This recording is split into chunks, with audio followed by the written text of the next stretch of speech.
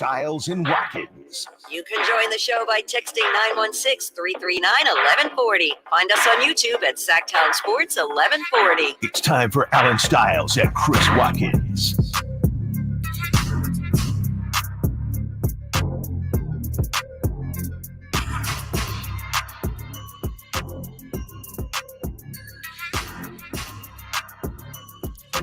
Yes. On a Tuesday, Stiles and Watkins, Sactown Sports, taking you up to 2 p.m. You know the dial, 1140. And if you don't know, now you know. Tell your friends. We have Nate Littlefield behind the glass for us today as we break down all things JaVale McGee, who let a little bit of tea spill yesterday on the Drive Guys. Outstanding job by Whitey Gleason and Kyle Draper, and all the great things that JaVale is doing with water, his upcoming softball tournament that Whitey did not plug me to play in. You got Jay in, though. I heard Jay might be on the sidelines emceeing. I know. Wait, he's trying to take your whole role. You know what? Bar for bar. Yeah, it'd be your own people. But shout out to the Drive Guys. Great job. We have plenty of sound from JaVale McGee. And some of the things that Chris and I spoke about on this show, worried about the Kings. And yeah, we're going to use the Kobe word, S-O-F-T. JaVale McGee did speak about that. So we will get through all of that and your reactions to the JaVale McGee interview. If you haven't heard it, you can check it out on YouTube during a break, of course. We get into the NBA Finals. We look at some of these price tags. You know what time it is. Just talked about this. All of a sudden, oh, you want this free agent? Or excuse me, oh, you want this guy off our team? Yeah, come up off those first-round picks. We will tell you whose prices are going up and whose prices are going down. Also getting into, this ain't prop talk, but we have players in Major League Baseball doing some gambling. That is coming up in about 10 minutes. We break down what happened. And this feels like a good idea.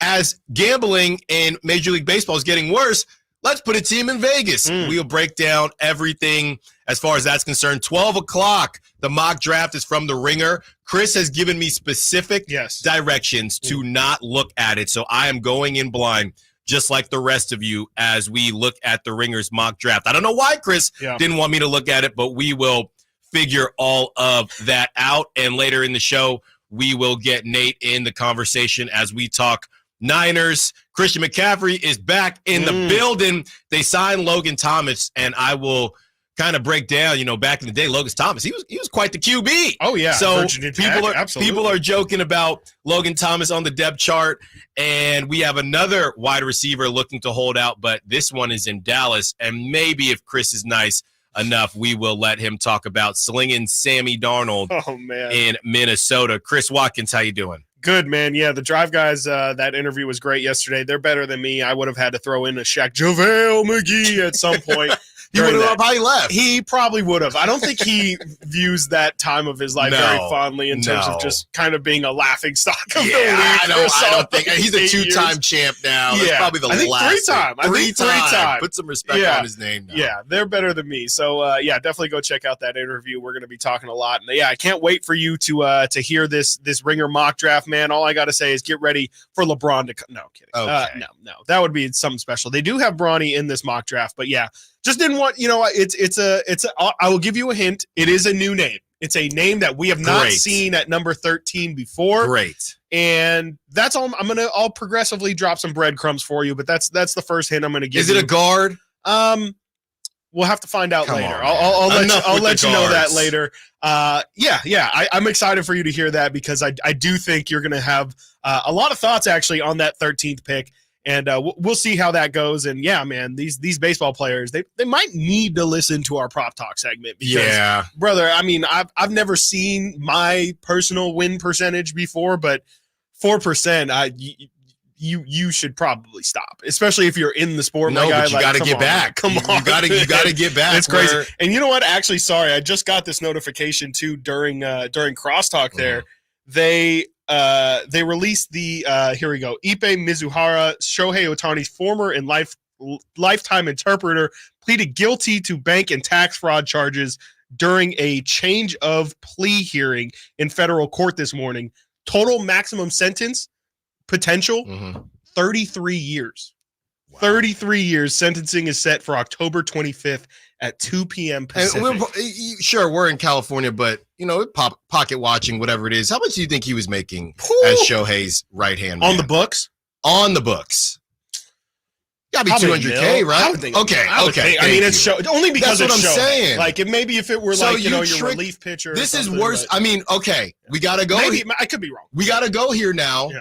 When it comes to ultimate fumbles, and we know the line is Dennis Schroeder, but on the line of from 0 to Dennis Schroeder, what happened? Ipe. Yeah. You're looking at 33 years, right? So you could win some cash, and we know your batting average, as far as the prop talk, wasn't very good too.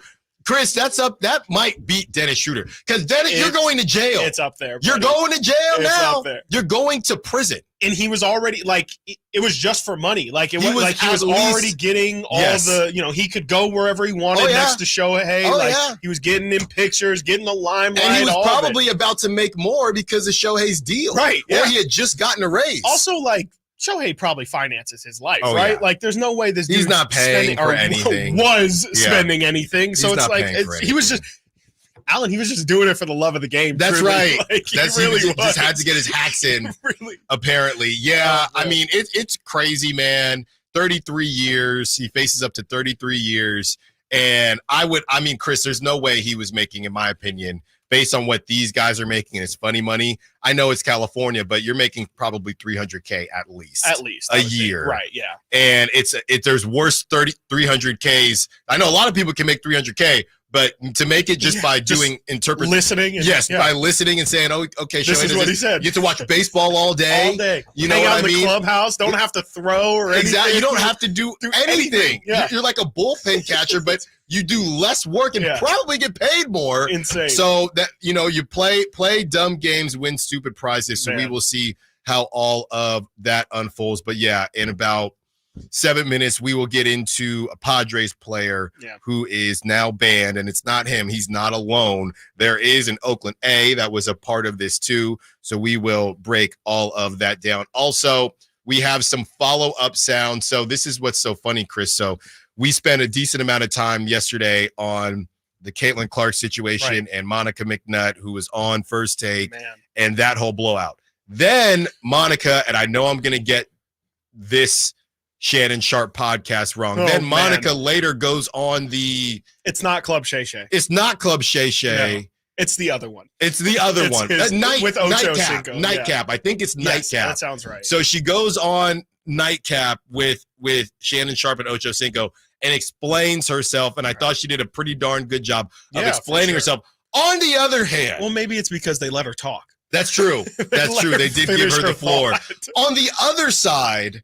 And you know what? I had a lot of people, and the whole situation with Stephen A. I know he's probably the most polarizing guy, him and Pat McAfee. Yeah.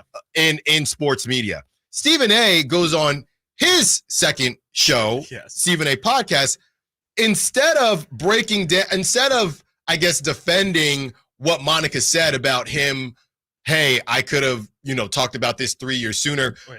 Stephen A. decides to name off female sports media personalities and how if it essentially wasn't for them, they never would have First Take. Yes, First Take, giving them that platform, you wouldn't know who they are. Right. That was Stephen A.'s insane blackjack card. Okay. And for him to do that, the craziest part is, and I saw a couple people respond, Jamel Hill's name was mentioned as well.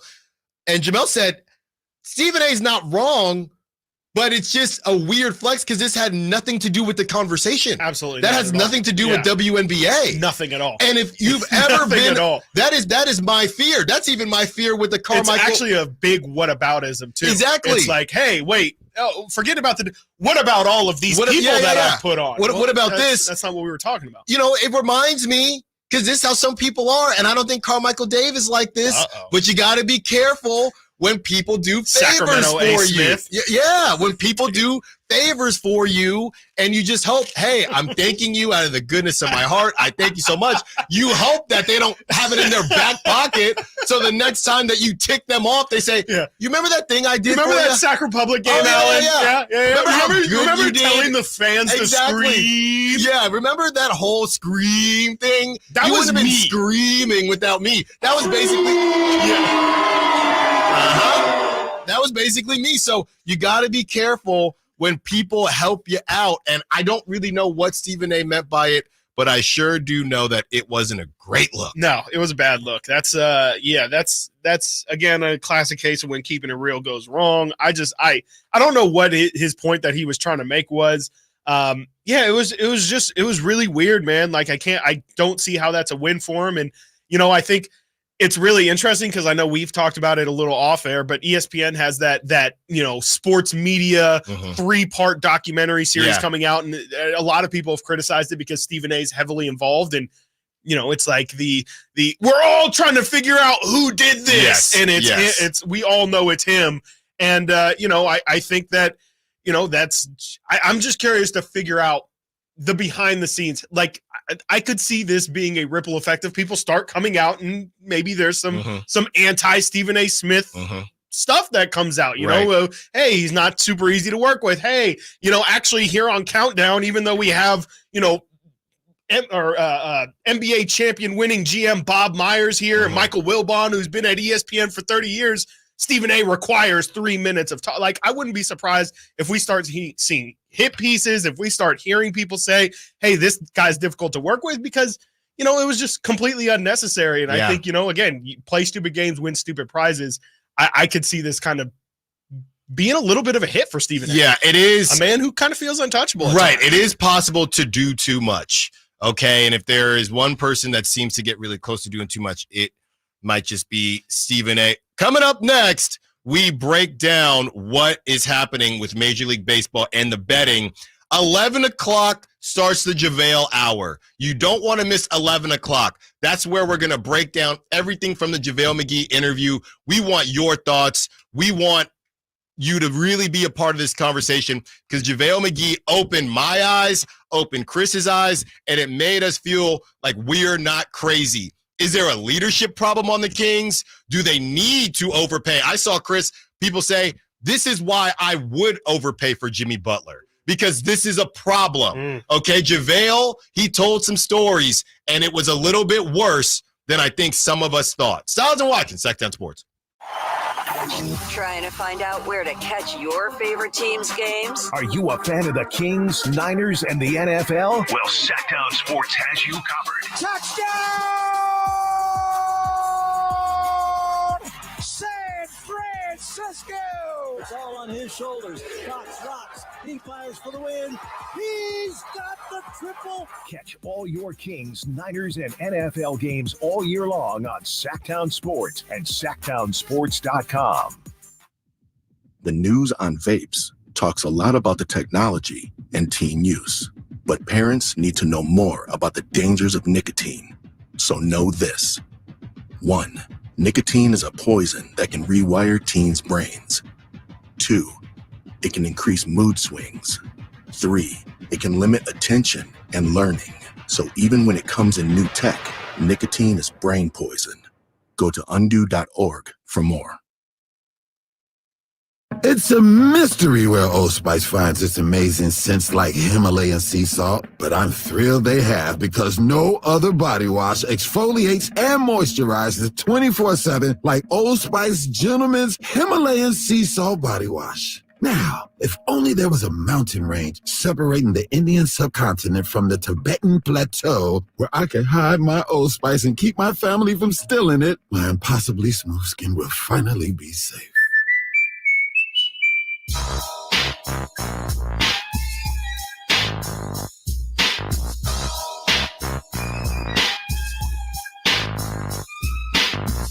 Sactown Sports. Call or text at 916-339-1140. I'm probably going to need some help from people to finish the rest of the show, at least the next hour, because the new Mind Game pod came out from LeBron and JJ. So Chris has left the building. Oh, Chris, you're still here. Chris is still here. Sorry, I thought he left because the new episode came out, and I was going to have to do the rest of the show by myself, and that wouldn't be a safe bet. And speaking of bets, you have Padres player, okay? Padres infielder Tusapita Marcano has been banned. Man, where's Kyle Ledbetter when you need him? He would have had a ball with that one. He's been banned from Major League Baseball for life for violating the league's gambling policy.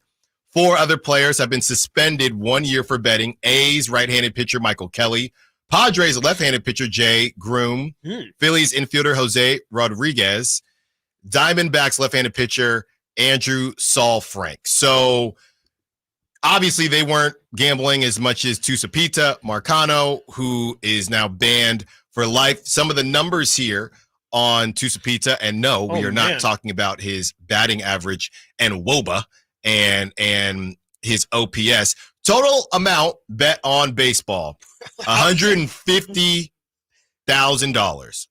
Total amount bet on Major League Baseball. So was he betting on Korean baseball? Maybe, or there's no minors. I don't know. That's a dark place.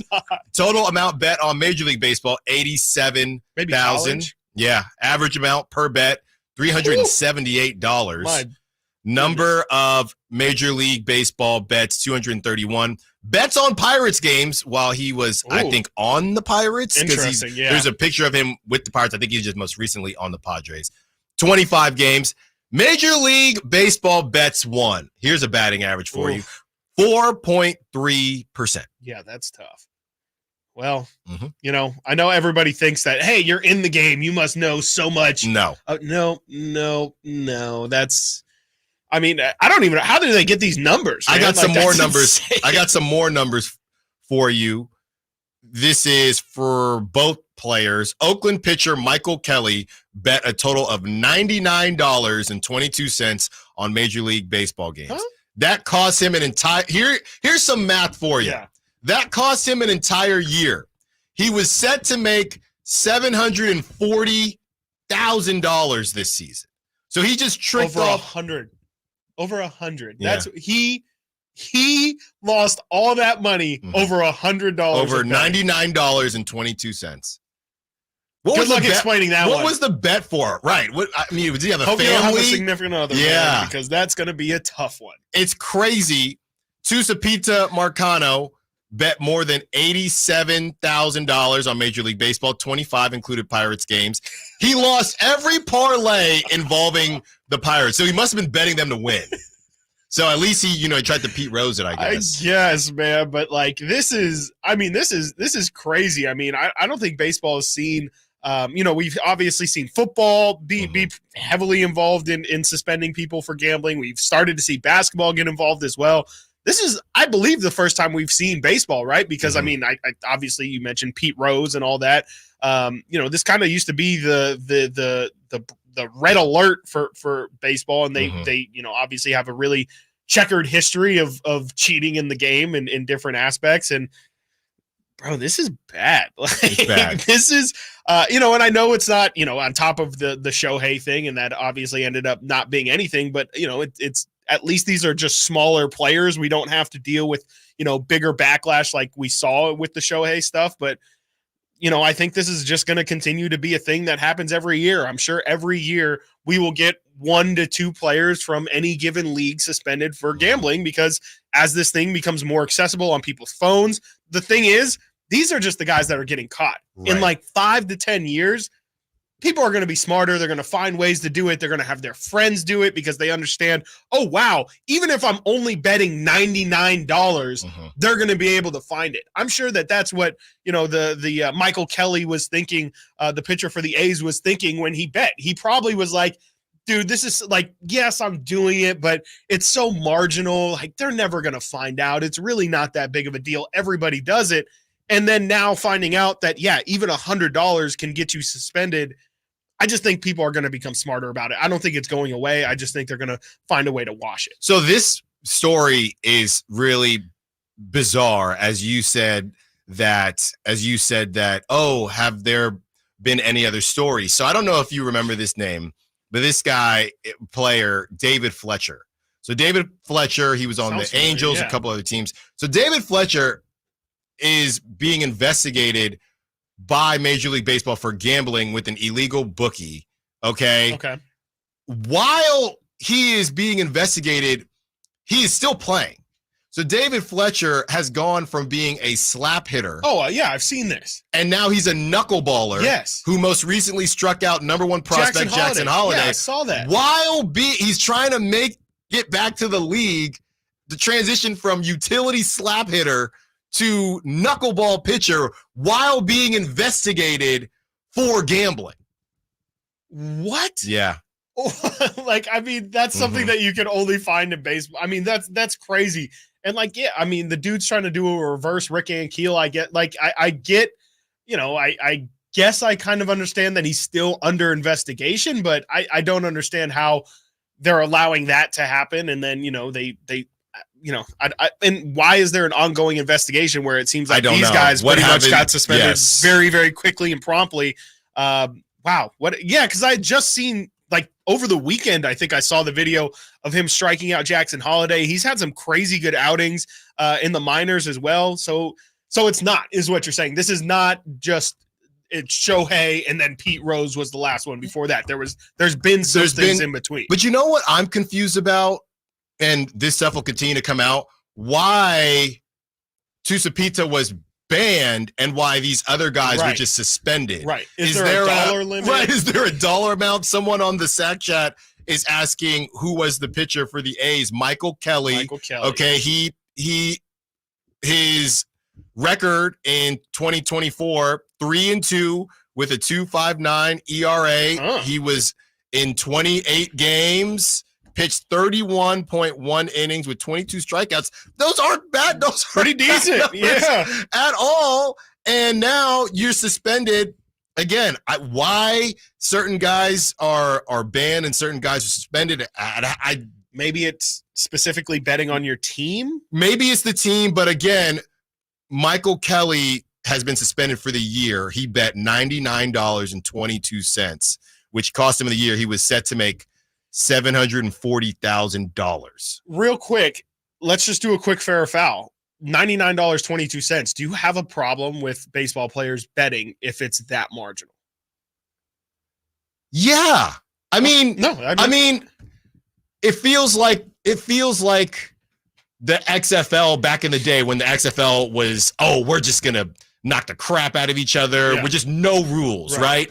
If you're going to go no rules, I don't want to do a dollar amount. I'd rather go. If we're gonna go, if you're gonna bring back the steroids, bring back the steroids. If you're gonna bet on it, I want to know this man's house is on the line if he walks this guy. Like, I want to know if that's what we're doing. Then let's just do it all the way live. People will watch baseball a whole lot more. That's what I'm saying. Yeah, his wife and kid are in the stands, and he's got his whole contract on this pitch, and they will lose their house.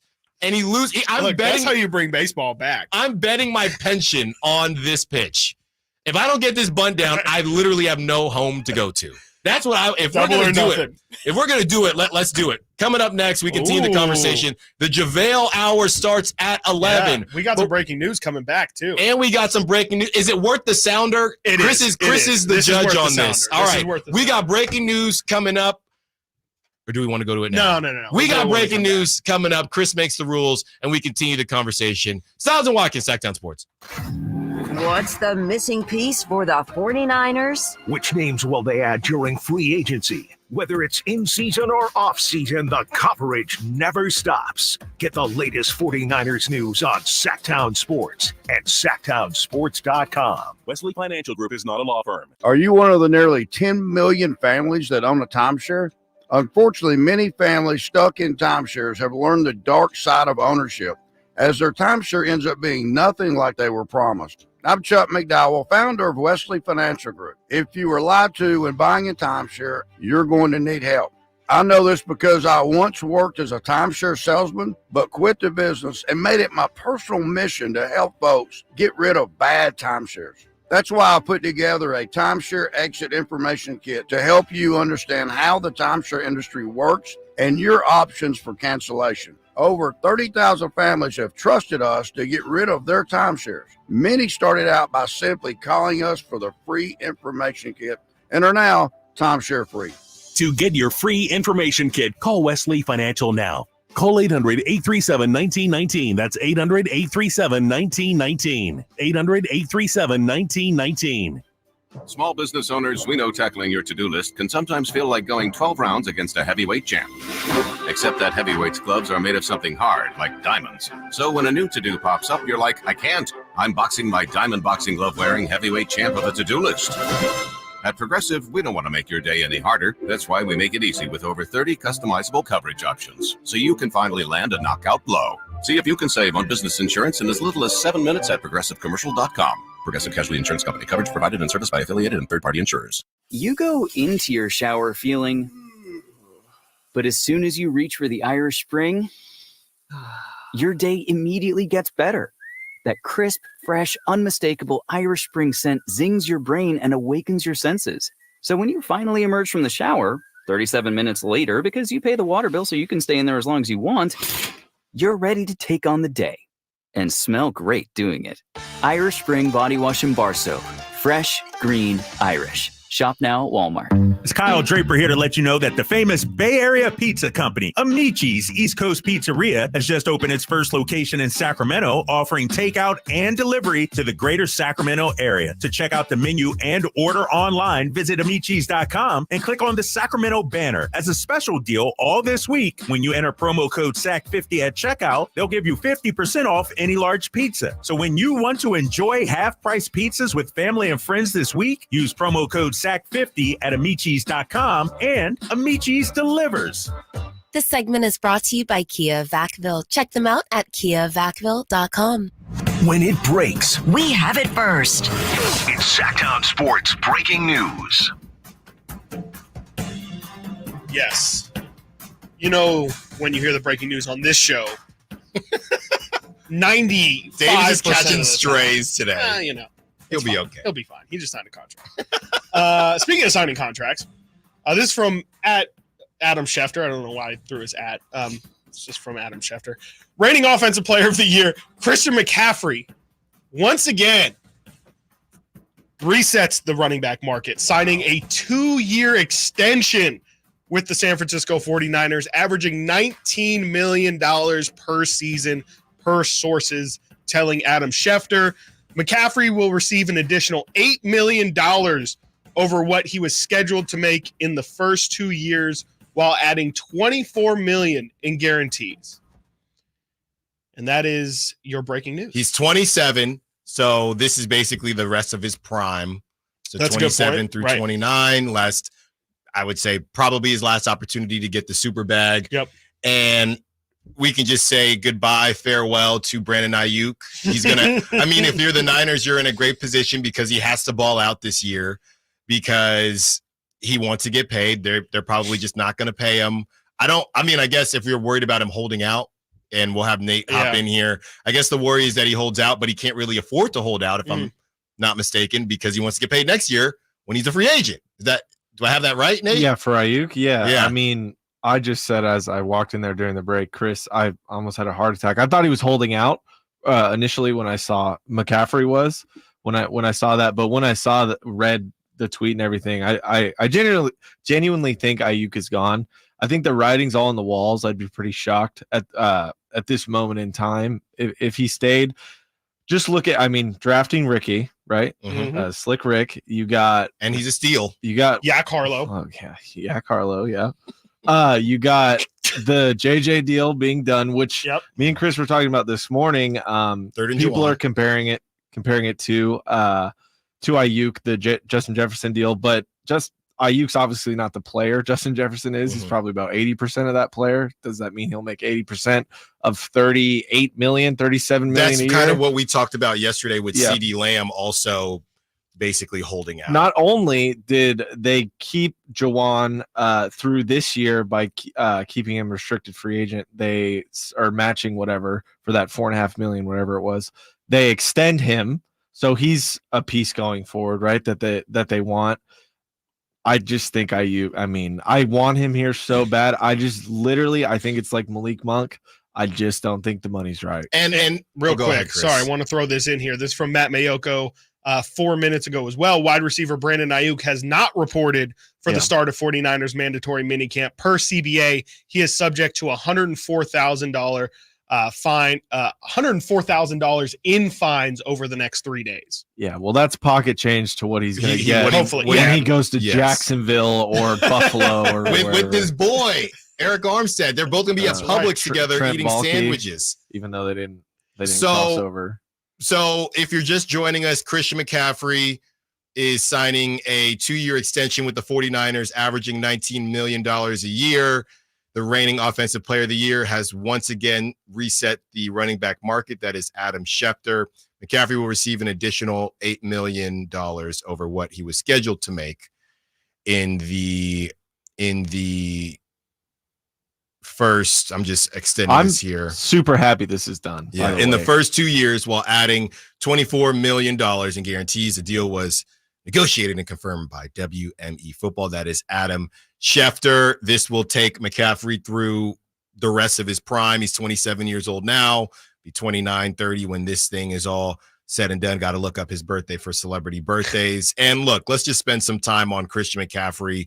The guy's a complete stud muffin, okay? He's the best running back in the league as far as I'm concerned. Yeah. I saw something yesterday about Bijan Robinson wanting to, in that new offense in Atlanta, wanting to be the Christian McCaffrey type role. It's just not the type. He's just not the type of guy you can duplicate or replicate. And I feel like the Niners have so many of those guys. You know what's funny when it comes back to the Ayuk situation? You cannot duplicate Christian McCaffrey. And as much as people kind of go back and forth with Debo, you cannot duplicate or replicate Debo. Maybe you feel like it's time to move on. Mm-hmm. The one guy that I feel like you could replace is Brandon Ayuk. Sure. That's not to say he's not a good player, right? But you have a lot of guys that do a lot of different things. The one guy that you probably could find, talk about Nate, 80% of the Justin Jefferson deal. Could you find somebody, if you have this offense? Yeah. Could you find somebody that's 80% of Brandon Ayuk? Right. Could that be Ricky? Could that, whoever it is? I know that he is a security blanket for Brock Purdy. But if Brock Purdy is that dude, mm-hmm. and if Brock Purdy is what you think Brock Purdy is, he's going to find another security blanket. I'm also not upset if Jawan Jennings steps into that role. Mm-hmm. He's been that third guy, well, like seventh guy in the offense, but that third receiver, right? Mm-hmm. I would not be upset with him taking a more prominent role in the offense if Ricky doesn't work out, even though he's the best steal ever in the NFL. Yeah. And a reach. Yeah, and a reach and a steal. That's and right. He's a Hall of Famer and he's a bust and mm-hmm. everything. So technician. I would not be upset to see Jawan get a bigger role if Ayuk leaves. And where I'm at, and the craziest thing is last season they didn't even utilize Christian McCaffrey in the passing game. Not in the passing game, no. I felt like that first year he came in, he had the Boobie Miles game where he ran for one, caught one, his first start as a 49er. It was insane. It was insane. So you didn't even you still have that ability with Christian McCaffrey that maybe you utilize more if you do move off of Brandon Ayuk. I'm gonna be honest with you guys. This is the problem with a lot of the Niner arguments where it's, well, if this person had this many targets, he could be this. Well, they didn't. So I don't know where I can put Brandon Ayuk. The big question is whether or not he is a game changer or not. Brandon Ayuk is not better than CeeDee Lamb to me. Now, the question becomes, would he be better with CeeDee Lamb's usage? I don't know. I don't think so. And I'm just tired of doing this. Yeah. I'm and Rob St. Brown, we can have a conversation, but again, we're arguing even if it's not Ayuk's fault. That's another reason I think Ayuk's gone, because he wants the rock. Right. He wants to prove people like me wrong. And that's not this place. That's not this place. That's not this system. Can we just talk about the fact that getting another receiver is a straight up slap to Ayuk's face? It's slapping somebody's face. It's somebody. We didn't know whose face. Wait and see. Yeah, it's somebody's face. Be somebody. Didn't you just make this argument a couple weeks ago with me though about Jalen Waddle? If he wasn't hurt as much, he would be better than Ayuk. I was half kidding. Okay, but only half. Yeah, so half of you is it being a hypocrite? But I don't get what you're saying though. Oh, you're saying isn't that almost the exact same argument? No. But they paid Waddle. But I agree with what you're saying, but I'm not going to take it to the next level and say because of that Waddle is better. You can have the conversation. I feel like too many people say I'm not putting Amon-Ra St. Brown over Ayuk because with that usage, Ayuk would be better. Yeah, you're making an argument based on potential. Yeah, if you're taking I can say that to you about Waddle, but I'm saying Ayuk is better than Waddle. There are people that would say, just using the Amon-Ra St. Brown Ayuk conversation, I'm not putting Amon-Ra over Ayuk because their usage isn't the same. I'm not saying that. Okay. I'm just saying. I'm just trying to wrap my head around. Oh, okay. I'm trying to figure out the argument. Yeah. I'm not. I wouldn't say, well, because Waddle can't stay healthy, I'm going to assume if he was healthy, he would be as good as Ayuk. Therefore, I'm not going to say Ayuk is better than Waddle. I'm not saying that. Okay. I'm not saying that. I have one question and 1 point. Question one, Nate, and this is more for you. You'd probably have a better grasp of this. So in terms of locked up moving forward, if we're talking like 3 years in the future, it really is McCaffrey, Bosa, and then going to be Brock Purdy, right? In terms of the biggest pieces, and maybe Fred Warner might be maybe signed. Kittle, depending on what he takes or what happens there. But yeah, you're I'm pretty trying much to figure right. out where they're shaping this for the future. So because there's only a certain amount of dollars that you can spend here. I mean, at some point the funny money is going to run out when you have to pay the quarterback. So then another piece on defense, no one's talking about because he wasn't there for a lot of the season last year. You got Hufanga, who was an all-pro at one point. Yeah, Emil talked about that last week as well. Yeah, so he could be a key piece depending on where he's at. But people have talked about moving him this season too, which I think is Moving not a on bad from him, idea. I should say. I don't think that's a bad idea, to be completely honest. So what? He's going into year 3 on his rookie deal. So that's great. But yeah, Warner will be around. You're essentially right. Trent will probably be gone.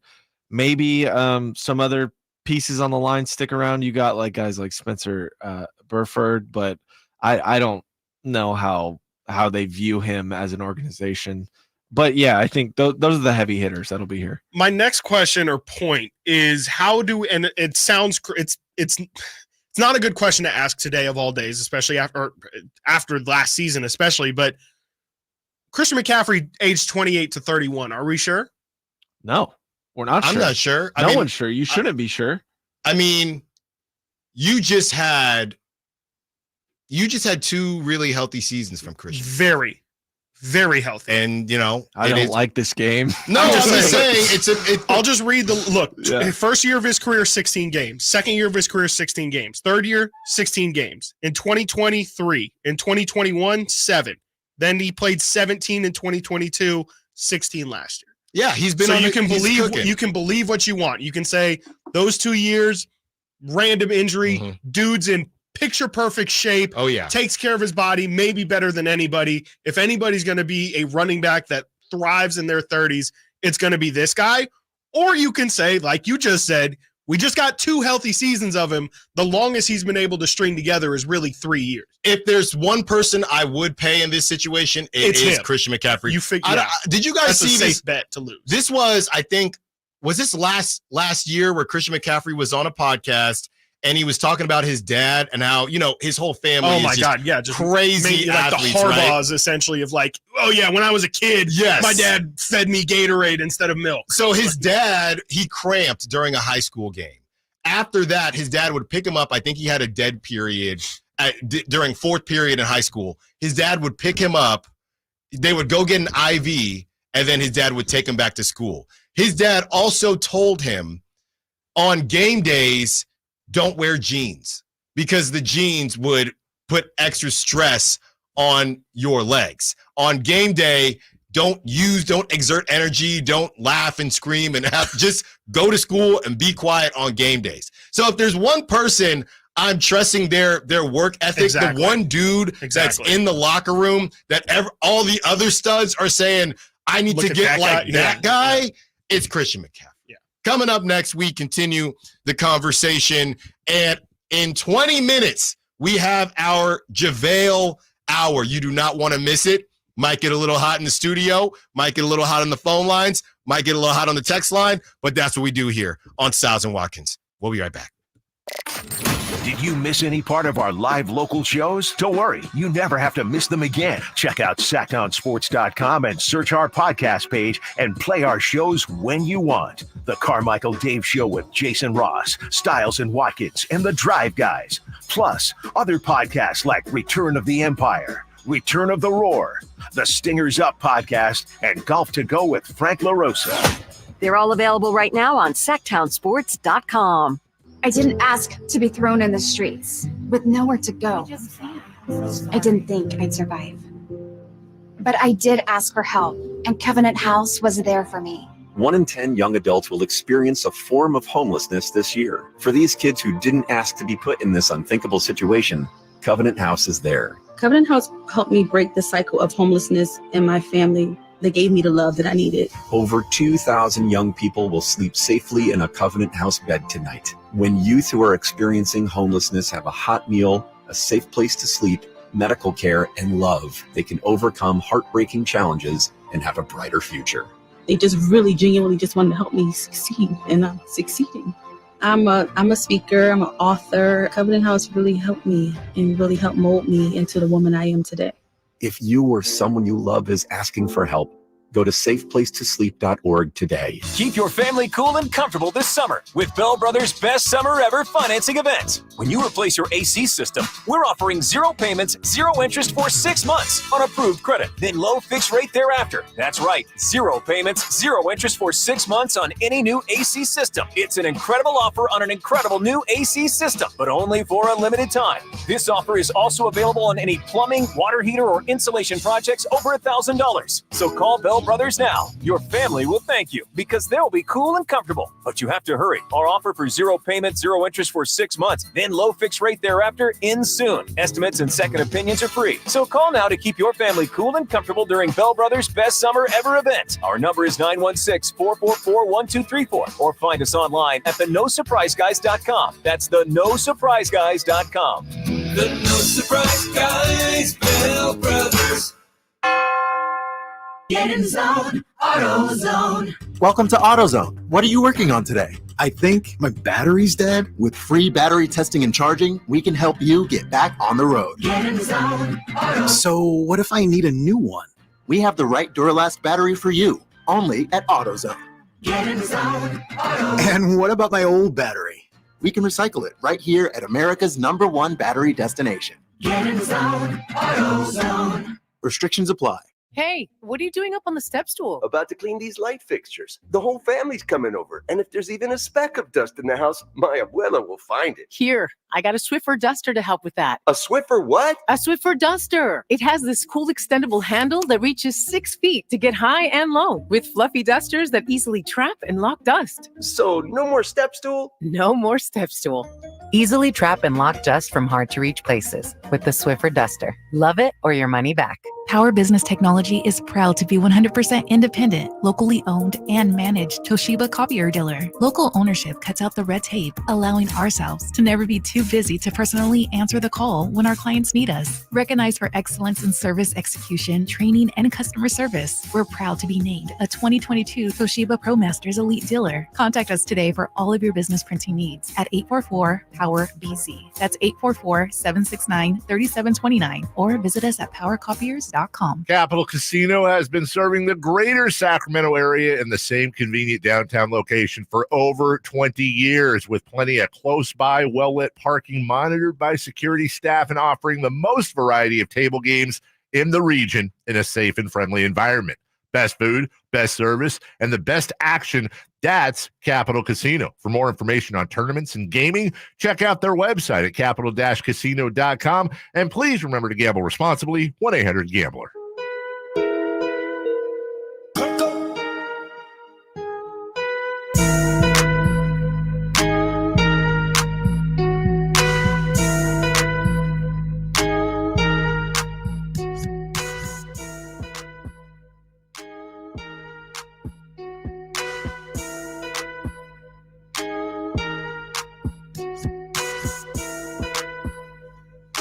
15 minutes, the JaVale Hour begins.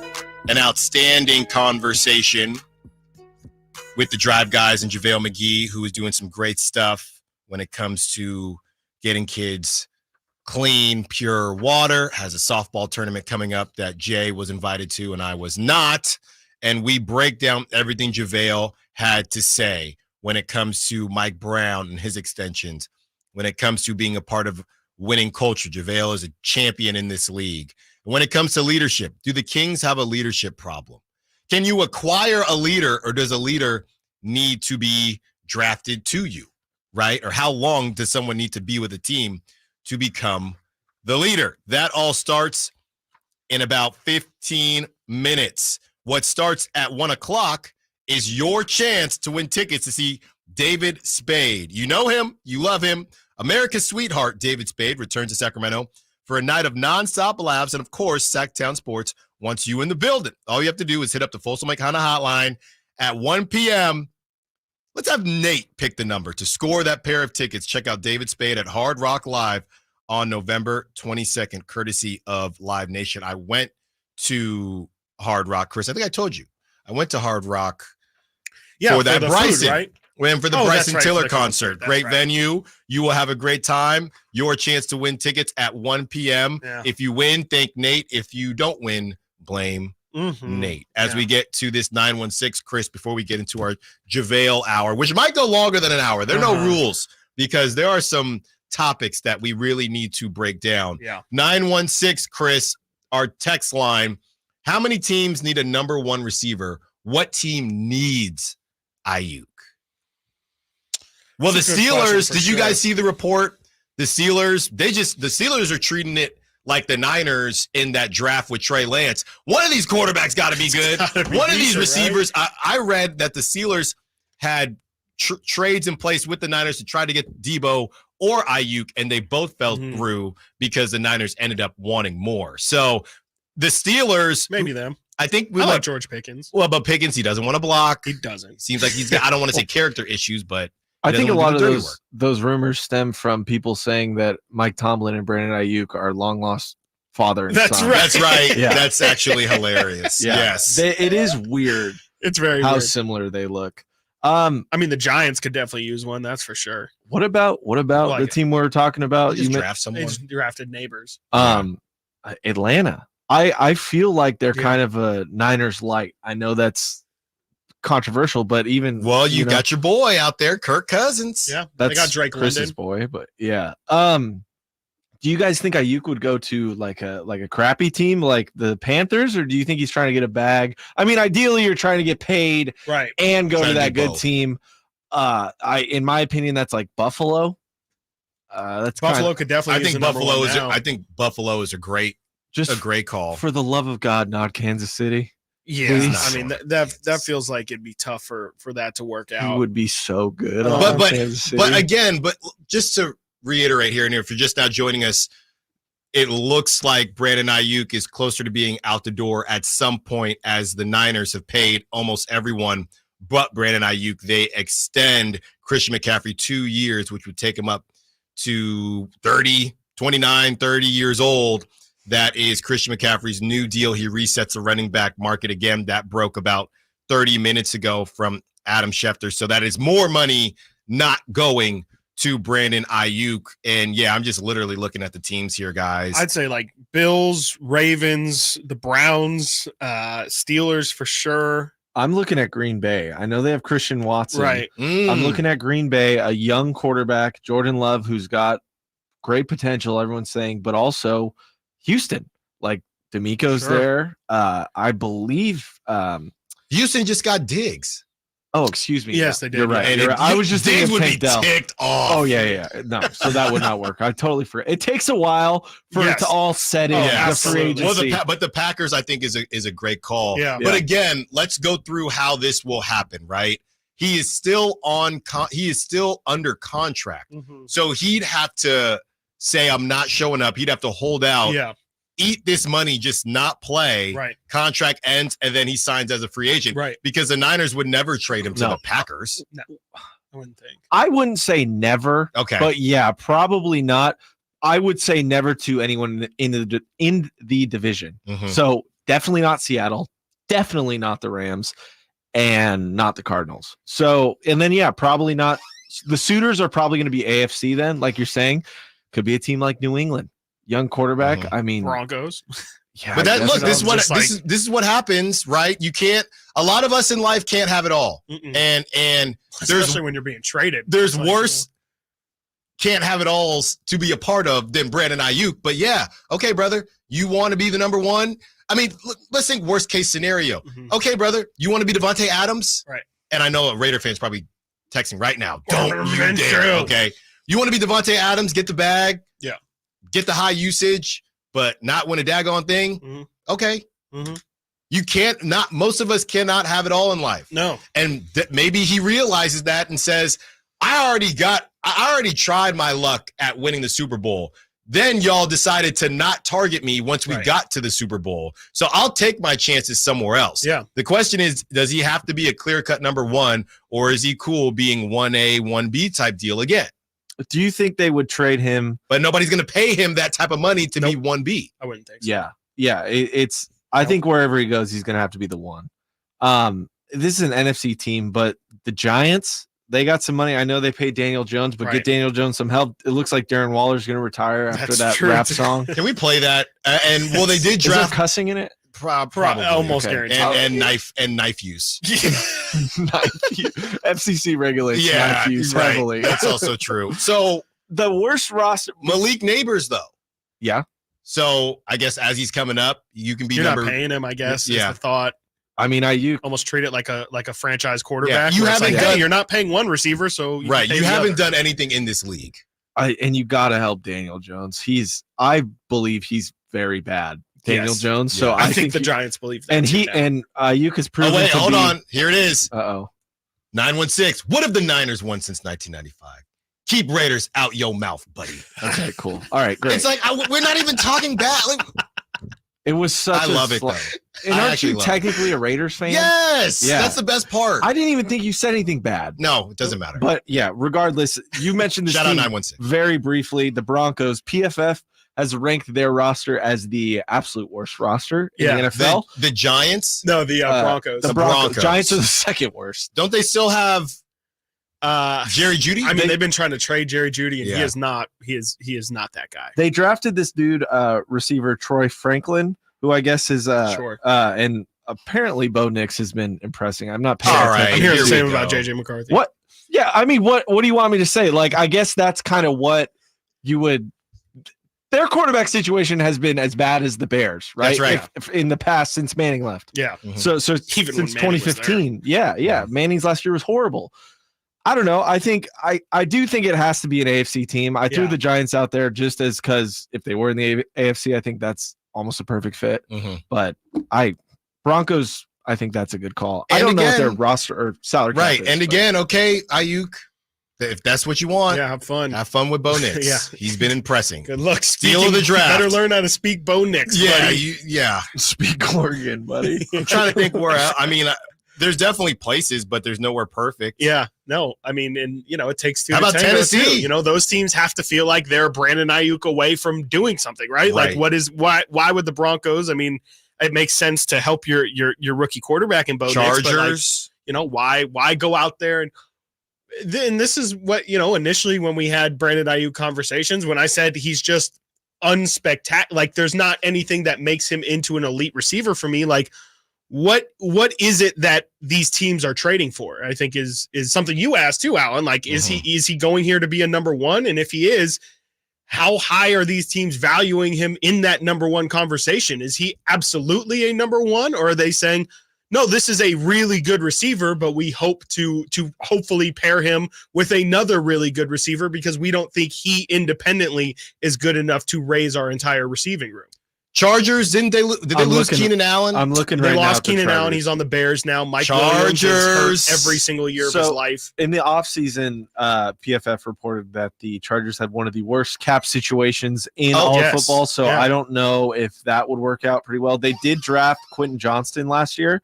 And it's just he was not good. He was not. And then this year they drafted 3 receivers. Really? So I think they're just they're throwing darts at the board. It might be a little bit too early for them to cash out on Ayuk. They're not an Ayuk away, to your point. Harbaugh, notoriously, in my opinion, bad drafter. Mm-hmm. And one of his worst picks of all time was a receiver. First round pick, AJ Jenkins for the Niners. Mm-hmm. Terrible. I did not record a catch with the team.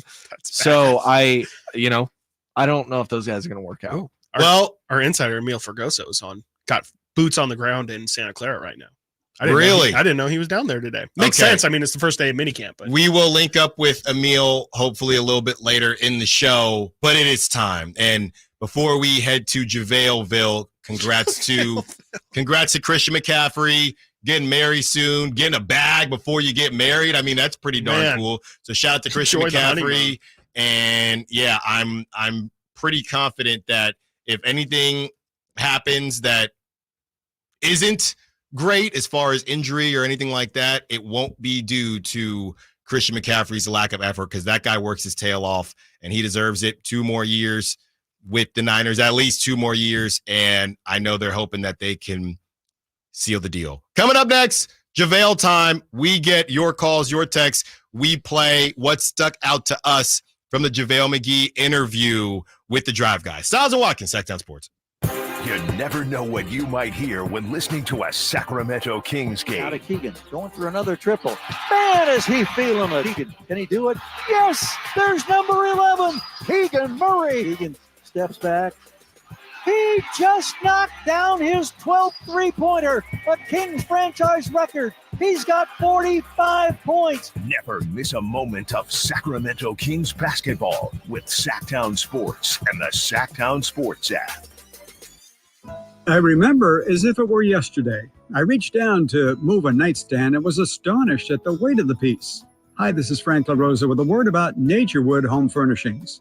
At that moment, I instantly recognized the difference between Naturewood's quality furniture that will last a lifetime versus lesser quality furniture found elsewhere.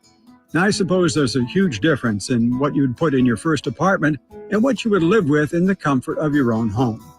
Right now, Naturewood Home Furnishings Made in USA sale is a great time to fill your home with solid, superior quality furniture to reflect your own love for life.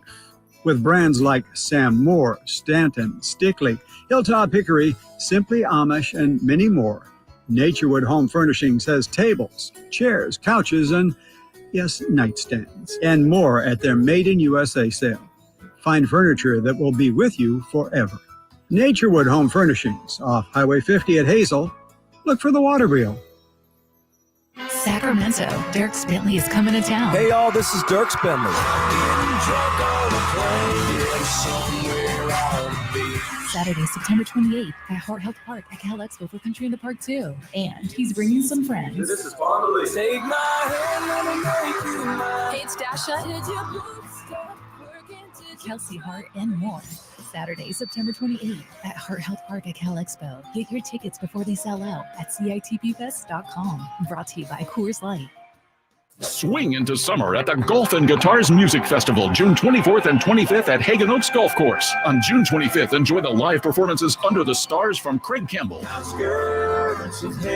Corey Kent, Love and Theft, plus Ashley Cook, Mark Willis, and more. It's not just about great music and golf. It's about giving back. Proceeds go to charity supporting youth, those with disabilities, and our veterans in the greater Sacramento region. Tickets start at just $40. Don't miss out on these great nights for a great cause. Get your tickets now at golfandguitars.com.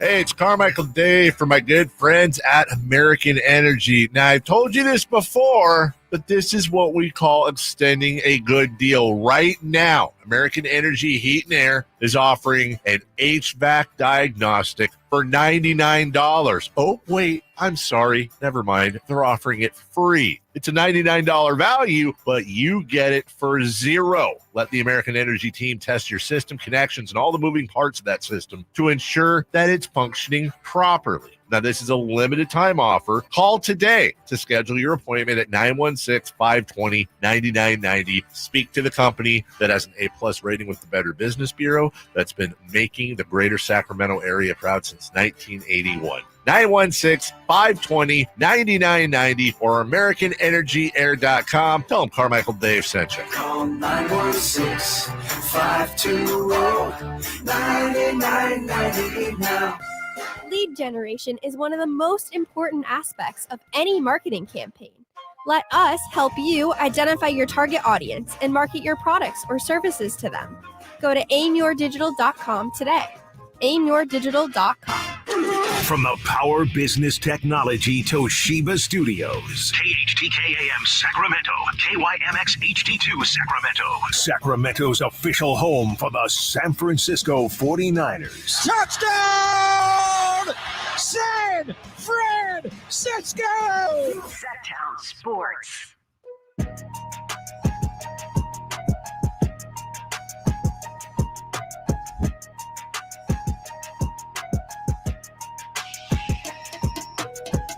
Live and local. Live and local.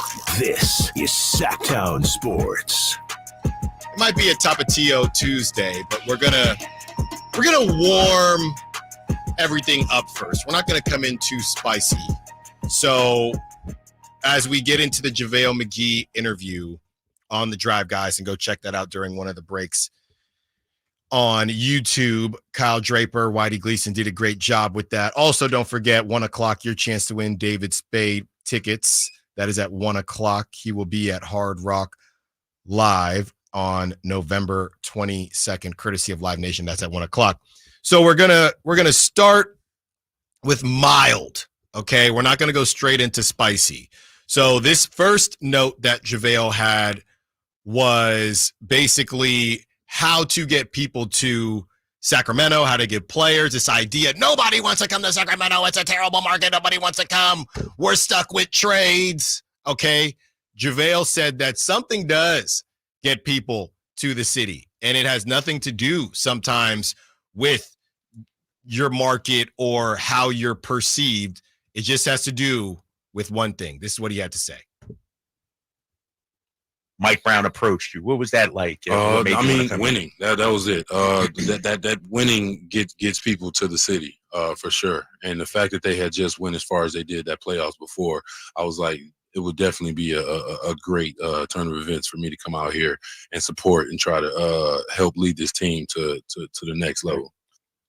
So yeah, if we're being honest, and we thank the heck out of JaVale for coming out.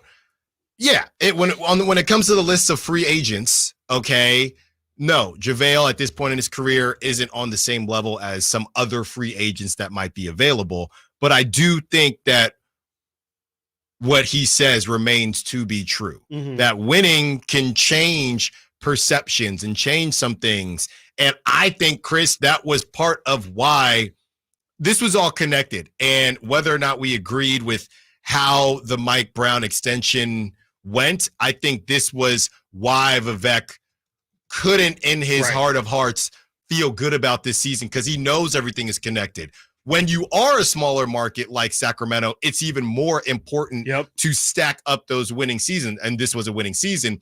But all right, we are a winning team. We're in the playoffs. We're giving people reasons to come. So when you lose in the play-in, you don't get to the playoffs, you don't get that exposure. Exactly. You don't when there's shots of the skyline, you know what I mean, in Sacramento, because you got a game in Sacramento. People say, man, it looks kind of nice out there. You know what I mean? Whether it's other players. Water. Look at that water. That bridge. Look at that guy. So look at pretty. that Alan Stiles out on the river. So when you see stuff like that, it matters. And when you lose and you don't get those opportunities to be seen, it also matters. So I think JaVale, as simple as it sounds, sometimes we trick ourselves into thinking that, well, even if they win, it won't matter. And that's just not true. Yeah, no, I mean, absolutely. And I mean, to me, this ties in perfectly with the market conversation and market size conversation that we've been having as well, where, we've been discussing, like, is Oklahoma City a better market than Sacramento? Like, instinct says no. But I mean, if you're going off of what JaVale tells you, I mean, I do think that's very right. Like, I do think that, the JaVale McGee of this offseason is probably going to look towards signing with OKC over a situation like Sacramento. Right. Because, I think winning cures all. I mean, it's stupid, or it's a cliche, but I do think it's absolutely true that, everything can switch in a season. The Kings went from 16 years of irrelevance. You hear it straight from JaVale's mouth. 16 years of losing. One good season made JaVale a veteran who's been in. That's almost the perfect person to say it, because JaVale has literally probably been in the league for the entirety of that playoff drought. So the only Kings he has known his entire NBA career has been the laughingstock Kings. Right. One good season changed everything for JaVale's opinion on Sacramento and going to Sacramento. And I think that's really powerful. I think that's something to keep in mind for sure is success is something that can change overnight, can change your entire organization overnight. And, that's why it's so important to keep the momentum going. Even though the Kings had a little bit of a down season, you don't want to stack on that by having Mike Brown's contract not be signed, by having Malik Monk maybe leaving free agency. That's how you lose all of the momentum that you had just taken so long to build up. So when I heard that from JaVale, my first thought was, absolutely first, hey, it's great that Sacramento was in a situation where they could say, no, our success directly brought us a free agent. But also, looking at it from this season, thinking, like you just said, are we already out of the conversation? Are we out of relevance already? Because I think you sent it to me earlier yesterday or earlier today. Apparently free agent point guards are lining up to go play with Wemby. They didn't even win. And that's a situation where maybe a free agent might look at that situation and already say, well, that's something I want to get on before the train gets too high, before it gets the bandwagon and all that stuff. I want to be there on the ground level. How many situations have passed Sacramento just in this past year? We talk about Memphis. If San Antonio is going to be in that conversation, Houston, I think, has a lot of other advantages working for it besides the fact that they're a decent. I think they finished 500 by the end of last year. So, to me, I hear that and I think, wow, how awesome the Kings were in a place where they could get somebody, but also, are they still in that place? I kind of don't think so. Like I said, I don't know if the JaVale McGee of this coming off season is going to look at Sacramento and say, that's a situation that I actively want to go help. It's a situation that can change quickly. And Sacramento has certain things working against them. As much as Monty McNair talks about the flexibility, they don't have as much flexibility as some of these other teams. Sure. That's the thing. So Oklahoma City, you'd probably say Sacramento's a bit of a bigger market. They got a star in Shea. He was an MVP finalist. Oh yeah. Their team is much younger. They're not paying guys yet. So they have 8,000 draft picks. So that we can't compare Sacramento, and they were the 1 seed. Now you can't compare Sacramento to OKC. Okay, so OKC, that one has left the tier. And now you have other teams where you think, okay, I think we talked about it yesterday, the Grizzlies. Yeah. I think it's a fair conversation to have, but they are a little bit younger. Yeah. And definitely more spicy in terms of first take is probably going to talk about the Grizzlies before they talk about the Kings. So is it even? Maybe, but after a season where, neither of y'all made the playoffs. Right. And one was missing their star and the other had 82 games with the other. Yes. Both of your stars. So that's a tough situation. And I do think you might have lost some momentum, but you can gain it back. So the way I see it is you have to make it course correct, man. Now, you have to. Now that's why all these trades are very important for Monty McNair, because next season, and who knows what's going to happen next season, but you got to get back to the playoffs so that free agents might be interested. Because again, I don't think anybody's going to go into next season thinking, okay, these guys are going to go from the 9 seed to being world champions. It's possible, but anything is possible, but probably not. So this is another working season, and it gets to a point where we're not there yet, where it's okay, well, we're working. Next season has to be a huge step, a huge step.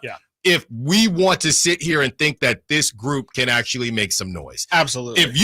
If you have Chris, and I will go on to say, if they lose in the first round again, there's probably going to be some tough conversation. I think because so. What do you do? What are you doing now? Right. What are you doing? Because if you lose in the first round, that probably means that something didn't work out.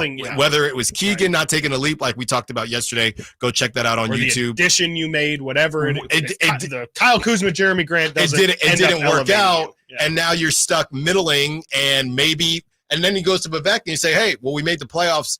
How important is it for you to win the whole thing or just to be relevant? Because you might have, and now we're going to go back to the Grindhouse Grizzlies. Yep. You could sit, and that's the thing. Back in those days, you had teams that you didn't have to worry about. That's not this West. So I don't even know if there's any, if you're not getting better, you're getting worse. I don't even know if there's a team that you can cook up that's just going to sit in the 5 seed every season and lose. Maybe it's the Pelicans. I don't know. Maybe. Yeah. I mean, Clippers, if they keep banking on Paul George and Kawhi. That's an expensive group. Yes, it's very expensive. That's an expensive group, and they're underperforming. Yeah. They're underperforming. So I think, as obvious as it sounds that winning is important, I think it's even more obvious. And I do think that what's not as obvious is how much winning can overcome some things that maybe people in Sacramento are really worried about. Yeah, absolutely. You know what I mean? And I don't know how many other offers. I know JaVale is a name that always comes up. So I wouldn't be surprised if JaVale had maybe a couple more offers that he could have went through last season and decided to come to the Kings. I don't know that for a fact, but he isn't the bottom of the barrel, I would say, as far as Phoenix would have loved to agents. have him. I'm sure the Lakers would have loved to have him. Exactly. Coming up next, JaVale talks about what went wrong this season. Okay, what is it, Chris? I always get this confused. Is it mild then medium or medium then mild? It's mild then medium. Okay, so now we're going medium here. All right, as JaVale tells us what went wrong this season. Let's get your calls. I see the text coming in. We will read some of the texts in the Sac Chat as well. 916-339-1140 on the Folsom Lake Honda Hotline. Stiles and Watkins, Sactown Sports. You never know what you might hear when listening to a Sacramento Kings game. Out of Keegan, going for another triple. Man, is he feeling it. Keegan, can he do it? Yes, there's number 11, Keegan Murray. Keegan steps back. He just knocked down his 12th three-pointer, a Kings franchise record. He's got 45 points. Never miss a moment of Sacramento Kings basketball with Sactown Sports and the Sactown Sports app. At the Good Feet store, we take pain very seriously. Whether in the foot, knee, hip, or back, Good Feet makes over 300 styles, flexibilities, and sizes of pain-relieving arch supports. With 26 bones, 30 joints, and over 100 muscles, tendons, and ligaments in each foot, a lot can go painfully wrong. So there's a trained arch support specialist at each Good Feet store to give you a precision fit. Come in for a free fitting and test walk. No appointment necessary. Good Feet arch supports are HSA, FSA eligible. The Good Feet store in Sacramento, Roseville, Vacaville. Online at goodfeet.com. At Ashton & Price, we get injury victims to yes. Experience, yes. Ashton & Price has been around for over 25 years. No more insurance companies? Yes. Our clients focus on getting better and we handle all the rest. Results? Yes. We've collected over $100 million for injury victims. No fee until we win? Yes. Our clients pay nothing until we win. Ashton & Price, the best at getting to yes. Remember, for the best advice, don't think twice. Call Ashton and Price. This segment is brought to you by Kia of Vacaville. Check them out at kiavacaville.com.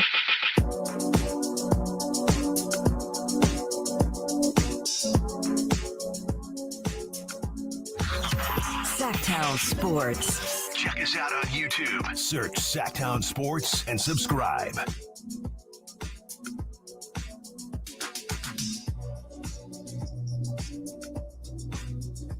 From the 5-3-0, I think one thing that helps us is that we had so many close games and blown leads that we were deservingly low in the standings, and it shows we're a core piece from being a top 3 team. We would have been top 3 if we made free throws alone. I don't know about top 3, but you're right.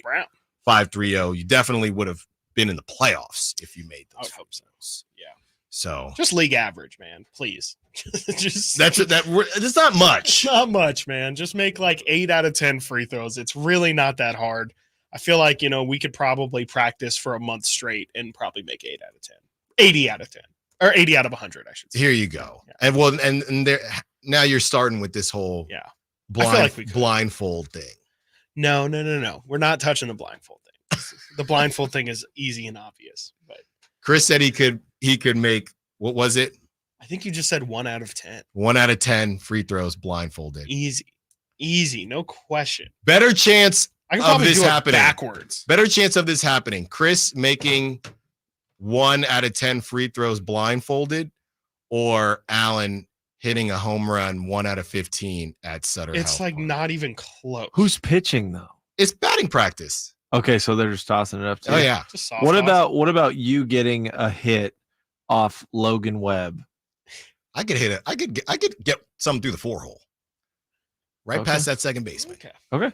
All right. I'm kidding. Logan, please come on the show. He follows me on Twitter, by the way. All right, let's get into JaVale and what went wrong this season. Now, like we said, we started with mild, and now we're going medium as we crawl up the Scoville scale in terms of what JaVale had to say on the Drive Guys yesterday and the spiciness. What happened? Hold on. We gotta get to the real deal, JaVale. What happened? Oh, can I say what happened this last season, dude? Why we didn't make the playoffs? I truly think the play-in kind of shakes things up now to where like people aren't as urgent to like, oh, if we get 10, we'll still be okay. If we get 9, we'll still be okay. And at the same aspect, Malik got hurt. We had some injuries.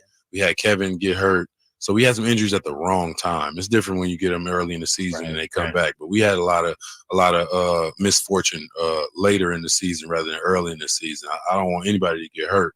But if you're going to do it, we'd rather you do it in the beginning of the season where the games count, but not as much as in the end of the season where we really need we need these 3-4 games. I feel like we tricked off about 3-4 games that we could have won at the end of the season that really put us in a bad position to play in. I don't necessarily disagree with JaVale, but I think the piece of that's missing, and this is what we talked about, Chris, when it came to Mike Brown's contract, is that you lost games while you were healthy. Mm-hmm. I agree with JaVale, get the injuries out of the way early, but you really didn't have any injury problems. It's not as if you traded off, you did what JaVale said. The problem wasn't necessarily that you got hurt because teams get hurt. Right. Problem is that you lost too many while you were healthy. Yeah, no, absolutely. I mean, the Kings held their heads above water early in the year when De'Aaron missed, 5 games, right? There was the Klay Thompson shot, obviously, but there's that OKC game where Keon started here in Sacramento. They won. I think they won a Cavs game here earlier this season without De'Aaron as well. So, yeah, I mean, I completely agree. Like, they played with their food too much, and I'll tell you what, man, I do not like to hear that beginning part at all. You kind of put it on my radar. I didn't hear it the first listen, but especially hearing it back there, I don't like to hear that, oh, yeah, the play-in had guys essentially playing lax and thinking and we're going to get into some, honestly, you're right. Like, we are increasing Scovilles here. We're going to get into some more damning audio later where he's kind of, I don't want to say doubling down on that, but reiterating the fact that these guys might not have understood the assignment, might not have understood the sense of urgency that needs to be had here. I don't like to hear that at all.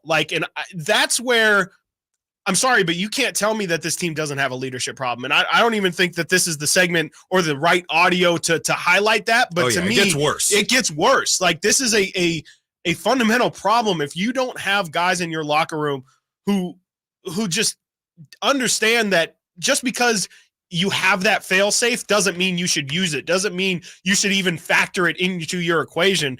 And again, JaVale says way more, goes deeper into this even later, but even that on the surface level should have been something that is just unacceptable with the team, man. And that's where you have to have, I know Sabonis and Fox are quiet, but you can't have guys who are okay with just being okay. You have to, it should make you sick to be a 9 seed. There should be no celebration, no happiness at all in finishing with the 9 seed. And it sounds like, and again, there's going to be worse audio than that. It sounds like these guys were more than okay with just, hey, we think we're a good team. Honestly, seeding doesn't matter. We'll get in. The chips will fall where they may, and we'll deal with it at that point. That's how you lose. That's how you end up playing the Pelicans for the 6th time in a year and losing for 6 times in a year, because you're not taking control of your own destiny. And, that's a losing mentality, honestly. Yeah. And I think the big thing there is Mike Brown would tell us during the pregame and postgame pressers that later in the season, they had up the standings and they would update them. If I'm Mike Brown, or the coaching staff, you shouldn't even have. I'm showing top 5. That's right. I was going to say top 6. Yeah, whatever. You shouldn't even show 7, 8, 9, or 10 because just mentally, you feel like we're still in it. Right. Well, no, you're not. You're not. No. Especially, and I know things escalated quickly when all of a sudden the Pelicans went from, okay, we don't have to worry about the Pelicans to they're kicking it with us down in the basement. But I wouldn't even have 7, 8, 9, and 10 on it. Because that's not the standard. That is not the standard. And maybe they didn't. I don't know. I didn't see a picture of it. Maybe they needed to have it up earlier. Yeah. And unfortunately, they used that board space for free throws, right? Yeah, exactly. They had to have the free too many issues going on to keep up. A board of accountability is apparently what they had, and they needed 2 or 3 boards is the problem. And the same way we asked the Kings when it came to Mike Brown, who do you think you are? I will ask the same question to the Kings, the players. Yes. Who do you think you are? Right. To have that what mindset. What switch do you think you can flip? At what point? What have you done in this league to show that you can flip a switch? We don't even know if you got a switch. Right. We don't even know if the breaker's working. Busted. Yeah. Exactly. Sometimes I'm like, I turn this thing on, and I'm like, it's flickering. Off? Yeah. Call Thomas Edison. The opposite. What's going on? Call somebody, because I just don't understand. I don't understand how you can think that you have earned that in this league. Crazy. Hey, we're cool from the 9th. Oh, really? And that is why I'm so sick and tired of the Jimmy Butler story in the finals. That is why I'm tired of the Lakers. Yeah. Oh, they went to the Western Conference. That is not normal. Yeah. That's not normal. Okay? And I don't really care about that, because answer me this. Who's a team from if the standard, Chris, you were there for Media Day. I'm getting ready to start doing this job with you. So I'm watching every darn show of you and whoever the heck you were doing shows with, right? And you're there on Media Day. Championship this, championship that, blah, blah, blah, blah, blah. How many champions have won from the play-in, Chris? None. None. Yeah. None. But you, Sacramento Kings, are okay in the 9, in the 10, in the 7, in the 8? Really? Because that's what happens, Chris. That's why the saying goes, your parents probably told you, they told me, you shoot for the moon and you'll land amongst the stars.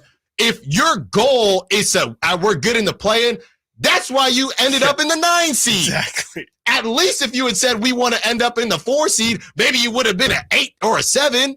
It's bad, Chris. It's bad. Yeah, I think that's terrible. And again, only gets worse. The audio gets more damning. It gets worse. Coming up next, we have more JaVale McGee sound, okay? And this is on having good young guys, all right? And JaVale says what a lot of people have said on the text line, the call line, the Sac Chat, that the team needs some bad guys. Stiles and Watkins, Sactown Sports. The Sacramento Kings play here. He's got the triple. Sacramento takes the lead. Get your Kings fix all season long right here on your home of the Sacramento Kings, Sactown Sports and SactownSports.com. At Fisher Investments, we may seem like other money managers, but we're different. What makes you so different than the rest of us? We ensure clients receive unparalleled service at every step of the relationship. Tell me more. Our investment counselors focus on service over sales, prioritizing clients' needs. How do you make money? We don't sell any commission-based products. We have a simple management fee based on the value of our client's portfolio. So we do better when our clients do better. What about client portfolios? We get to know each client, their finances, family, health, lifestyle, and more. And then we tailor a portfolio based on their specific goals and needs. Your clients really come first then, huh? Yes, we make them a top priority. Our goal is helping them achieve a comfortable retirement. Wow, maybe we are different. At Fisher Investments, we're clearly different. Learn more at FisherInvestments.com. Investing in securities involves the risk of loss.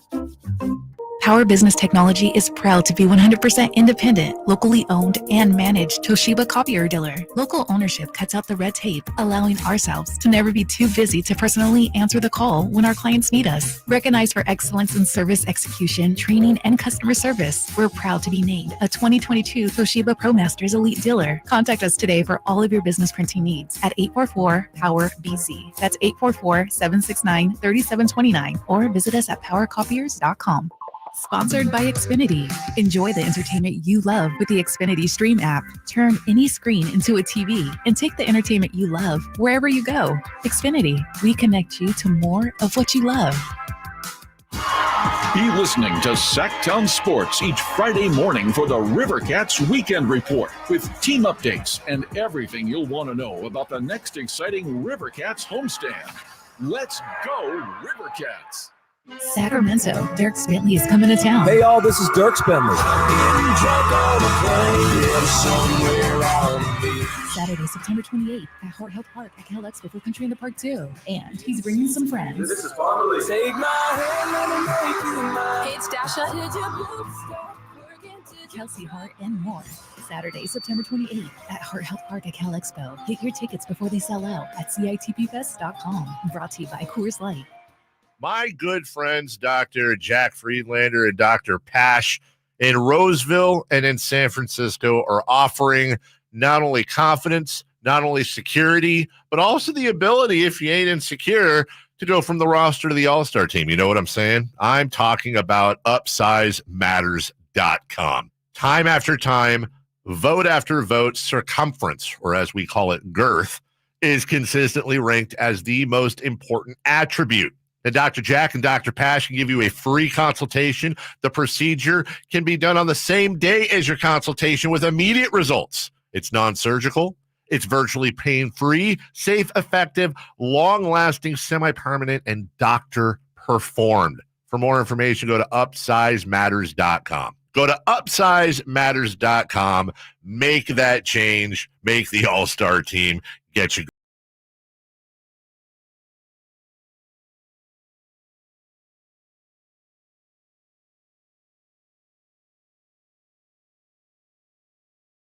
Text at 916-339-1140.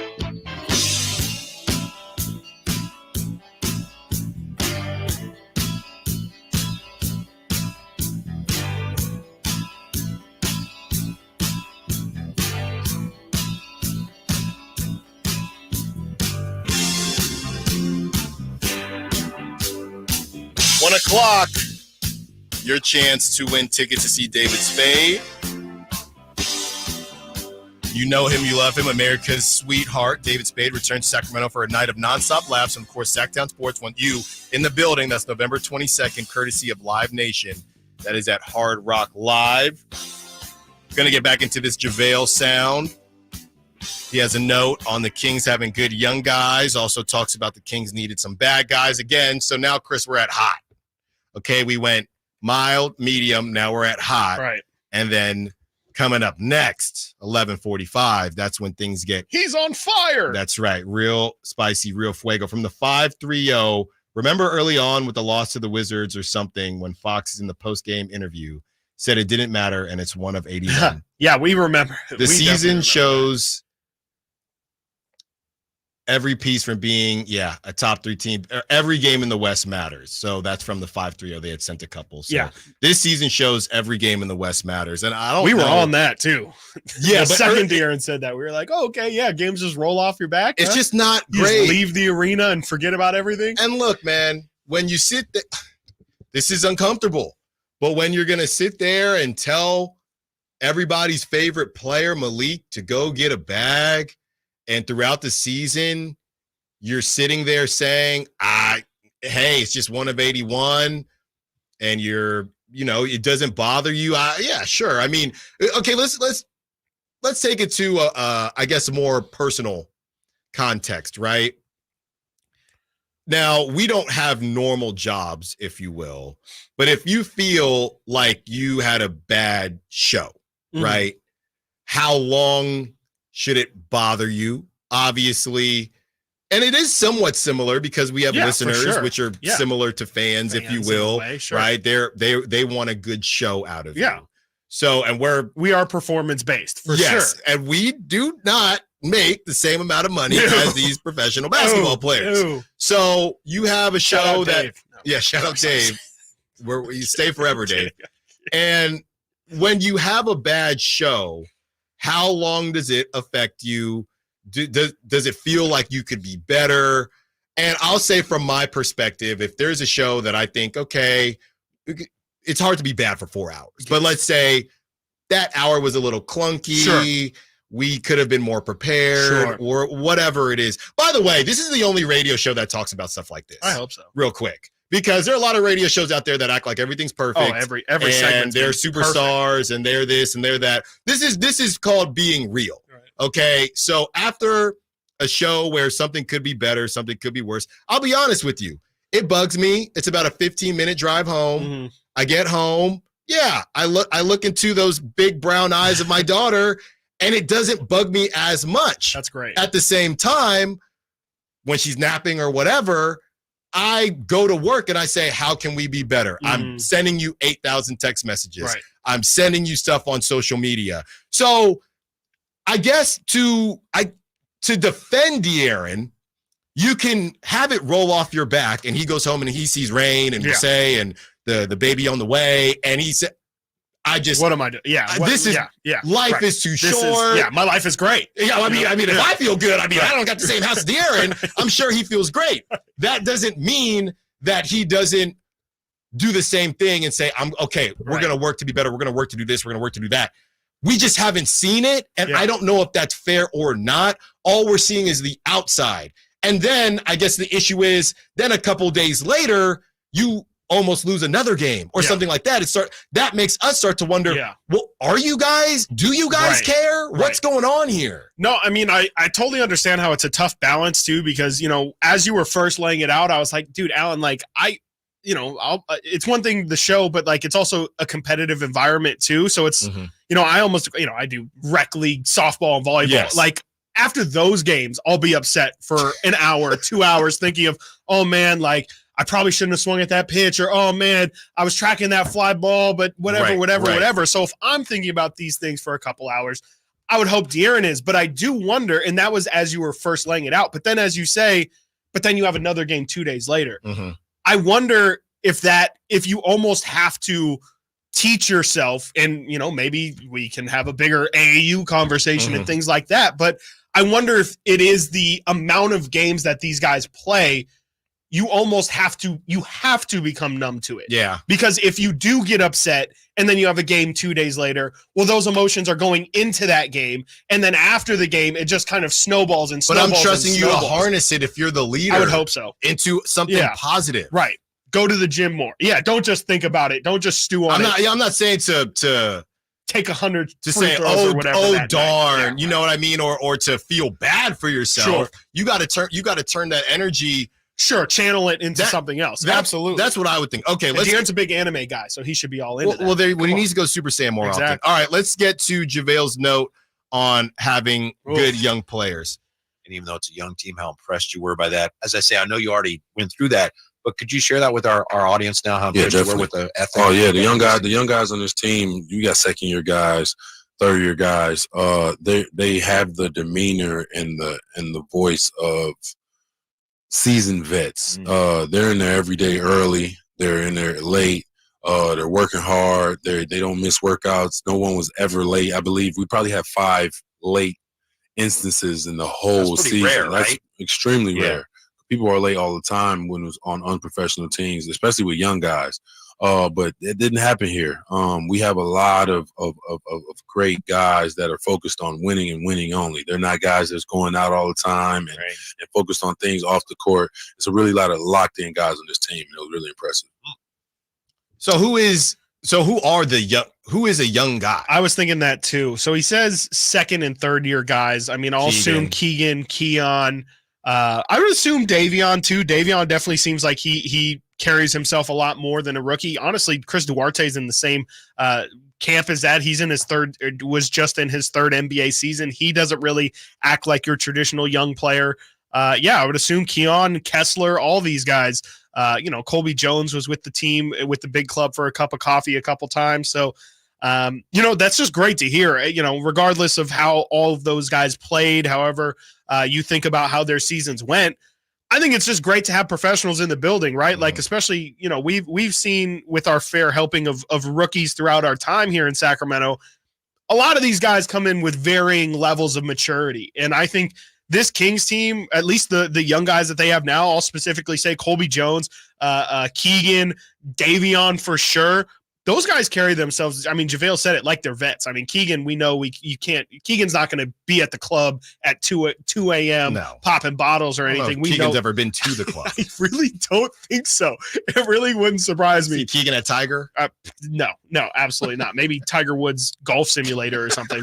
And like Davion too. Like I think all of these guys are just very professional, very much carry themselves with the right light. And I think it's one of those things where you're losing safe bets with those guys. It's, hey, if Davion Mitchell doesn't end up being an NBA player, at least I know I bet on a dude who we literally have to forcefully keep out of the gym. Like those are the kind of guys. These are the Monty guys. Those are the guys that you're okay betting on. And even if the ceiling isn't that high, or if you don't think the ceiling's high for some of those guys, at the very least, we know those guys aren't bringing down the team. They're remaining professional, and if it's ever going to work out for them, it's going to be in a situation or in an environment like that. I mean, we've seen so many rookies not pan out here in Sacramento.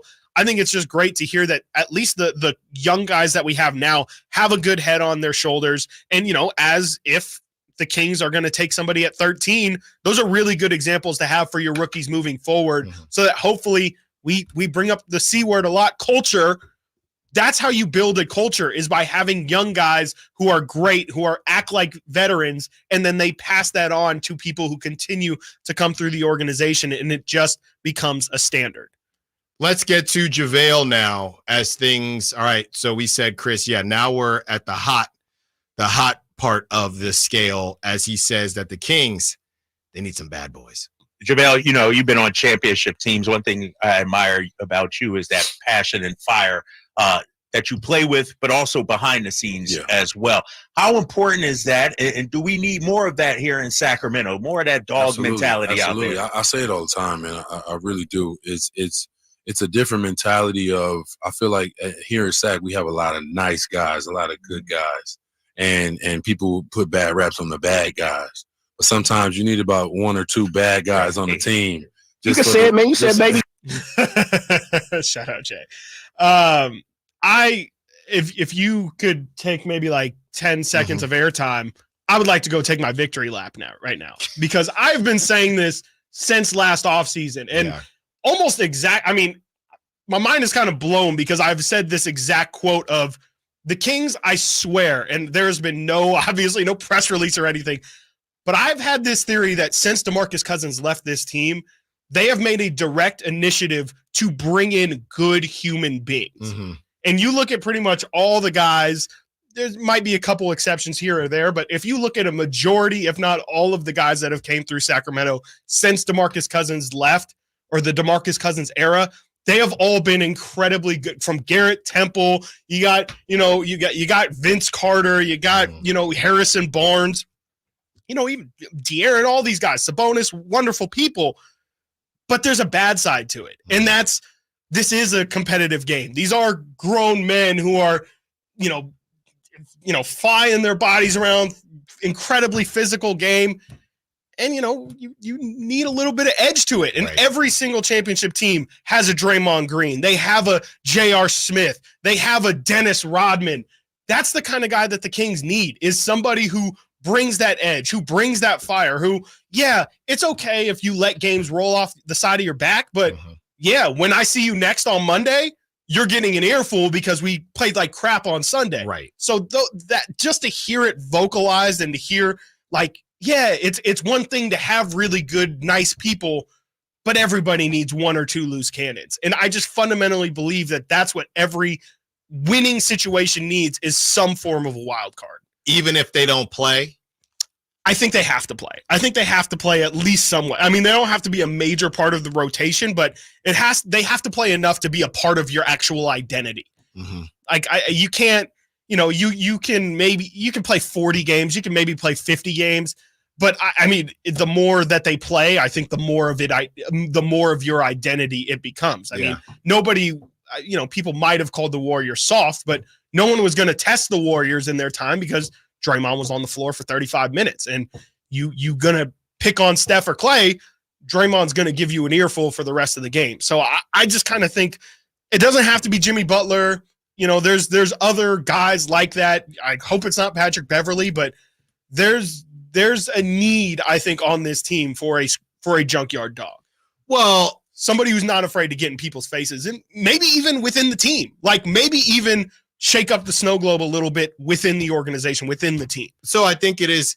I think it is interesting, and we're up against it, and we can answer this on the other side, because I don't think JaVale is saying, or I don't think the question is, does every team need it? Because Kings fan on the Sac chat is saying, who was Denver's last year? Who is Boston? Now, Boston hasn't won it all yet, but who is Boston? Yeah. Boston had Marcus Smart for years. Yeah. Maybe it's a situation where Denver, you can argue. I mean, I don't think wild cards have to be these maniacs either. Like, sure. I think Jeff Green could be a wild, he's somebody who brings in you could order, I know Jamal Murray has a bit of an edge to him. And I know JaVale also kind of says, I think in our next clip we're going to play, but you have to be of a certain stature also. Just somebody that's not going to take any mess. For sure. Absolutely. And I don't know if it's, I think there are a couple conversations. It's whether it's an enforcer or whatever. And no, sure. If you want to go down the list, does every team have a guy like that? Probably not.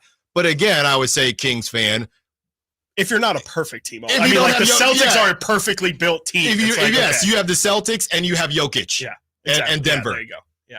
And I would argue maybe that's Aaron Gordon. Yeah, sure. Maybe that's Aaron Gordon. Yeah, for sure. Coming up next, we continue the conversation, and it's time to go fiery, to go spicy. Yeah. JaVale talks about the Kings needing an enforcer, and he gives a story about a win that the Kings had, but he didn't like how it all went down, and JaVale had to say some things to the team. I'm also wondering, Chris, any Kings players hearing JaVale's interview today, what are their thoughts about it?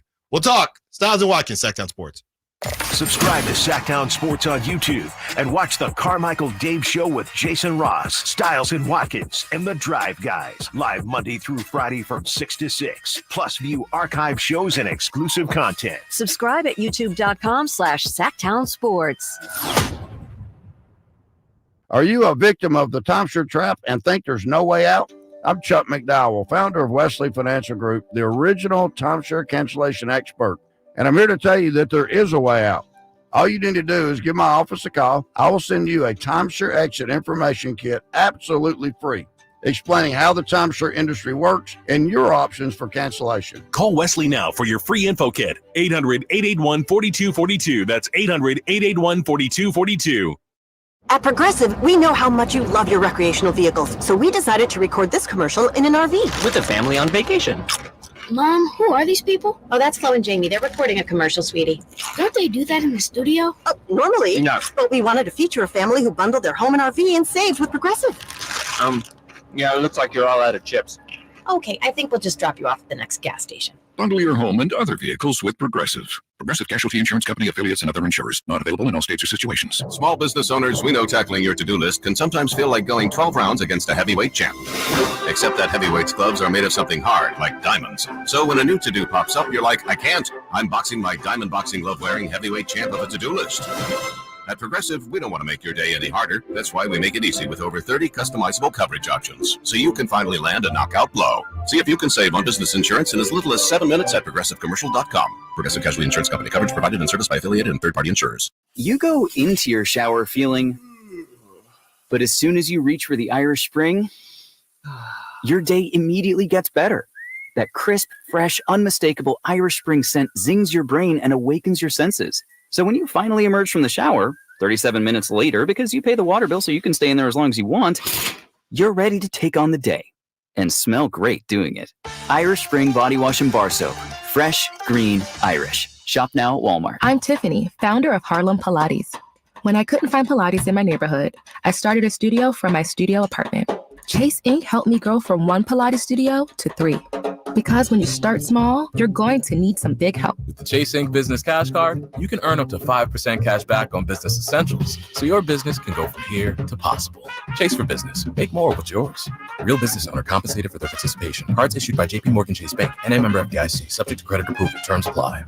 Dawn or dusk, I'm on the hunt. Skeeter here, Sacramento Yellow Mosquito and Vector Control District, and I'm wearing Skeeter Vision, night vision goggles that light up skeeters at dawn or dusk like the 4th of July. Mosquito, 12 o'clock. Got him. So fight the bite by wearing long sleeves and pants at dawn or dusk when they're most active. Apply insect repellent and drain stagnant water. It's a breeding ground. Dawn or dusk, the Sacramento Yellow Mosquito and Vector Control District reminds you to fight the bite. For more information or to report problems, go to fightthebite.net. It's been said an ounce of prevention is worth a pound of cure. And when it comes to a nice, cool summer, it's so true. Right now, get a complete air conditioner tune-up for just $59. Bonnie, plumbing, sewer, electrical, heating, and air. Bonnie.com. Some restrictions apply. License 696-355.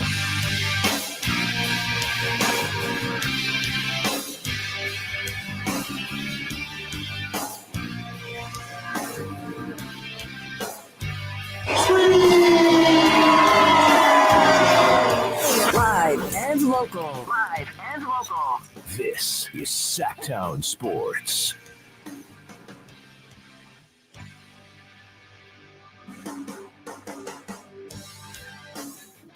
It's time. It's time to turn this thing up. We are going to go through a little bit more of what JaVale McGee had to say on the Drive Guys yesterday. And this is where things get a little interesting. And this is where we are going to want to hear from you as well, as far as whether or not the Kings possibly have a leadership problem. So let's get to this first one. Nate, JaVale talking about the Kings needing an enforcer. My question is, isn't that one of the things that if Malik leaves, the Kings will miss from him? Because he brought some of that edge. Absolutely. He definitely brought that edge, but it's hard to get the edge from the second tallest guy on the team. You know what I'm saying? Yeah. Whenever you look at guys, Charles Oakley and the big fellas, you need it from a 4 or a 5 who are a guy, even if he's not out there scoring whatever, but you know he's an enforcer. When he gets in he's imposing his will. He's setting dirty screens. He's doing what he needs to do to make sure that the other team is not only not afraid of this team, but they have a high respect level for it. Right. And I just feel like last year we had some situations where teams weren't afraid of it. Yeah. They were just afraid of us scoring, but they weren't afraid of our demeanor. They weren't afraid of our energy. Like, okay, this team is kind of tough. They do things where we got to like watch out. Let's not rile them up. I think that's one reason why teams maybe were able to come back from big. So this is straight from the horse's mouth. The guy that was on the team. Right. And when you say teams didn't fear us or they weren't afraid of us, they were afraid of us scoring, but they weren't afraid of our demeanor. Right. They weren't afraid of our energy. That's bad. That's bad. That's really bad. That's really bad. Especially when you can feel it. Mm-hmm. If you are on the side, it's one thing to be like, yeah, I got traded midway through the season and we would talk and we weren't really afraid of the Kings. But to be on the other side of it and then to feel, oh, these guys aren't afraid of us at all. Like we just kind of threw a really big haymaker. We threw it and we're like, oh, you feel that power, right? And they were like, yeah, no, I felt it. Yeah. No, yeah, no. It hurt. Yeah. Ow. Like that's bad, man. Like you can't have, and that's the one thing I will give the Grizzlies credit for. They were annoying as hell those 2 years ago when they were, grittying all over the place, doing the dances, Dylan Brooks, all the whole thing. But they did have an edge, and they weren't the most skilled team. They weren't, out there flinging threes at 40%. Spray threes left and right, all that stuff. They were a version of grit and grind almost. Right. I mean, of course, Ja had a little flair to him, but people were afraid of them. People didn't want to get into a tough battle. If you were in a close game, the Knicks is a perfect example this season. Did anything the Knicks do really, blow anyone away in terms of their basketball ability? No, they just beat you. Mm-hmm. They had Isaiah Hartenstein come in, fly to the rim, grab rebounds. Josh Hart, same thing. And yeah, Brunson would give you 45. That's great. That's what he was there to do. But they weren't scoring 100 points in games. So to me, that's the thing the Kings need, especially on those nights where we saw they couldn't hit jump shots. The reason why they couldn't win is because they didn't have anything else to go to. They couldn't say, well, we're not hitting shots.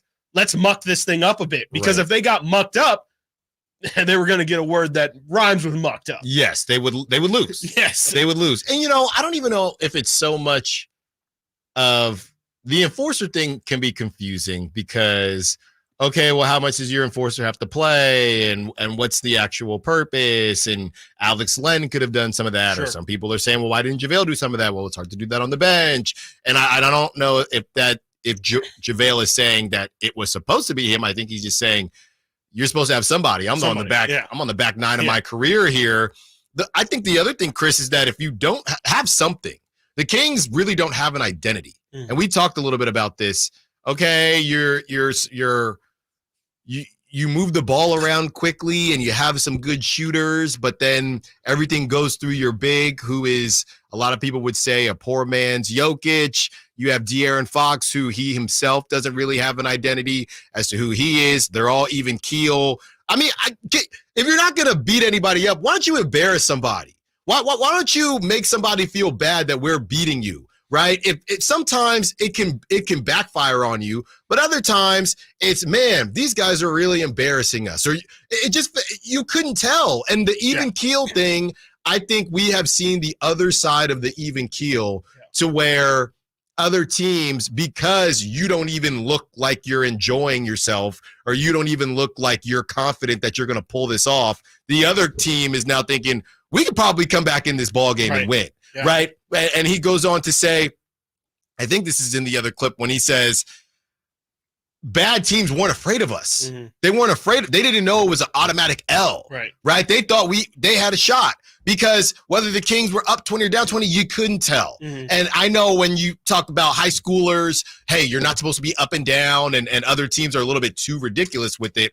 But the even, you need something. No, I mean, I'm right there with you. Like, you have to look no further than across the bay, right? Like, sometimes Steph Curry will go on a little mini flurry and he'll have 9 points in a row. He'll hit 3 threes.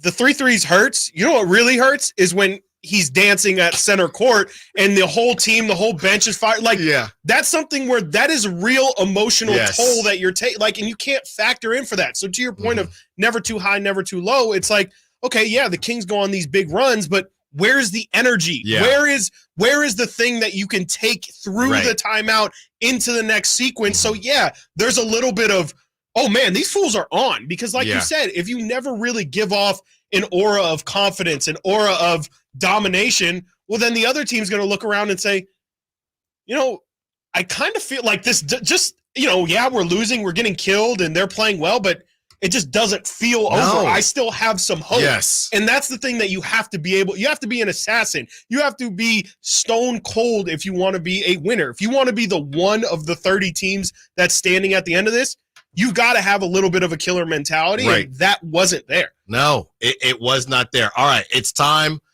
to get to the clip where JaVale tells a story about what happened after they barely beat the lowly Spurs with a rookie, Victor Wembanyama. That's one reason why teams maybe were able to come back from big deficits. For sure. A lot of teams that I've been on, we've, and it was something that I spoke on at one game. I believe we lost again. No, we won against Wemby and the Spurs. Yeah, but we won by a little bit, and everybody was just cool. Yeah, I remember that. And I walked in the locker room, and I had to silence the room, and I had to really have a conversation of, why are we glad right now? We barely beat the worst team in the league. And they weren't afraid of us. On teams I played on where we were the best teams, bad teams came in and played bad. They played exactly who they were. They knew they didn't have a chance. I feel like teams came to us and they felt like they had a chance. And you have to have that demeanor on your team where teams come in and they don't feel like they even have a chance. If they get a win, that's off the sweater they brought. They're like, wow. They had to earn that. They had to earn it. I don't know how we did that type of thing. I'll tell you. Dude, I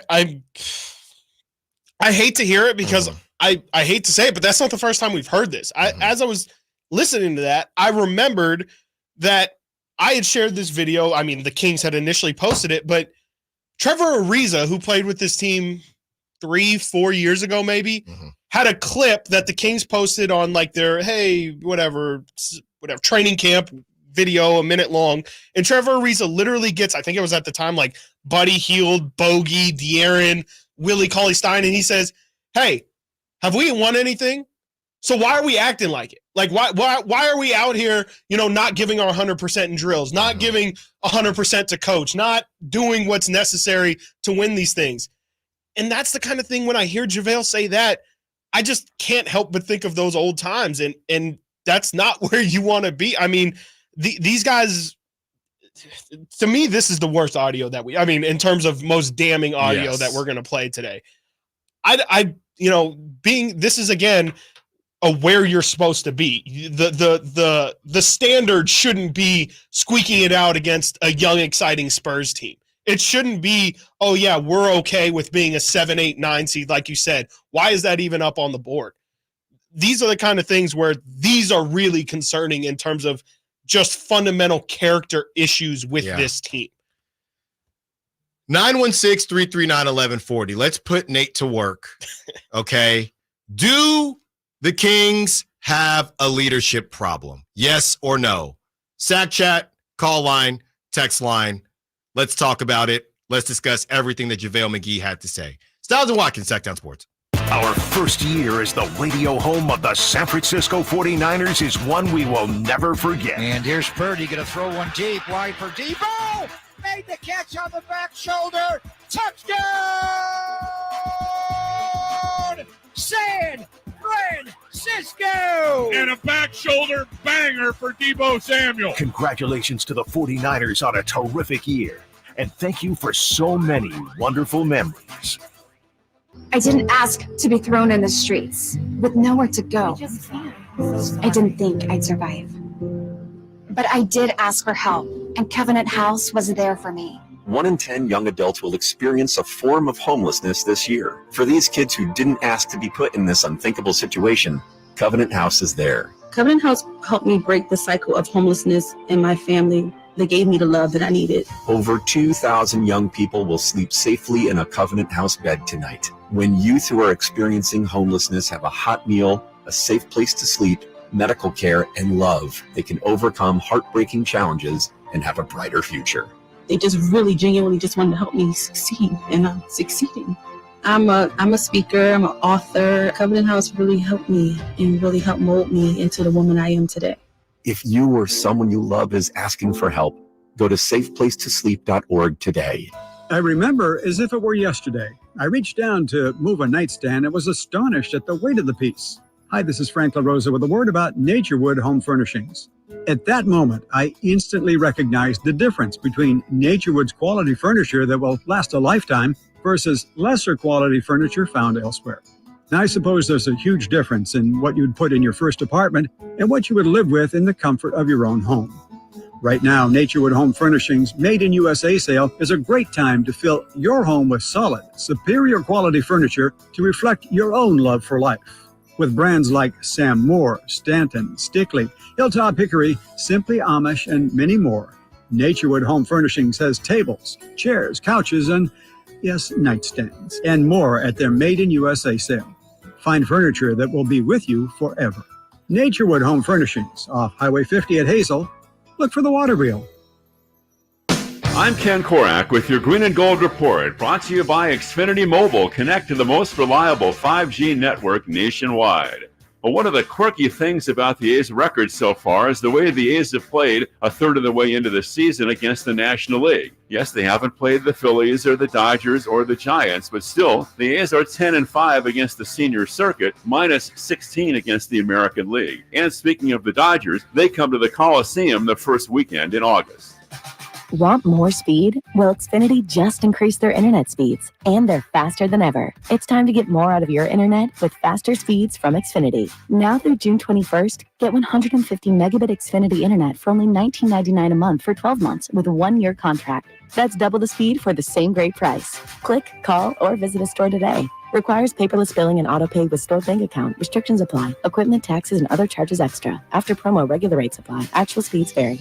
It's Kyle Draper here to let you know that the famous Bay Area pizza company, Amici's East Coast Pizzeria, has just opened its first location in Sacramento, offering takeout and delivery to the greater Sacramento area. To check out the menu and order online, visit Amici's.com and click on the Sacramento banner. As a special deal, all this week, when you enter promo code SAC50 at checkout, they'll give you 50% off any large pizza. So when you want to enjoy half-price pizzas with family and friends this week, use promo code SAC50 at Amici's.com and Amici's delivers. This segment is brought to you by Kia of Vacaville. Check them out at kiavacaville.com. From the Power Business Technology Toshiba Studios, KHTK-AM Sacramento, KYMX HD2 Sacramento, the only station in Sacramento giving you local sports coverage from 6 a.m. to 6 p.m. Monday through Friday. Sactown Sports.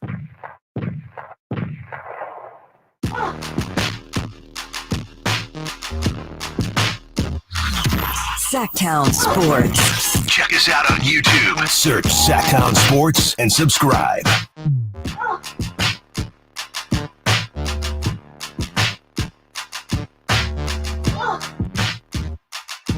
Nine 339-1140. Call line and text line. We are an hour away from David Spade tickets, courtesy of Live Nation at Hard Rock Live, November 22nd. Your chance to win those tickets in an hour as we break down JaVale McGee. And yeah, we will still do our mock draft. That is coming up. We're going to push that on down to get through this JaVale McGee stuff. And the texts are coming in. We're going to read them. And we see the calls coming in as well. 916-339-1140. Let's get to Ashley, who's been patiently waiting. What's up, Ashley? You're on Stiles and Watkins. So not much, but you guys were talking about if we have a leadership issue. And in short, I think yes, but to expand on it a little bit, I think that it's not so much of needing an enforcer per se, because we do have Trey Lyles, and Lyles was hurt for most of the year, and he's given us a little bit of that in the past. So, I think that we have someone who could play that role a little bit. And with that, I think what we need is an energy guy, kind of like a Frank Mason or a Reggie Evans, a Shumpert, someone who will help bring the bench or even just all the players together as one and have that team chemistry, while also getting players that are going to give energy and effort every play that they're out there on the floor. We don't necessarily need them as a starter per se, but we need an energy guy who's going to give 100% every moment that they're out on the court. And lastly, I love that point about how enforcers don't necessarily need to be guys that are kind of psycho or whatnot. Because Doug Christie, I've met him. He's a really cool guy.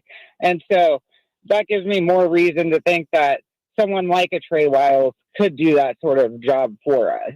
Yeah, no, thanks for the call. As always, Ashley. Well, I would say, Chris, and I know Nate's probably going to laugh, but I mean, isn't that what Mason Jones was kind of trying to do? No, it was felt.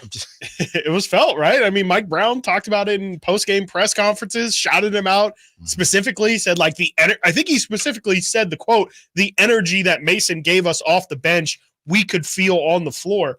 So, yeah, I mean, I think Mason Jones and, I mean, if you bring back Malik, what Ashley was kind of laying out in terms of an energy guy, I understand that you might be more talking about, diving on the ground for loose balls and things like that. But Malik is definitely a spark plug more than just coming off the bench. He is just a very high energy guy. His play is infectious. You see him throwing lobs to JaVale. Those are the kind of things that give team and your whole squad energy. So I think Malik can definitely be that. I'm going to push back a little bit on the Trey Lyles being the enforcer thing. I think a lot of that stems from one incident 2 years ago at this point where, the Kings kind of got into a scuffle with the Bucks, and Trey gets into it with Giannis and then gets into it with Brook Lopez. That was kind of the one instance. And I know we've heard Trey last year kind of spark the team meeting and things like that, but I think Trey would be doing that because they are asking him to do it. I think the point is that it's somebody who it just comes naturally to them. I think it could be Trey Lyles, though. I think this season was just a tough season because, like Ashley said, he just didn't play that much. Yeah. Because I think he could be, I just don't think he's that menacing. Sure. Well, what, did you got to have the Bobby Portis eyes? I mean, what's going on? No, I just mean he's got to be a little bit more, his play isn't physical. He's not out there banging around people. Sure. He's not throwing out, JaVale said it. You got to set some dirty screens sometimes. It's somebody who balances the line of clean and dirty. Right. And I just don't think Trey Lyles is that guy. He's just not, his game isn't very physical. He's not in the post as much as he used to be. He's now pretty perimeter centric. I just think that it needs to be somebody who, I don't want to say is actually about that life, but again, like it more so just comes naturally to them. It's not like they're being told or saying, hey, we need an edge. Can you give it to us? I think it's just kind of something you either have or you don't. I'm wondering, and look, we don't know what's going to happen with Malik Monk, but I do wonder if Malik would feel more empowered to be a leader on this team if he signs that 4-year deal and decides to stay. Is it possible that Malik was holding back a little bit in that regard because De'Aaron is that dude? I don't even know if I'm going to be here next season. I'm going to say the things that I want to say, but I'm not going to fully step on toes, right? If he signs and stays, then he would have, I think, more power or feel more empowered to step on toes, say, all right, De'Aaron, if you don't want to say nothing, then I'm going to say something. Yeah. You know what I mean? Because when it's a contract year, it's a little bit different. The texts are coming in, Chris, and one of these days we'll take a screenshot and show people on the YouTube how texts come in and why. Impossible. Sometimes it can be a little hard. It's a puzzle. It's literally a puzzle you have to put together. I'm trying to put your Nick Cage together. National Treasure glasses on. That's right. We're going to start with the 8-3-1. The Kings definitely have a leadership problem. McGee said it best. They are a roster full of nice guys. Not only do they need someone to muck things up on the court, they also need someone to lead and ruffle feathers in the locker room on a consistent basis. This team looks stagnant at times. It shows there's no real voice in that locker room. And, and I've talked to you about this off air. There's one thing to be a guy who is the best player on the team and really wants to win, right? But just because you're the best player on the team, how much do you think De'Aaron wants to be the leader of this team? I don't think he wants to. I honestly don't know. No, and that's not a knock. No, I just don't think he wants to.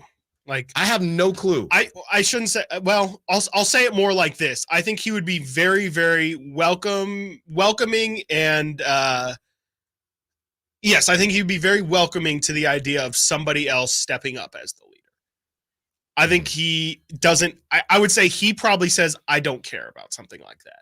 And again, probably not even necessarily in a bad way or dismissive way, but I think he would just say, like, that's just not something that naturally I think is what I bring to the table or is not something that I believe is a part of my game, really. I mean, I think leadership is really something that a lot of it's natural, right? Like a lot of it is just you have certain characteristics, and De'Aaron's a bit of an introvert, I would say. I'm not saying he's an introvert around his teammates, but I think a part of being a leader is being okay with, kind of stepping out and just vocalizing your opinion. And I'm not saying De'Aaron is afraid to vocalize his opinion, but I just think those guys naturally have an inclination to speak up. And I think we've now seen enough that those guys just don't naturally want to speak up. You know what's funny is as I ask the question in my mind and get ready to ask you out loud, do you think anybody on the Kings is going to have a problem with what JaVale said? My initial thought is no, because they don't care. Yeah, right.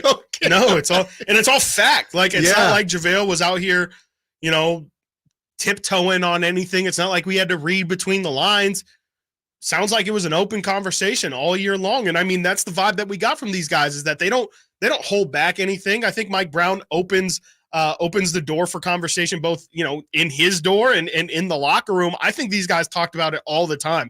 I think that is one thing where maybe you could say they didn't need a leader, because truly they were all open and honest with each other. You didn't need somebody to pry out specific things from specific people, because we heard Keegan Murray spoke up a ton in the players only meeting. So if they just had an environment that is a welcoming, open forum conversation locker room, then maybe it is a bit overblown. But I don't think JaVale said anything that those guys wouldn't be comfortable saying themselves if they were asked, because I think we saw it. You and I saw it without actually being in the locker room. You could hear the quotes and just pay attention. And I think everyone knew that elements of this were standing there. I think it was just people were a little bit skeptical on whether it mattered, whether the team cared. And I think hearing it directly from JaVale would say it mattered. And I think JaVale would say they kind of didn't care. Why? So here's the thing. There's two guys getting paid a lot of money. Yep. why do we talk more about De'Aaron as far as leadership, and why don't we question Sabonis? It's a great question. I think it's just the I think it's just the human nature of like De'Aaron's been here longer, and so he should take a more of an ownership role over it. But realistically, I mean, Sabonis is the more experienced player. He seems to be more naturally vocal too. Mike Brown has complimented his defensive communication all the time. I think he said it's up there with Draymond in terms of like the best vocal defensive communication he's ever seen. So no, I think it's a very fair question for sure. I think it's just for whatever reason, maybe people just think Sabonis just gives this nice, pleasant aura. And I'm not saying De'Aaron doesn't, but I think it's just naturally like people feel like De'Aaron. I mean, and De'Aaron is also, it's not De'Aaron's fault, but for years, like before Mike Brown, before anybody on this team was even in the building, it was De'Aaron Fox, head of the snake. That was pretty much his first name was De'Aaron Fox, last name was head of the snake. That's just how people addressed him every single time. And I think, when that's been the thing, the narrative that's been thrown out there since you've stepped here, I kind of think it just continues to follow him, that people are just waiting for him to take some form of ownership over the team, because frankly, the team was handed to him. Yeah. Adrian Sanchez, because you can see and hear Sabonis on the floor talking to his teammates from the 530. Sabonis cares, and he'll probably speak up, but keep it in the locker room. So my question to both of you is, okay, so how many leaders do you need? If Sabonis is the leader, why are we still getting on De'Aaron? How many leaders does each team need? If we're saying that if you are saying Sabonis does enough, what more do you need? Because I don't think it can be that. Yeah. I don't think you can say Sabonis is doing enough and say that De'Aaron Fox is not doing enough. I don't think every team has two leaders. I think they need an accountability buddy. They need somebody who is just, that's the one thing that, I mean, JaVale was kind of getting at. They need somebody who walks in the locker room and then tells them what time it is. And it can't be Mike Brown. Mike Brown has said it enough times. Yeah. He has literally said they are going to get tired of hearing my voice. Right. It's like a parent. It's like a parent. It's the exact same thing. It is literally the exact same thing. And they are. I'm sure they already have gotten tired of hearing Mike Brown. So it's like getting yelled at your parent. It's like getting yelled at by your teacher. Yeah, you hear it, but let's be honest. Sometimes it's wah, wah, wah, wah, wah, wah, wah. Yeah. But it's a little bit different when one of your friends, when one of your peers says, all right, guys, like, we all know the coach is going to rip into us, but let's kind of take a look in the mirror here and understand, like, we kind of dropped the ball here. And I think that's the thing that this team desperately needs, is somebody who's going to shine a bright mirror on all of these players and say, we all have to individually be better, and we have to take some accountability. And like you said earlier, okay, it's one thing to take accountability, but then what are you doing about it? Yeah. What are you actually doing about it besides just talking about it? So I think that's the layer that they're missing. And that's what I keep saying about this whole Jimmy Butler thing. I do not think that Jimmy Butler and De'Aaron Fox would work. Possibly not. I just don't see how it could. I just don't see it. But that's where I see Jimmy stepping in the locker room where De'Aaron doesn't. That's why, and again, like I said, you might need to shake up the snowball sometimes. Like, I do think that there isn't anybody who holds the players' feet to the fire on the player side. Again, I know Mike Brown holds these guys. We heard the audio clip in the training camp of Mike Brown ripping Malik Monk. I'm going to lose my top, right? Who's the guy who's walking in and saying, Malik, what was that turnover? That turnover with 30 seconds left, that lost the game for us. Like, we can't have that. And yeah, that's an uncomfortable conversation, but I do think that there needs to be somebody in there who's not afraid to be the bad guy.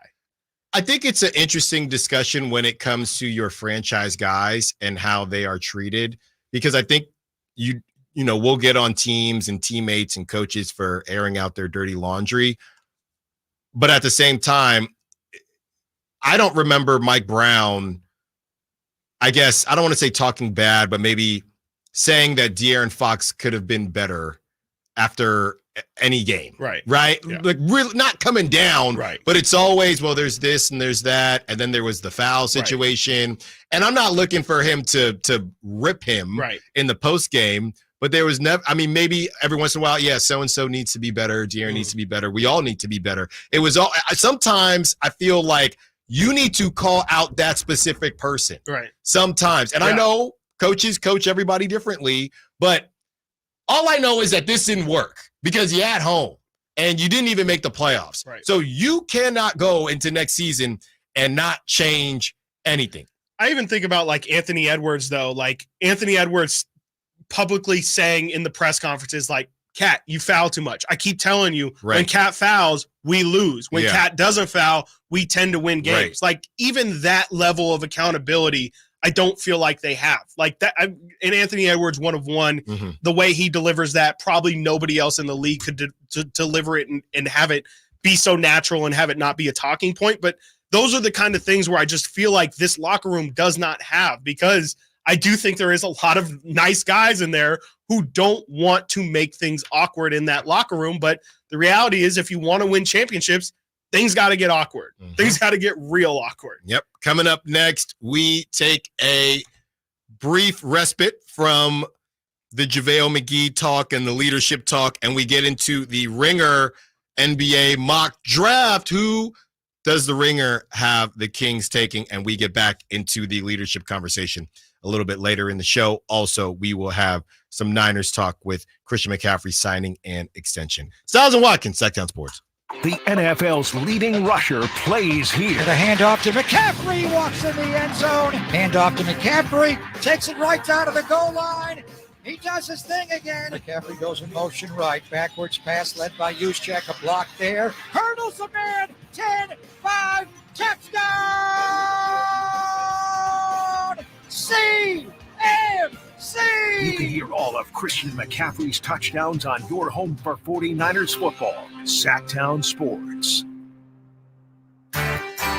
Hey, it's Carmichael Dave for American Energy Heating and Air with a question. Have you recently had a technician diagnose your HVAC system and you were a bit surprised at how much it cost? Or did something seem off about their quote? Because at American Energy, they take pride in giving you honest, straightforward solutions to get that system up and running. Have their qualified technicians come out and give you a free second opinion. It's free. You got nothing to lose but some dollars off of that original quote. They're making the uncomfortable comfortable. They've been doing it since 1981, serving the greater Sacramento area. A+ with the Better Business Bureau. That's why they keep having customers coming back for more and more and more. You can call them and set that appointment at 916-520-9990. That's 916-520-9990 or AmericanEnergyAir.com. Call 916-520-9990 now.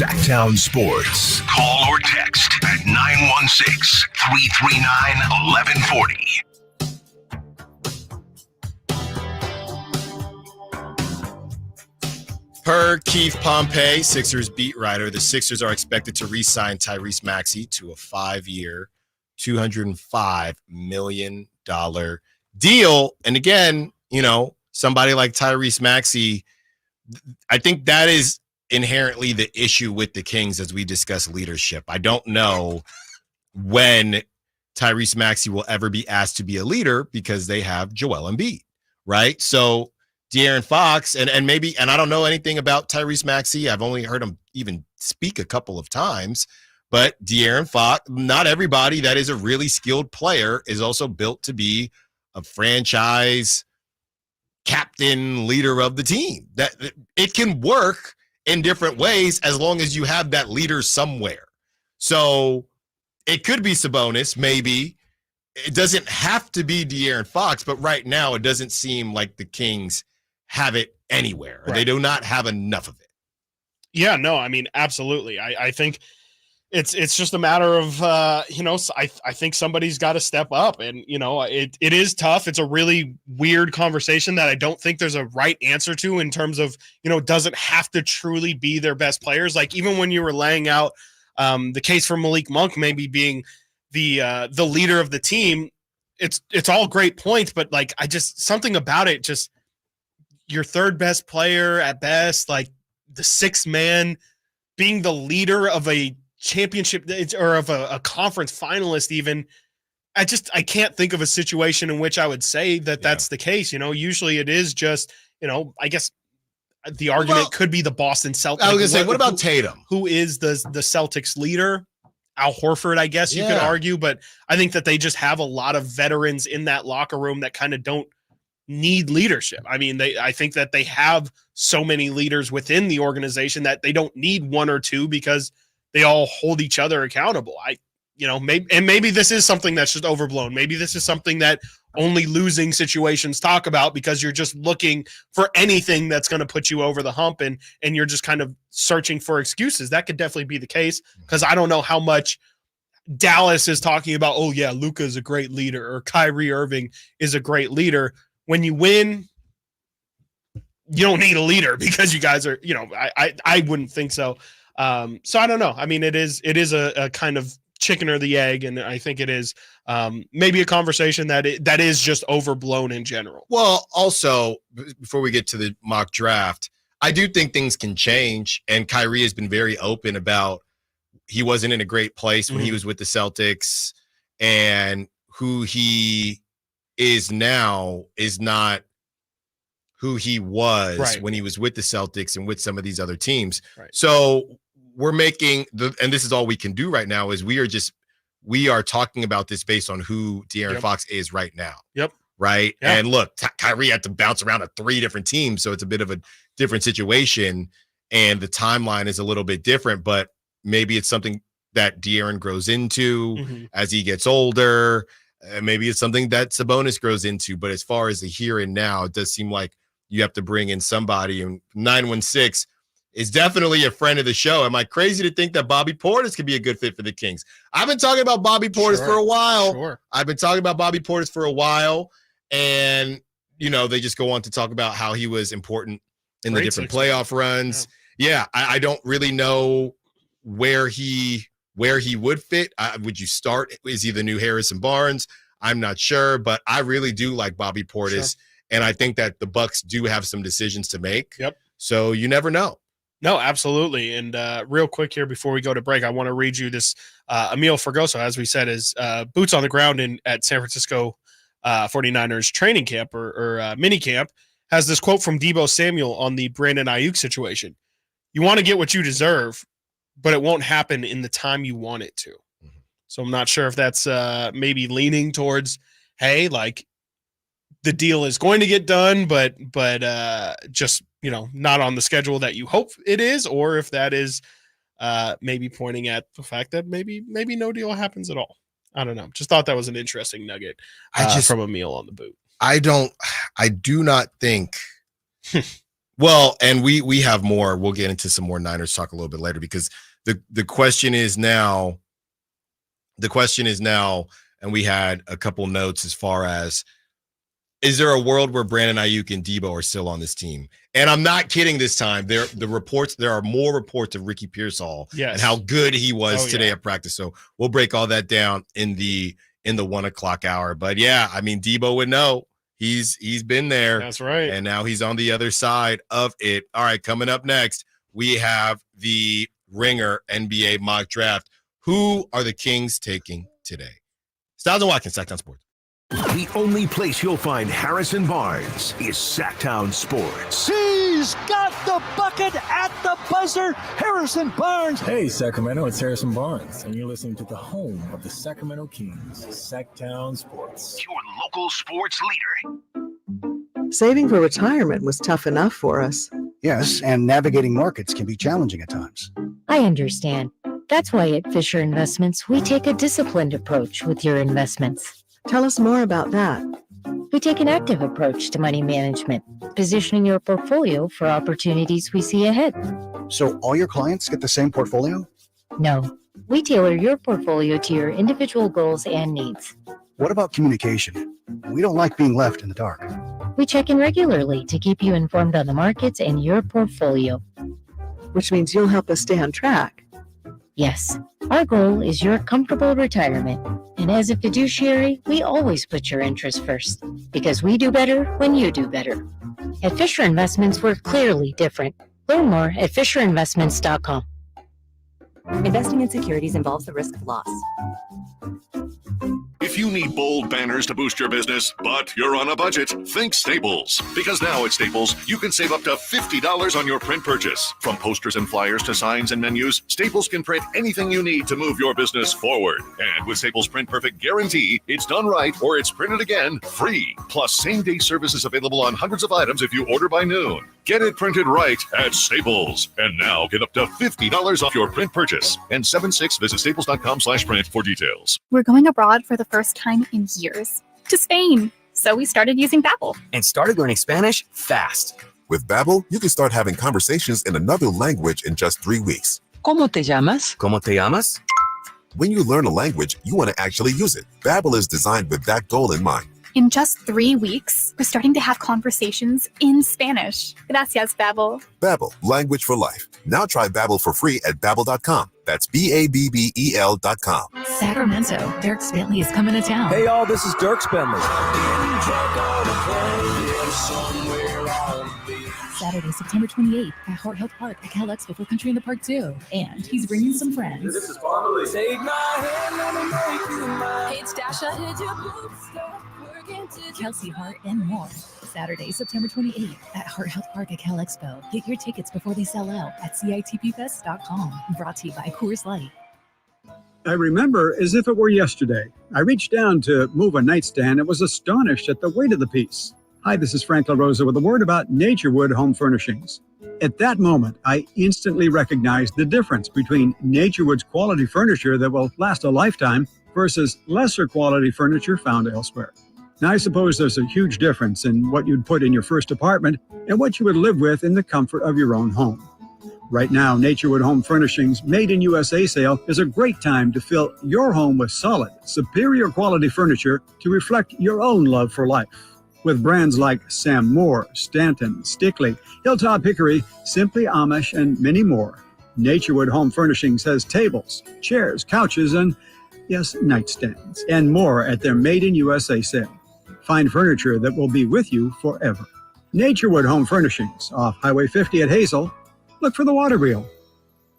Capital Casino has been serving the greater Sacramento area in the same convenient downtown location for over 20 years, with plenty of close-by, well-lit parking monitored by security staff and offering the most variety of table games in the region in a safe and friendly environment. Best food, best service, and the best action.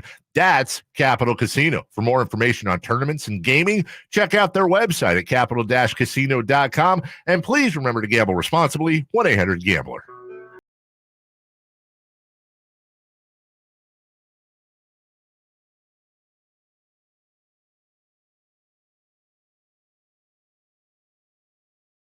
Live and local.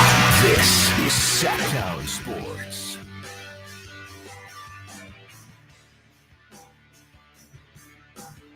It is time. It is time.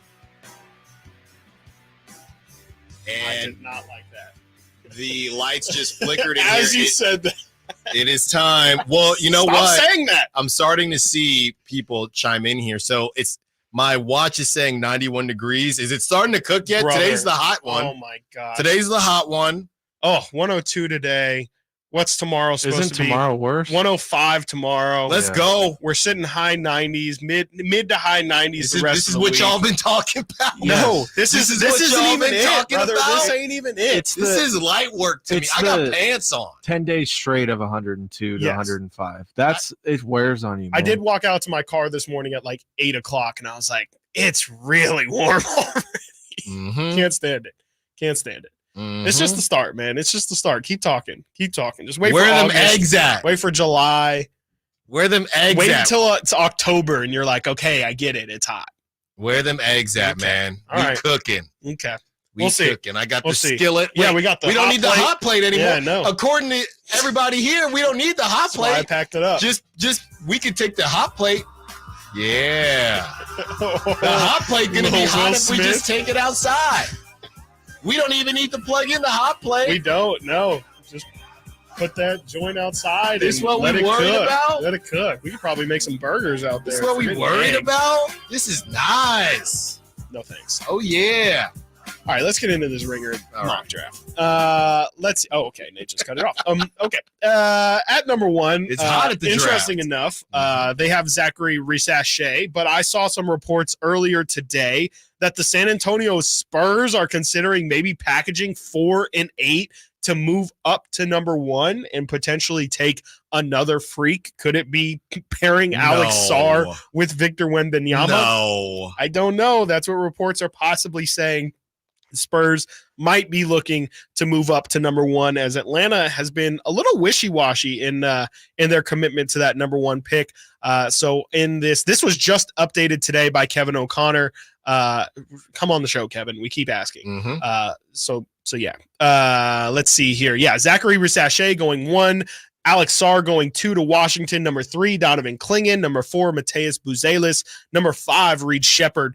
Number 6, Stephon Castle. Number 7, Tijon Ceylon. 7? It's number 7 to the Portland Trailblazers. Wow, I really got that hype train rolling. Kevin O'Connor, this is peak Kevin O'Connor time. Let's not forget, I think he had Killian Hayes as his number one prospect all those years ago. So Tijon Ceylon is right up Kevin O'Connor's alley. Nikola Topic going number 8 to that second Spurs spot. Yeah. This is a very interesting name. There's been a lot of, you hang out on Twitter, Reddit, even some of the YouTube comments. You will see this name Khalil Ware a lot of different places. People like this guy's game a lot. He's a 6'11 center, a sophomore out of Indiana. They have him going Kevin has him going number 9 to the Memphis Grizzlies. We haven't even seen him in the top 15 in any other mock draft. I don't even know how many first rounds I've seen him, but there's a lot of people who really like his three-point shooting ability and think he can kind of be like this year's Derek Lively a bit. Number 10, we have Cody Williams going to Utah. At number 11, Devin Carter seems to establish himself near this top 10 range. He goes number 11 to Chicago. Number 12, very interesting. Kevin O'Connor, very high on Zach Edey, going number 12 to the Oklahoma City Thunder. Leaving the Sacramento Kings with, like I said, a new name, a name I have not seen mocked to number 13 for Sacramento before, and a name that if he's available at 13 and the Kings don't take, I don't know if Alan Stiles is going to do the show the next day, because this mock draft by Kevin O'Connor has number 13, Dalton Knecht. Let's go! Tennessee senior, averaged 21 points per game. Come on. Is a 6'5", in a quarter, a bucket, 6'9" wingspan, 212. He averaged 21.5 points per game last season, 39.7% from 3, 4.9 rebounds. And the write-up is Sacramento Kings. The Kings don't exactly need more offense, but Knecht was a devastating scorer at the college level and could become a cheap replacement for and a potential upgrade over Kevin Huerter. Let's go. And then the Kings could move Huerter's salary in a deal that nets defense. Shades of, and you know I love Kevin Connor, shades of Kentavious Caldwell-Pope and Max Strus. Do-it-all scorer from all areas of the floor who has a tendency to catch fire.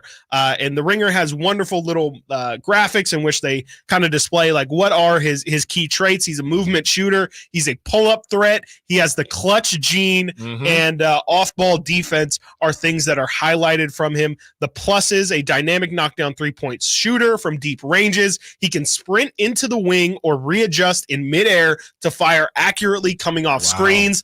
That is literally from the Kevin Huerter playbook. Talented shooter off the dribble with multiple moves to create space. Tennessee relies on him in must-score situations, and he has a feel for running the pick and roll, so he could develop into a primary option. At the minimum, his handle makes him a weapon attacking closeouts, slashing, and running transition offense. That sounds a little Malik Monk-esque, if I dare say so. Ambidextrous at-rim finisher with the athleticism to take off from distance, the strength to handle contact, and the touch to lay it in from any angle. Displays playmaking instincts. He calmly handles double teams and finds open teammates with decisive passes, does all the little things. He's an active and aware cutter who always looking for opportunities, and the offense draws up plays to get him lobs too. Against mismatches, he's even displayed a good feel for finishing out of the post. All these tricks give him additive value beyond his perimeter scoring. And just real quick, the minuses: targeted by opponents because he usually is the weak link on defense. We've heard that story before.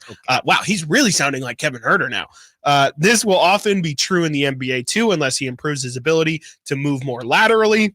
And the last minus, if he's going to become more of a shot creator, he needs to prove it against lengthier defenders. During his time against Kansas earlier this season, he went 4 for 17 from the field and seemed overwhelmed by the Jayhawks' size. That's okay. So there you go. Dalton Connect, senior out of Tennessee. The only 10 I see is Dalton Connect. And real quick, they also on the Ringer have team needs for the draft. And for the Sacramento Kings, they have the team needs as defensive anchor, positional versatility, and on-ball defense.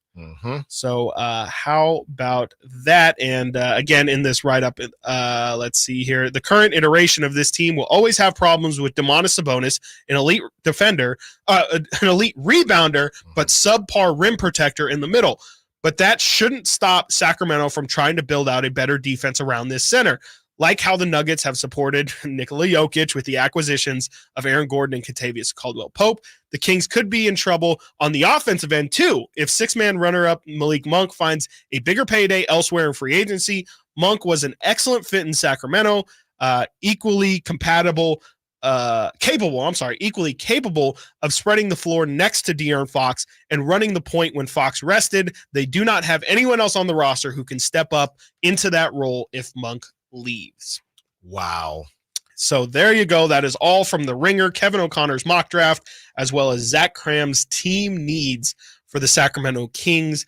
Dalton Connect, the 6'5" guard. Let's go. He is a guard, but at 6'5" and some change, you could maybe massage it a little bit. He looks long on camera. Weight helps too. If he I don't know how built out he is, but if he's got some muscle to him, he could probably sneak some time at the 3 for sure. 530, where has Connect been going in other drafts? Top 10. Yeah, that's why 10. Dennis Youngblood on the Sac Chat said it seems like he's slipping a bit. I'm not really sure why, and I don't care. Nope. I'm gonna put you like that. Side. From the 916, dang, he sounds like Michael Jordan.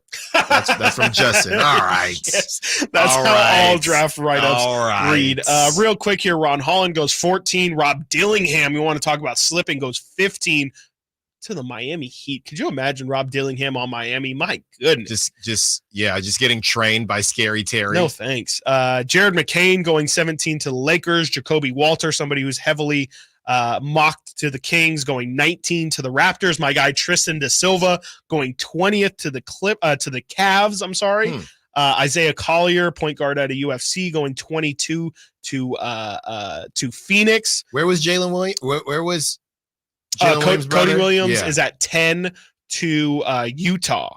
So he's going before the Kings pick. And then, of course, we have to find out where they have Bronny James going because, it gets the people going. That's right. Bronny James in the second round, by the way, Kevin O'Connor has the Kings taking a G League Ignite player out of Spain, Izan Almanza, I believe is how it's pronounced. So how tall is he?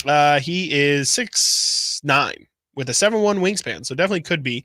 And here we have, yes, he is a forward. This is no fun. We have Bronny going to the Lakers in the second round. Feels inevitable that Bronny will end up in Los Angeles after he canceled workouts with everyone but the Lakers and the Suns. But would LA really take him in the first round since he's so unready for the NBA? It seems unfathomable this spot is more likely. 55 to the Los Angeles Lakers. One Bron James. There you go. There you go. Don't connect. Go do your homework. Yes. Got the next one up. Thank you for that, Chris. As we get back into NBA free agency trades, all of that jazz, and draft price tags starting to go up again. Who are you willing to pay for? Steven, we see you. We will get to you on the other side. Stiles and Watkins, Sactown Sports. Did you miss any part of our live local shows? Don't worry, you never have to miss them again. Check out SactownSports.com and search our podcast page and play our shows when you want. The Carmichael Dave Show with Jason Ross, Stiles and Watkins, and The Drive Guys. Plus, other podcasts like Return of the Empire, Return of the Roar, The Stingers Up podcast, and Golf to Go with Frank LaRosa. They're all available right now on SactownSports.com. Power Business Technology is proud to be 100% independent, locally owned and managed Toshiba copier dealer. Local ownership cuts out the red tape, allowing ourselves to never be too busy to personally answer the call when our clients need us. Recognized for excellence in service execution, training, and customer service, we're proud to be named a 2022 Toshiba ProMasters Elite Dealer. Contact us today for all of your business printing needs at 844-POWER-BC. That's 844-769-3729, or visit us at powercopiers.com. At the Good Feet store, we take pain very seriously. Whether in the foot, knee, hip, or back, Good Feet makes over 300 styles, flexibilities, and sizes of pain-relieving arch supports. With 26 bones, 30 joints, and over 100 muscles, tendons, and ligaments in each foot, a lot can go painfully wrong. So there's a trained arch support specialist at each Good Feet store to give you a precision fit. Come in for a free fitting and test walk. No appointment necessary. Good Feet arch supports are HSA, FSA eligible. The Good Feet store in Sacramento, Roseville, Vacaville. Online at goodfeet.com. Golf to Go is brought to you by the Hagen Oaks Golf Super Shop. Here's Frank LaRosa. Are you one of those players that finishes a round, takes off your golf shoes, and dumps them in your car trunk? Golf Digest says you can extend the life of your shoes with just a bit of care.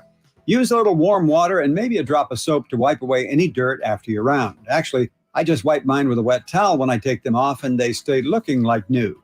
Also, use shoe trees to maintain their shape and keep the insides dry.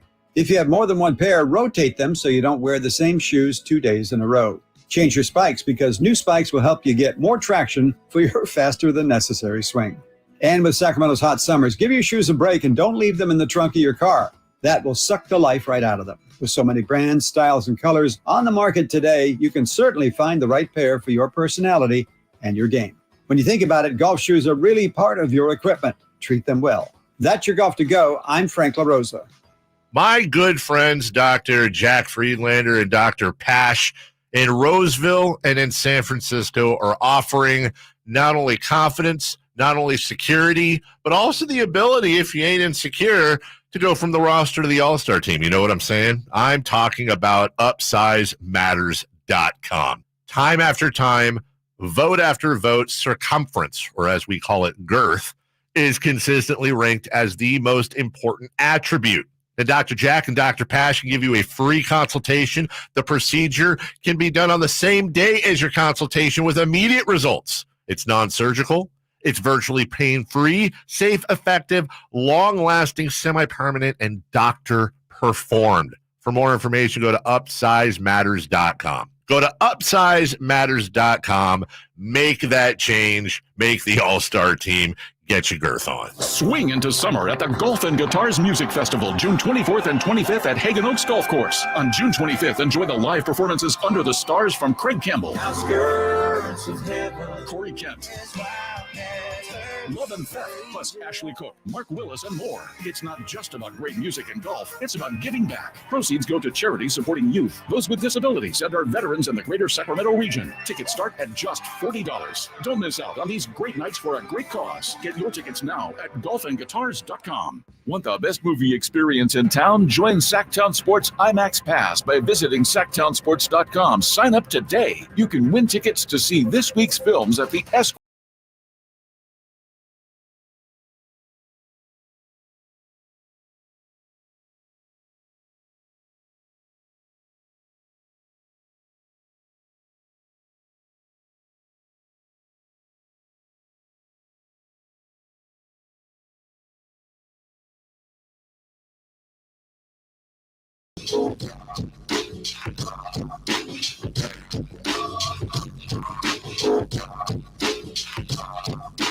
15 minutes.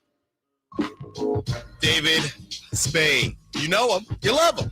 America's sweetheart, David Spade, returns to Sacramento for a night of nonstop laughs. And, of course, Sactown Sports wants you in the building. All you have to do is hit up the Folsom Lake hotline at 1 p.m. Nate will pick the number. If you win, thank Nate. If you lose, blame Nate. David Spade, America's sweetheart. I thought that too. I was like, did you throw that in? Or No, is that I didn't written? throw that in. What does it take? How many people is that considered a nickname? What is that? I don't think I would consider David Spade America's sweetheart. You know, he's fine. Is that like his? Well, you know, the last guy we had, Trevino, America's favorite husband, or something like that. Husband. Right? He speaks wife fluently. Right. So I feel like you do a lot of these comics tagline. If you're a comedian, unless you're what? Kevin Hart doesn't need one.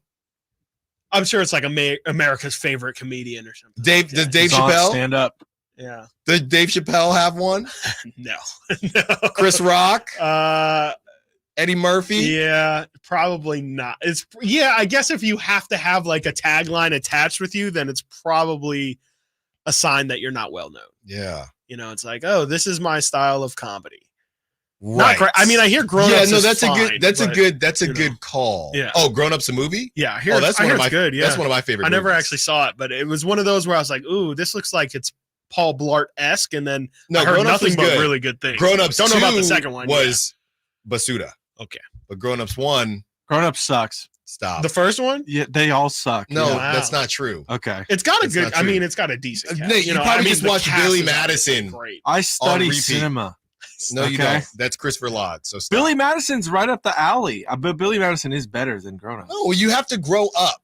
This is a more grown up version of Adam Sandler movies. I have Arrested Development. Go watch Just Go With It or something. You probably don't like that movie. No, I don't. That movie sucks. Is that one of the 5 Drew Barrymore and Adam Sandler movies? I think that's Jennifer Aniston. No, it was Jennifer Aniston. Oh, they also have like 3 or 4. That movie's so annoying. They play her off like she's supposed to be like some like nerdy girl. Yeah, and she's not like one of the most beautiful actresses ever. No, it's a great movie. And if I was Adam Sandler, I would do the same. Adam Sandler is always a stud in all of his movies. He's figured it out. Yeah. It's like, hey, let's go to some exotic island and we'll be on vacation. Rich, of course. Yes, I'm rich. And then I'm also... who's the most attractive actress in my age range? Okay, yeah, she's going to be the female interest. Yeah. And we're going to fall in love for 2 months. Living the dream. Have you guys seen Jack and Jill where he plays his twin? No. The Kings are in it. They're not. Yes, they are. They're courtside at a Kings-Lakers game with Al Pacino and Johnny Depp. I'd recommend just looking up that scene. 831, thank you, 831. Look, my beloved text line always has my back. Grown Ups 1 is legendary. Thank you, 831. Wow, legendary. Nate has no taste. Besides the ending, we won't ruin it because Nate's going to go home and watch it today. When Adam Sandler, they're playing basketball. He should have just made the shot, but sorry. Oops, I guess that was a spoiler. Timely, I see that Johnny Depp is also in that. Oh, we were talking about Brad Pitt. I'm sorry, not Johnny Depp. In which one? In Jack and Jill. I'm looking for the scene of him and Al Pacino are courtside. Yeah. There you Al go. Pacino falls in love with a female version of Adam Sandler, and it sounds like a great movie. That's the worst movie ever, but it's fun to watch. There's some bad ones. There's some bad ones out there from Joe Jaros on the Sac Chat, former coworker, now friend of the show, who is Sacramento's sweetheart. And Jess Escoto says, Stiles, obviously. Could be Simone. That was the first nice thing I think Jess ever said to me. I gotta check my eyes. Wait, is that actually Jess? I gotta check my eyes. Well, you know what? I will be Mr. Sacramento. I gotta start getting ready, Chris. Yeah, you do. Mr. Sacramento at the end of the year. That's right, Simone. Don't look at me like that. Simone's in the building. Mr. Sacramento. I'm going for it. I could see it. You know, you and Harrison Barnes definitely have that in common. You guys look good in a suit. And from what I understand, that's a big part of the requirements for Mr. Sacramento. Because I've seen a couple people try and be it. And all I see is like 8 pictures of them in suits. And I guess that's what makes you qualified. All right. Everybody's got to help me out so we can win this thing. Okay. Mr. Sacramento, that's coming up. 916-339-1140. Let's get to Steven, who's also Mr. Sacramento. What's up, Steven? What you got for us? Ooh, you can't be doing that, man. You can't speak that nice to me. Ooh. I just did. Okay, well, I appreciate it, man. Are you a fan of Bruno Mars, Alan? I don't mind him. He's got some hitters. Okay. Well, I mean, you and Chris might have something in common there. Yeah, I was like, that makes one of us. Chris can't. Yeah, Chris. Yeah. Can't I'm well aware. I'm well aware. Okay, I didn't know if you guys have ever had that conversation before, but bro, it's great. Yes. I wanted to touch on because the app is always 3 minutes behind or like 5 minutes behind. So every time I call in, I'm like late. So I apologize. No, you're good. Sacramento summers are about to ruin you, my friend. Oh, You're out here we here go. getting jacked up and stuff like that, man. So it's like I get the vibes. I get the vibe that sun's out, guns out for you. You know? You know that. If it's gonna be hot, man, I'm imagining tank tops. You know, with like, you know, you got the old T-shirt with the big giant hole going all the way down to the bottom. You know what I mean? You got those muscle shirts. No, I hate those. Yes, I call those Davion Mitchells. Ooh, those are some Davion. But that's gonna be you, man. You're gonna be rocking this big old thing, coming in here sweating like a sinner in church. Mm-hmm. You know what I mean? And you're gonna be outside cooking bacon on the concrete, man. And I'm telling you, dude, you are just not ready for it, my friend. I hope you are, because, I mean, you from the Bay Area, man, the hottest temperature you ever seen was like, what, 82? All right. All right. It gets hot in the Bay Area. Thank you, Steven. Thank you, Steven. We will hear from you soon. I am very much afraid to go in the car after the show today. Yeah, you should be careful. I'm those very leather afraid. Seats too. Don't let the hey now, don't put my business out in the streets, and don't let the metal hit you there, because that is a long day. Okay, well, hopefully it's not a long day for the Kings as they try to acquire some new talent this offseason. Chris, you know, we have a Kuzma piece on YouTube that's doing pretty darn well, and there's a report out. We're obsessed. Yes, that's true. There's a report out from Clutch Points, Brett Siegel. The Wizards are still, so as the Zach LaVine price tag is going down, the Wizards are still seeking multiple first-round picks in trade talks surrounding Kyle Kuzma heading into the offseason. I'm going to ask you this. As we just played all that JaVale sound and the question of dog and the question of what the Kings need, does it make you feel any different about the Kings going after certain players this offseason, with Kyle Kuzma being one of them? I mean, on the Kyle Kuzma specific front, like, I mean, definitely I'm not going to lie. Like, he's not addressing any of the things JaVale McGee is talking about. Not a single thing.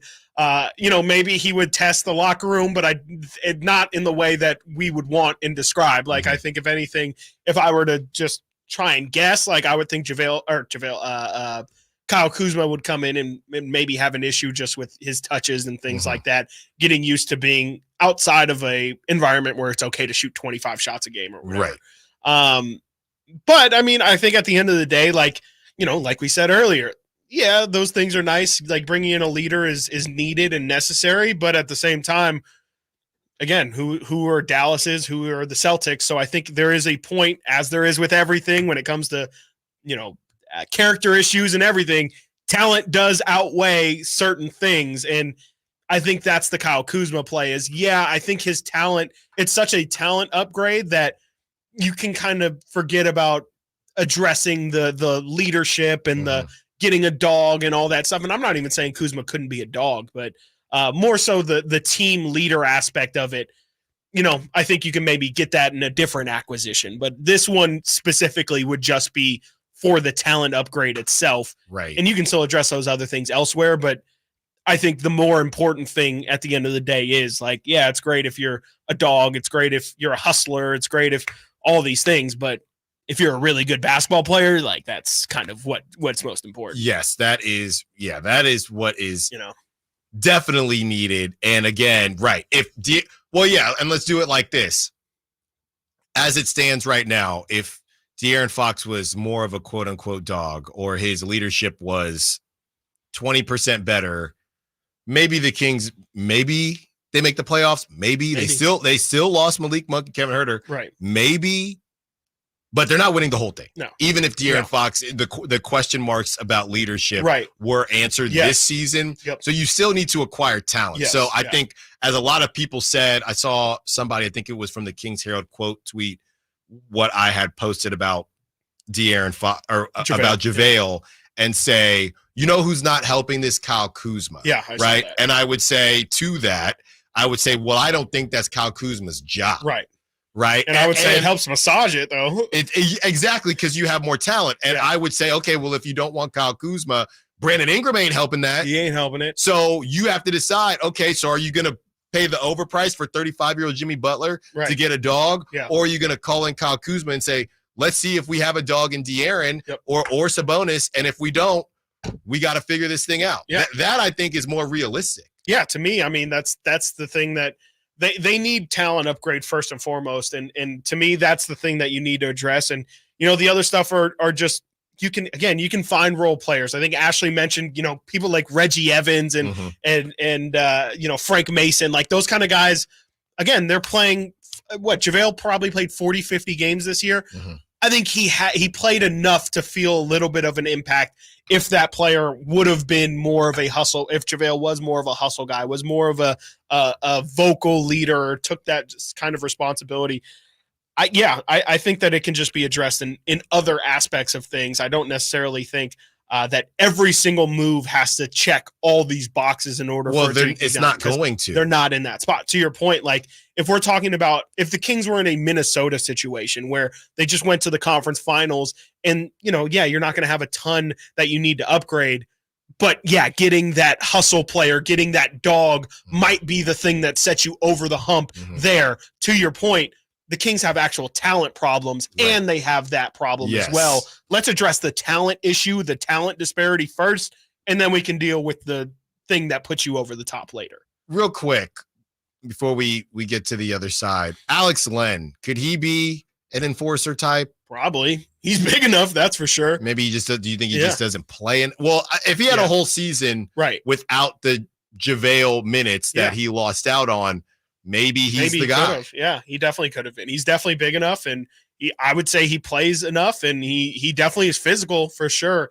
It's also just again, it's a matter of I don't know if Alex is naturally like that. I don't know if we've seen enough of Alex Len throughout his Kings tenure to necessarily diagnose if we've seen that kind of attitude out of Alex. I mean, he definitely does play physical. He is the type to set a lot of screens and, sure. He some of them might not be 100% clean, but I don't know if he's naturally kind of that guy that lives on the edge there. Coming up next, there is a player in the league, a very young player that apparently everybody already wants to play with. Also, James Harden discusses how he wants to be remembered. How will you remember James Harden when his career is over? Stiles and Watkins, Sactown Sports. Harrison Barnes plays here. Harrison Barnes drives it, hammers it. The Black Falcon soaring into the night sky on a Monday evening in Northern California. Sactown Sports is your proud home of the Sacramento Kings. I didn't ask to be thrown in the streets with nowhere to go. I didn't think I'd survive.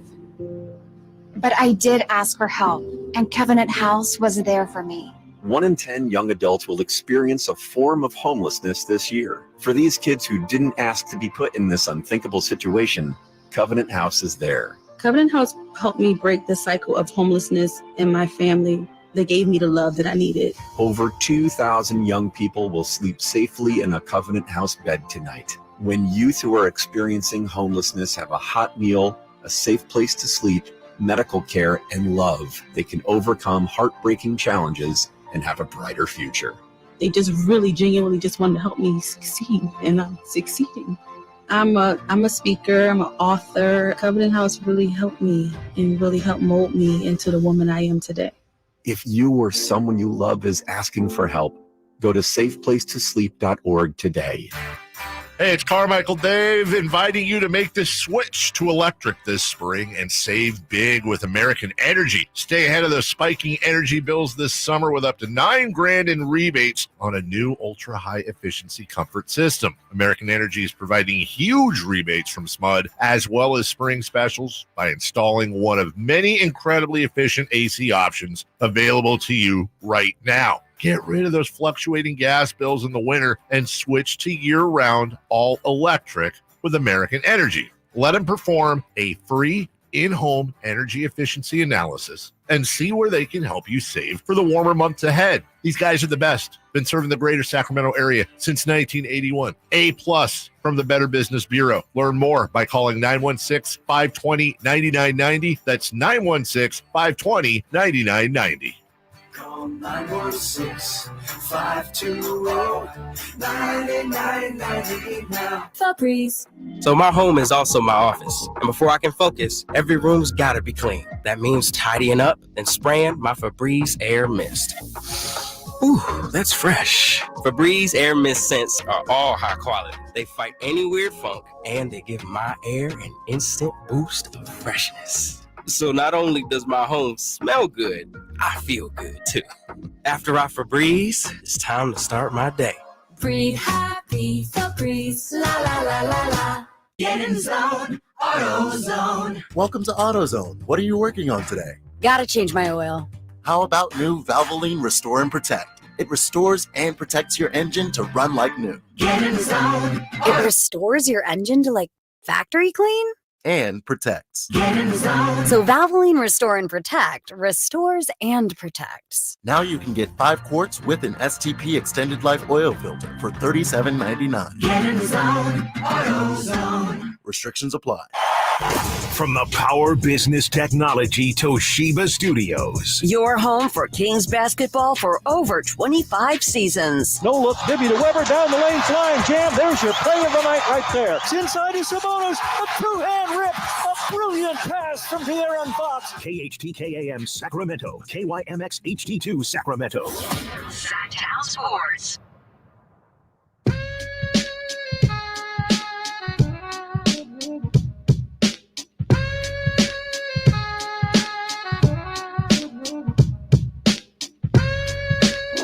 Sactown Sports. Call or text at 916-339-1140. James Harden. I saw someone, Chris, a couple days ago, and they said, I don't ever want to hear James Harden and Luka Doncic in the same conversation again. They were essentially saying that Luka has surpassed James Harden already. And look, man, James Harden, I think he's probably, I use this word a lot on this show, when it comes to polarizing. I think he was extremely polarizing. Yeah. The way he did things, whether you liked it, whether you hated it, you wanted to watch. And I think it was a really confusing time for basketball fans because you hated how Harden played, but he was going up against the Warriors with Kevin Durant. So you kind of wanted him to win. Hope. Yeah, he's our only hope, even though you don't like it. So James Harden was doing an interview, and as he's on the back nine of his career, he discussed how he wants to be remembered as an NBA player. How do you hope the players and these fans outside, how do you want them to remember you after you finish? What do you want to them think about James Harden's name? That I was a winner, that I was a teacher, that I had a different love for the game. Like, put the money aside, I really enjoy and love the game of basketball and playing it. So whether it's, being with the kids, here or, when I travel, other places in Europe, when I go to China, I just want, people to understand and understand how much I really love and enjoy the game of basketball. I will say this. Okay, you didn't have to say put the money aside thing. Yeah, James, we already associate you with money. That's part of the insecurity problem. Speaks volumes. Exactly. Let me first say it's not about the money. But I do think that James Harden, I don't know, Chris, I feel like I do always see him every summer. And I know all these guys do it, but it feels like he's always at a camp. Yeah. He's always at a camp. He's always overseas. He's always teaching. So I do think he enjoys. Daryl Morey is a liar. Daryl Morey is a liar. I do think he is maybe underrated as far as how much he cares about the game, but I'm just going to think of that separate to. Yeah. on the court, being one, and then he's going to start off, and here's the Russell Westbrook conversation. What is a winner? Well, Chris Paul, that's what I was thinking. Right. Yeah. What is a winner? Well, if you look at where I came from and everything I overcame, I'm a winner. I'm a champion. Yeah. Okay, well, are we looking at that, or are we looking at what you did in the league? You know what I mean? James Harden was that dude. He's got an MVP. Yes. And he was really that dude in the league. I don't know. I really am not sure how James Harden will be remembered. Yeah, I'm not sure. Winner probably is not the first word that's going to come up, even though, especially thinking about it, I guess from James Harden's perspective, especially, he has been a winner everywhere he's gone. I mean, he was part of building up that OKC team, obviously, goes to Houston. No one really thinks much of it, and then instantly turns Houston into a really fun team. That was supposed to be Dwight Howard's Houston team, and then James Harden walks in day one and pretty much takes over it completely and becomes the system.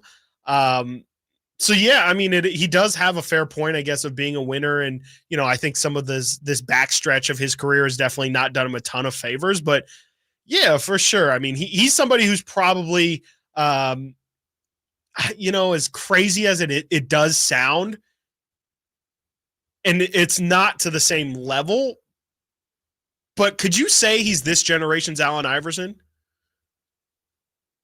Just in terms of like impact. I mean, think about the step back.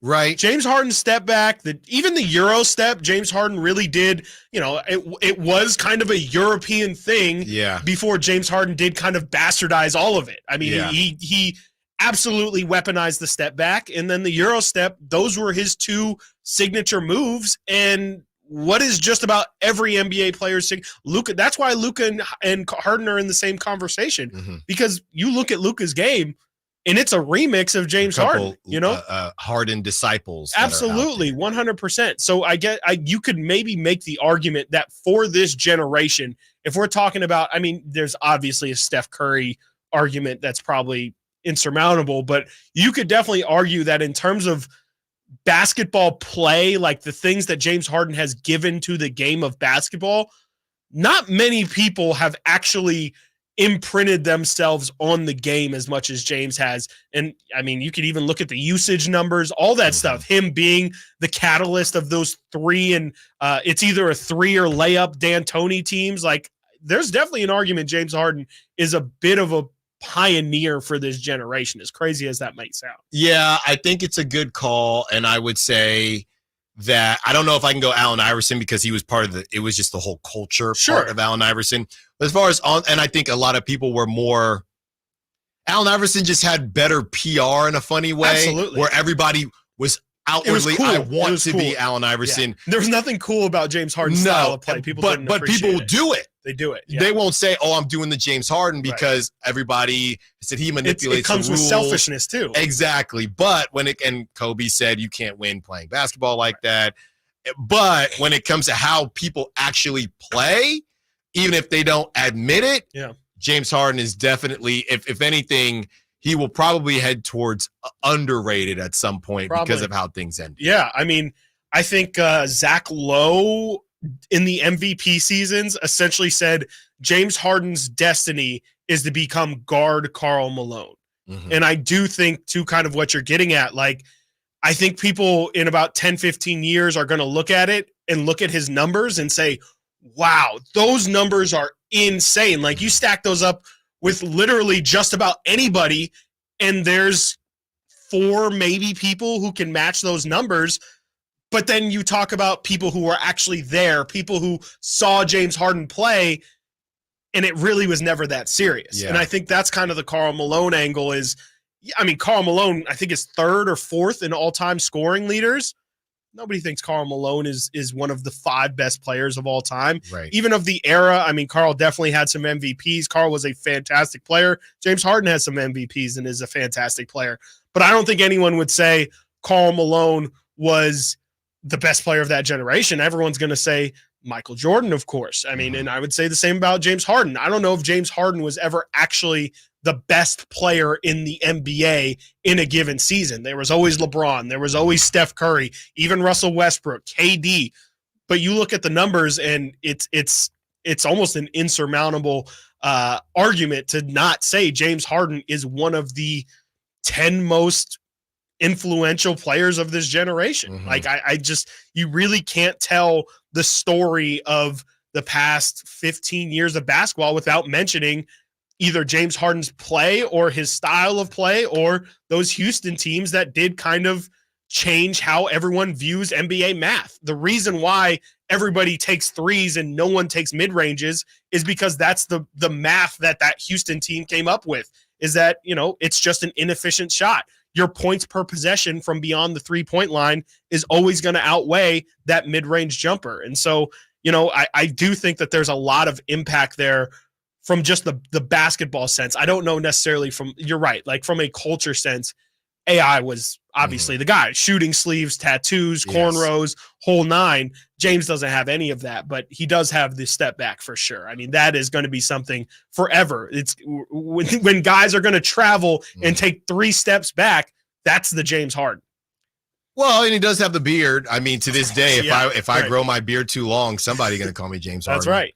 To this day. Yeah, you could argue that's his cornrows, right? I mean, that anyone's going to copy it. No one has copied it, but I don't think I'm the only person. If you are a black guy under the age of probably 40, if you've ever grown a beard out, you got that James Harden. Oh, you got that James Harden going. Okay, look at that. I see you. Look at that with the James Harden going. So he did have that, and when you had AI in the cornrows, he had that too. Yeah. So I think he definitely is probably going to head towards a little underrated at some point, because that's what happens when you don't get that ring and you force your way out of situations. You remember that whole thing too, Chris? I mean, if you want to talk about player power, James Harden had the whole world worried. James Harden and LeBron always finishes contracts, but James Harden, Kyrie, and Kevin Durant a little bit. He had the whole world worried that these contracts were going to be a problem. Yeah. And if a player has too much power, which this would never have, I mean, they hold out in the NFL, which we'll get into in a little bit here. But James Harden had people worried that what do you do if you have a player that just, I've seen people say, if De'Aaron Fox doesn't like the situation, what if he just forced his way out, right? If you have somebody that is highly regarded enough to just say, I don't really want to play here anymore. I'm not going to honor my contract. Right. It's not the best look for James Harden's legacy. Right. But if for the players to say, you know what, if I make a big enough brand out of myself, I can do whatever the heck I want. Yeah. No, I mean, and I didn't even think about the whole, him forcing his way out of situations, which has been twice. Again, Daryl Morey, I do whatever, what is it? Do not trust Daryl Morey or whatever it is.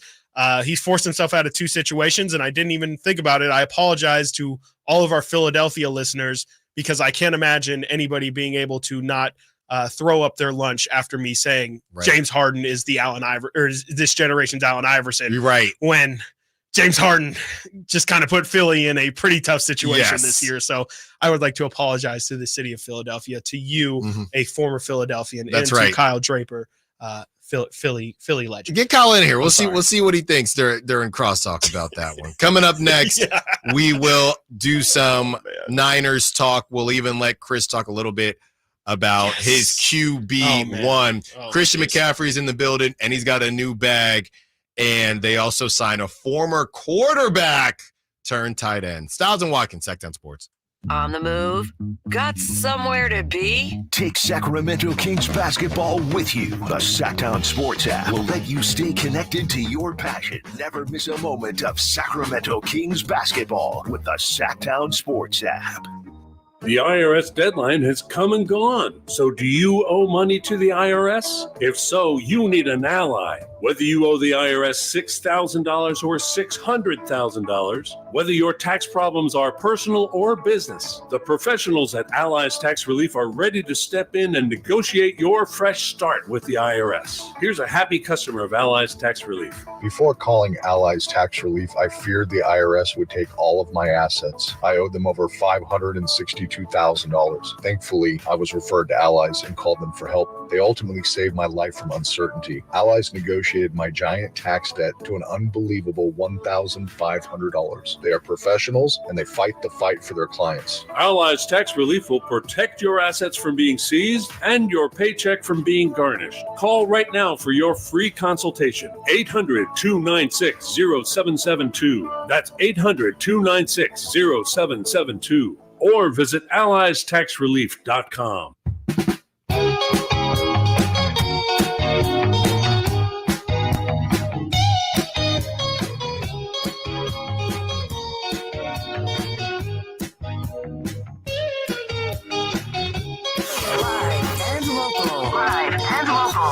This is Sactown Sports.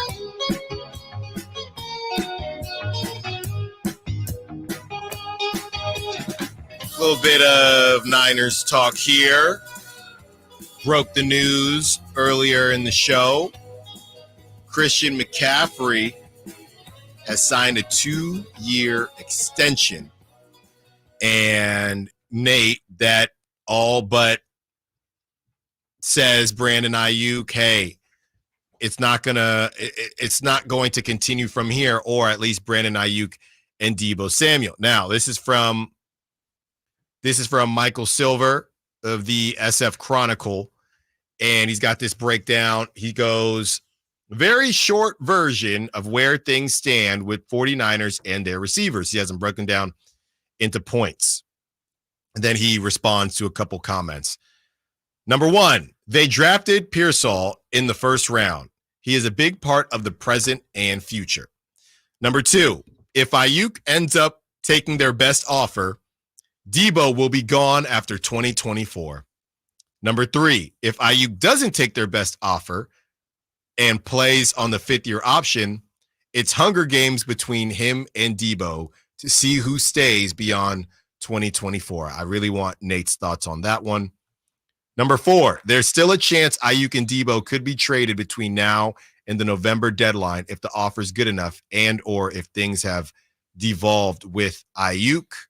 Somebody asks Mike Silver straight up, is there any realistic scenario where Deebo and Ayuk both stay with the team after 2024? Michael Silver simply puts, I don't think so. I don't think so. Somebody responds and says, unless Deebo agrees to a restructure, and Mike Silver does the thumbs up, essentially. So, and I don't know if Deebo is going to do that. Why would he? I mean, they added another receiver. Mm-hmm. They've paid Juwan Jennings. There's only one football. So I think for all intents and purposes, this will be the last season with, if it's that season, because number four, right, there's still a chance one of them could be traded, but at best, this is the last season with Ayuk and Deebo. Yeah, man, and I mean, I think this is kind of the price of doing business when you have so many mouths that you kind of have to feed, and you got your a stacked defense and a stacked offense. I mean, this is why we talked about the window, right? Like, I know. I think the Niners last year tried to downplay that there is a window and all this talk, that they can keep this thing going for a while. But I just think logistically it's tough. When you have a really good team, it's the disease of more. Everybody feels like they want a piece of the pie. Everyone feels like, hey, Dre Greenlaw is going to say, hey, you guys were playing well in the Super Bowl, and then I go down and things kind of start to slide from there. I feel like I deserve my recognition. And this is why it's so tough to keep in any sport, basketball, football. It's tough to keep these guys together because everyone eventually has to get their piece of the pie. And I think that's really all this case is just, man, like at some point the money does run out. The Niners have been better than really probably anybody I've ever seen in football in managing their cap and being able to have all these guys on their team and then still somehow have the most cap space of any team in the NFL during last season. So, it's a hat tip to them, but at some point,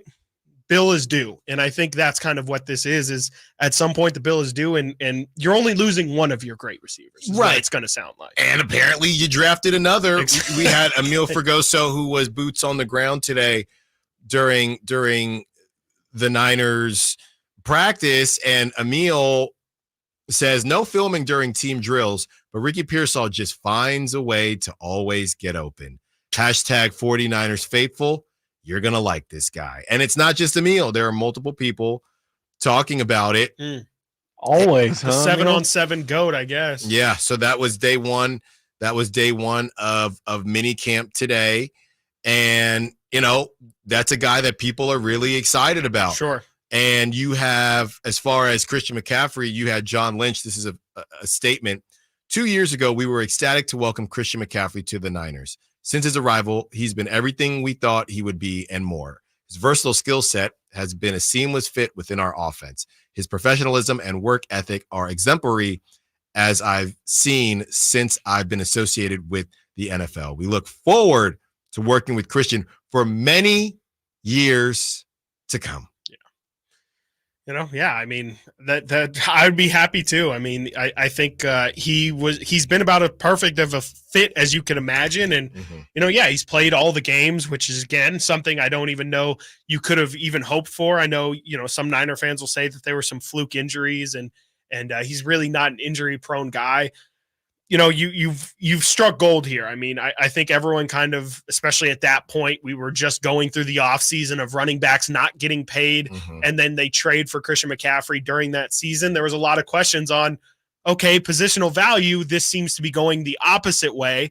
And, the Niners, as they've done so many times, prove people wrong, prove that you really couldn't have made a better decision. That was honestly, I mean, you could argue it was a discount for Christian McCaffrey. Right. The fact that they didn't have to give up anything too crazy, anything too damaging to get, Christian McCaffrey's top 3 offensive weapons in football, and he's not 3. So, absolutely.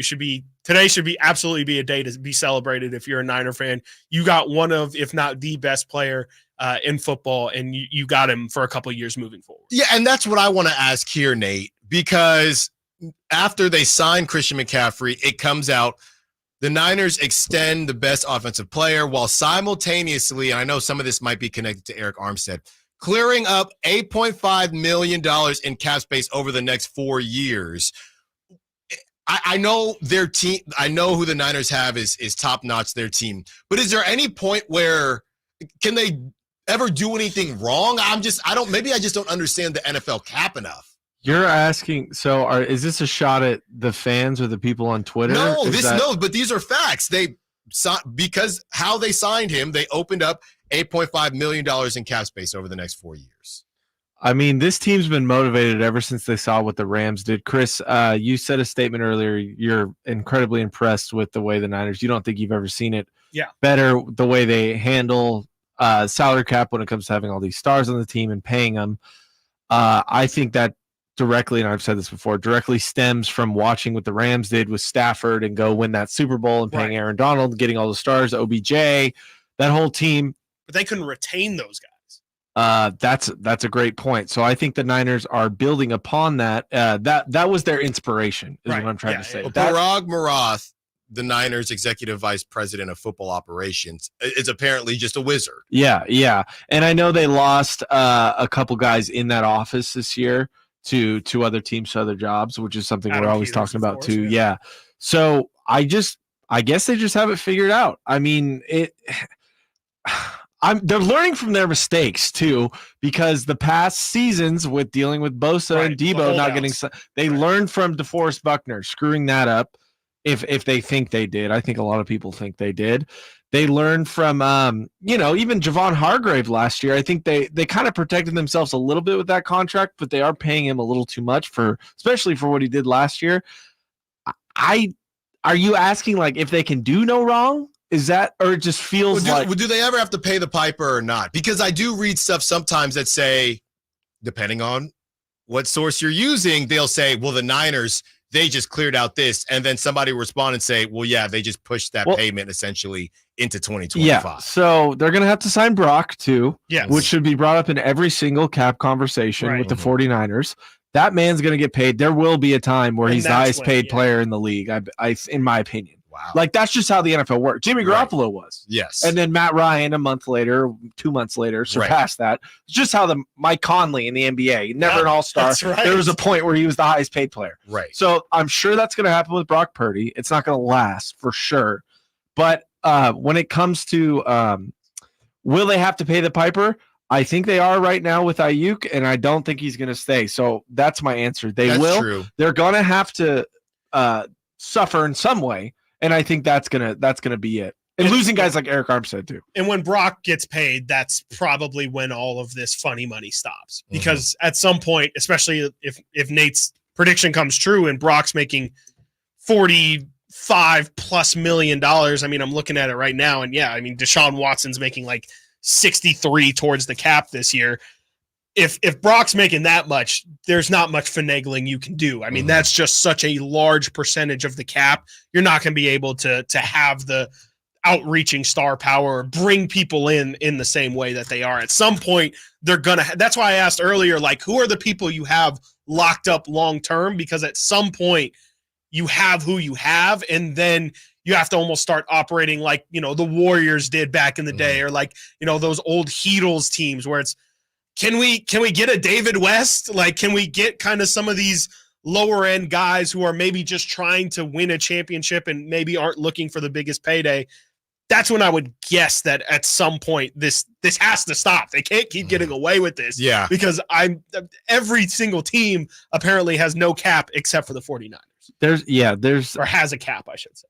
I think there's going to be a lot of 1-year deals coming in. A lot of vet minimums, Right. 1-year deals, guys they can plug and play in places that you'll be like, oh, this dude's a Niner? What? How does that happen? I mean, honestly, they kind of did that with Deion Sanders in the 90s. Yeah. I wasn't even alive then, but from what I understand, Deion goes from Atlanta to the Niners for 1 year. They win a Super Bowl. Right. And he goes on to Dallas. He was on a short He's a contract. mercenary. OBJ's kind of been that for a bunch of teams. sure. So it's just what it is. Coming up next, a former Niners QB is starting to ball in his next location. Hopefully. Also, JaVale McGee speaks on Caitlin Clark and her teammates. How does it connect back to the Kings? Stiles and Watkins, Sactown Sports. Kevin Herter plays here. It's Herter. He's been hot. He fires. He's still hot. Kevin Herter from downtown has a 15-point first quarter. Sactown Sports is your proud home of the Sacramento Kings. I'm Craig Ashton of the injury law firm of Ashton and Price. Whether you've been injured on a bicycle, as a pedestrian in a slip and fall, auto, Uber, Lyft, or big rig accident, you need Ashton and Price in your corner. When you call Ashton and Price, there's no chatbot telling you to hit 3 for accounting. You're greeted by a real-life person who will immediately transfer you to an experienced attorney. The consultation's free, and there's never a fee until you win. Remember, for the best advice, don't think twice. Call Ashton and Price. Sacramento, Dirk Bentley is coming to town. Hey, y'all, this is Dirk Bentley. Saturday, September 28th at Heart Health Park at Cal Expo for Country in the Park, too. And he's bringing some friends. This is Farmerly. Take my hand, let me make you mine. Paige Dasha, Kelsey Hart, and more. Saturday, September 28th at Heart Health Park at Cal Expo. Get your tickets before they sell out at CITPFest.com. Brought to you by Coors Light. Want the best movie experience in town? Join Sactown Sports IMAX Pass by visiting SactownSports.com. Sign up today. You can win tickets to see this week's films at the Esquire IMAX Theater. Jerry and Kenny here. When you call Bell Brothers for an AC tune-up, repair, or replacement, let me tell you what you can expect. Clean. Our technicians will show up in a company truck that's clean inside and out. They'll be wearing a clean uniform and ring your doorbell with clean hands. The technician will be clean cut, background checked, drug tested, and trustworthy to enter your home. They'll put on clean shoe covers and put down drop cloths in all work areas. That's right, to make sure your home stays clean. And when the work is complete, they'll tidy up and leave the work area cleaner than they found it. Call us neat freaks. Call us spick and span. Call us tidy, pristine, and immaculate. But whatever you do, call Bell Brothers for an AC tune-up and repairs, because with us, you can count on it being clean. Call us at 916-444-1234 or find us online at thenosurpriseguys.com. The No Surprise Guys, Bell Brothers. I remember as if it were yesterday. I reached down to move a nightstand and was astonished at the weight of the piece. Hi, this is Frank LaRosa with a word about Naturewood Home Furnishings. At that moment, I instantly recognized the difference between Naturewood's quality furniture that will last a lifetime versus lesser quality furniture found elsewhere. Now, I suppose there's a huge difference in what you'd put in your first apartment and what you would live with in the comfort of your own home. Right now, Naturewood Home Furnishings Made in USA sale is a great time to fill your home with solid, superior quality furniture to reflect your own love for life. With brands like Sam Moore, Stanton, Stickley, Hilltop Hickory, Simply Amish, and many more, Naturewood Home Furnishings has tables, chairs, couches, and, yes, nightstands, and more at their Made in USA sale. Find furniture that will be with you forever. Naturewood Home Furnishings, off Highway 50 at Hazel. Look for the water wheel. Be listening to Sactown Sports each Friday morning for the Rivercats Weekend Report with team updates and everything you'll want to know about the next exciting Rivercats homestand. Let's go, Rivercats!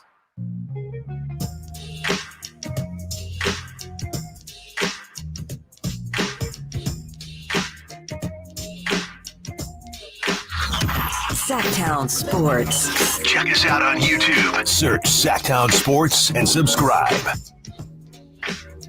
It is time. You know him, you love him. America's sweetheart, David Spade, returns. Grown up. To Sacramento for a night of nonstop laughs. Of course, Sactown Sports wants you in the building. All you have to do is hit up the Folsom Lake Honda hotline right now. Nate, looking for caller number 5, De'Aaron Fox. Caller number 5, De'Aaron Fox, your leader to score that pair of tickets. Check out David Spade at Hard Rock Live on November 22nd, courtesy of Live Nation. For more information, visit SactownSports.com, 916-339-1140, 916-339-1140, 916-339-1140. Looking for caller number 5 to see David Spade at Hard Rock Live on November 22nd, courtesy of Live Nation. I'm looking at this Jack and Jill clip that Nate was talking about earlier, Kings Lakers. For the jump ball, which is kind of all you see, you get DeMarcus Cousins, Omri Caspi, and I think Tyreek Evans. I think I've seen Bano in there too. I think, okay, Bano might be in there. You also see DeMarcus is jumping against Andrew Bynum. You have Ron Artest at the bottom of the screen, and then Kobe on the on side. So what is there's this? That. Jack and Jill, the movie that he was talking about. It's the worst Sandler. green screen you'll ever see when you watch that scene. It's terrible. Yeah, David Spade is not in that. Actually, not that I see. Yeah, I don't remember actually. But yeah, so there you go. DeMarcus Cousins, Omri Caspi, Tyreek Evans against Andrew Bynum, Ron Artest, and Kobe Bryant. What a time. Calls are coming in. Looks like Nate has his winner. Thank you for everyone that participated. Nate is taking the information down now. So shout out to that winner. You will have more opportunities throughout the week to see David Spade. We'll see. We'll see. Yeah, we'll see how those go. Definitely. I hear.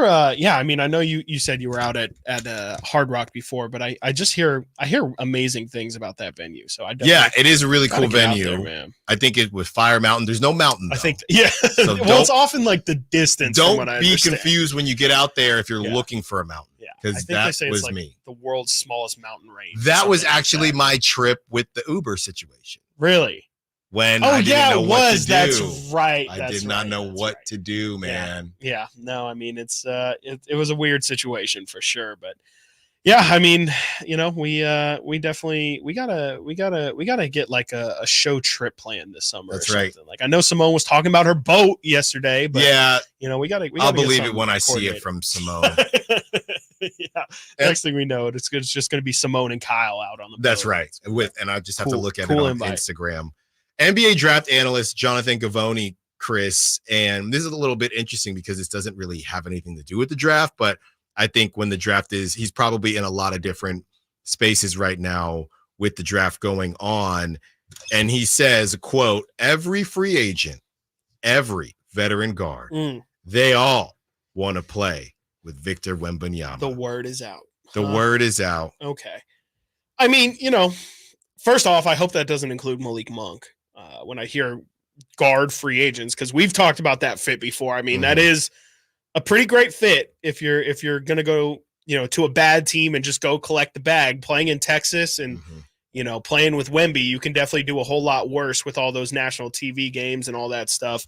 It's not a bad idea, but I think it's it's kind of what we were talking about earlier too, when we talk about markets and players making decisions and who is passed over the Kings in terms of free agent priority list. I mean, it is, when you see reports like that, I don't know how true it is. Who knows if he talked to 2 free agents who are considering San Antonio, and so he just runs with the report. Right. I mean, there's no real put a name on it. Backing to this. Yeah. Is it Tyus Jones? Like, who are these free Trey agent Jones already there? Yeah, exactly. Actually, I didn't even think about that. That's crazy. So like, I mean, it makes sense. I forget young, like if I'm Chris Paul and we know Chris Paul's contract situation is whatever it is, what 30 mil for this year, right? And but there's the word is an opt out. Yeah, it was something. Yeah, it's they can cut the money or they can cut him or something like that. Like, that's a situation where if I'm a guy like Chris Paul, if I'm, I think Kyle Lowry is going to be a free agent. If I'm older, I'm looking at that situation. I mean, of course, from San Antonio's perspective, they want to build, have the player next to Wemby on the marquee. Who's going to be the guy that we grow with Wemby and learns how everything Wemby likes to do. But honestly, I would say that getting a veteran guy in there would do you a lot better. I think somebody who already knows, has already had experience. Again, I think Chris Paul's the perfect example, so I'll just non-guaranteed. Fully guaranteed on June 28th, which I guess means it's coming up that they have to move Chris Paul by then before June 28th. Interesting.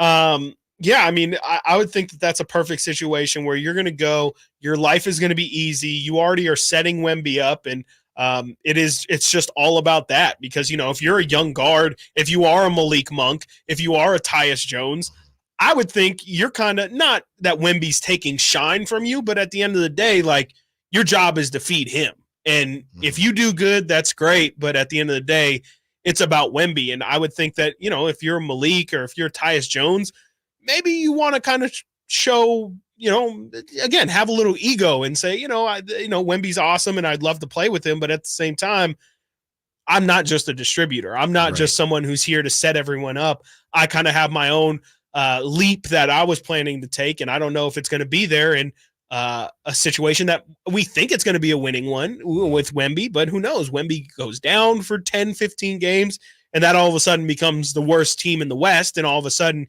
you signed a 4-year deal, and you're starting to look around, and of course Wemby's still going to be there, but you just wonder if maybe that was the wrong situation for you. So it feels a little premature is more where I'm getting at. If you think it's a little early to go in on the everybody can't wait to go play with Wemby train, just feels like maybe we should see a year or two of Wemby actually like in the play-in situation, hovering around the playoffs. Then I think there's going to be a massive swarm, but still feels like it's a little early, and him and that Spurs team still kind of need a little bit more growing before they're ready to kind of start to take the league over here. All right, I'll give you your opportunity now. Yes.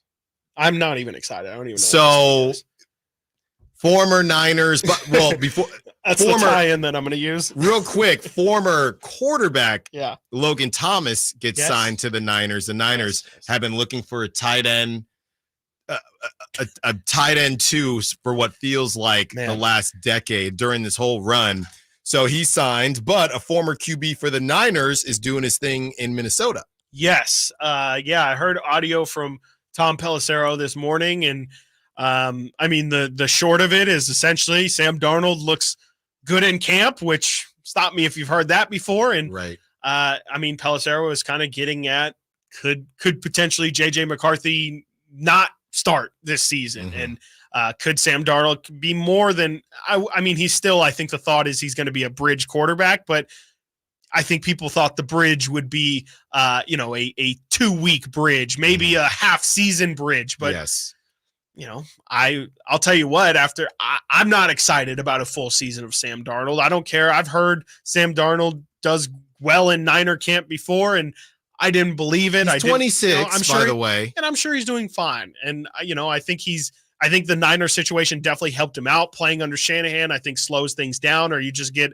a better understanding of what you need to do, what is required of you of a quarterback. But, I'm sorry. I'm still somebody who's hesitant to go in on Baker Mayfield has already rejuvenated his career. I will push back on that. So I'm not going to be the one to champion Sam Darnold quite yet.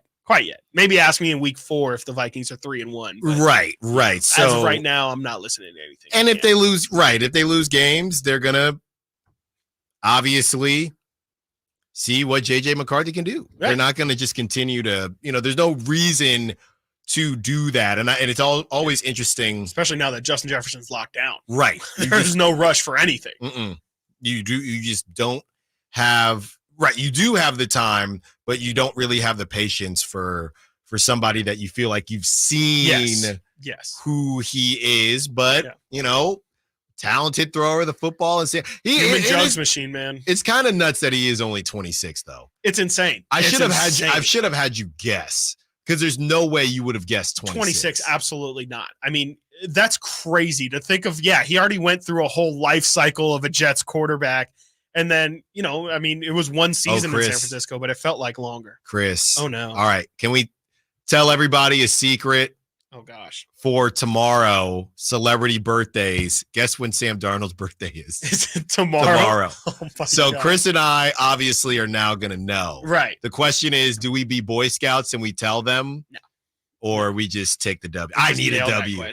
I need a W too. We just nail it, and then just. The question is, will Chris cook it and let me be the victor by myself? Yeah, sure, I will. Or I honestly will probably forget. To be honest, I'm 99% sure I'm going to forget by the time we even do celebrity birthday. Sam wants to have a conversation before we get to the other side, before we get to crosstalk. Probably last call of the day goes to Sam. I don't think it's Sam Darnold, though. 916-339-1140. Sam wants to be a part of the Chris Paul conversation. Hey. What's up, Sam? What you got for us? Well, hey, this is Sam. Well, number one, not even one. That whoever mentioned Chris Paul is absolutely the best pick that San Antonio could have a guy like Paul going down there, because throughout his career, he's going to have having guards going to be feeding him the ball, setting him up, setting up the rotations. And what a better guy than Chris Paul to go down there for 1 year and give him all the knowledge of what's going to happen to him in his career. Yeah, no, thanks for the call, Sam. I think that would be great. We're just trying to figure out what that non-guaranteed with the Warriors. The question is, would the Spurs want to pay Chris Paul $30 million to do that? Yeah, I mean, maybe they're in a situation where they don't care because it's priceless, right? Like if you can get a guy who can set up Wemby and you can make Wemby's life easier, and kind of like what Sam was saying, like even if it is the mentorship of like teaching him, hey, dude, I played with Tyson Chandler, who, of course, you're Wemby and Tyson Chandler is a whole different animal, but these are ways that you can get easy buckets. Blake Griffin, all these high flyers, guys who played above the rim, which Wemby, even if he has credit card hops, will always play above the rim. I think those are really important things, valuable things. Chris Paul, I'm sure, can tell him, hey, man, like, if you don't even, you're so tall, you don't have to jump. Like, just get near the rim, and I'll show you all the different ways in which you can score. I can't think of a more perfect person than Chris Paul. And, Chris Paul and Greg Popovich together, too. Like, those are two minds that, you cook those two together, you put them in a room. I mean, you're going to get something good out of it. Coming up next, Crosstalk with the Drive Guys. Stiles and Watkins, Sactown Sports. Subscribe to Sactown Sports on YouTube and watch the Carmichael Dave Show with Jason Ross, Stiles and Watkins, and the Drive Guys. Live Monday through Friday from 6 to 6. Plus view archive shows and exclusive content. Subscribe at youtube.com/Sactown Sports.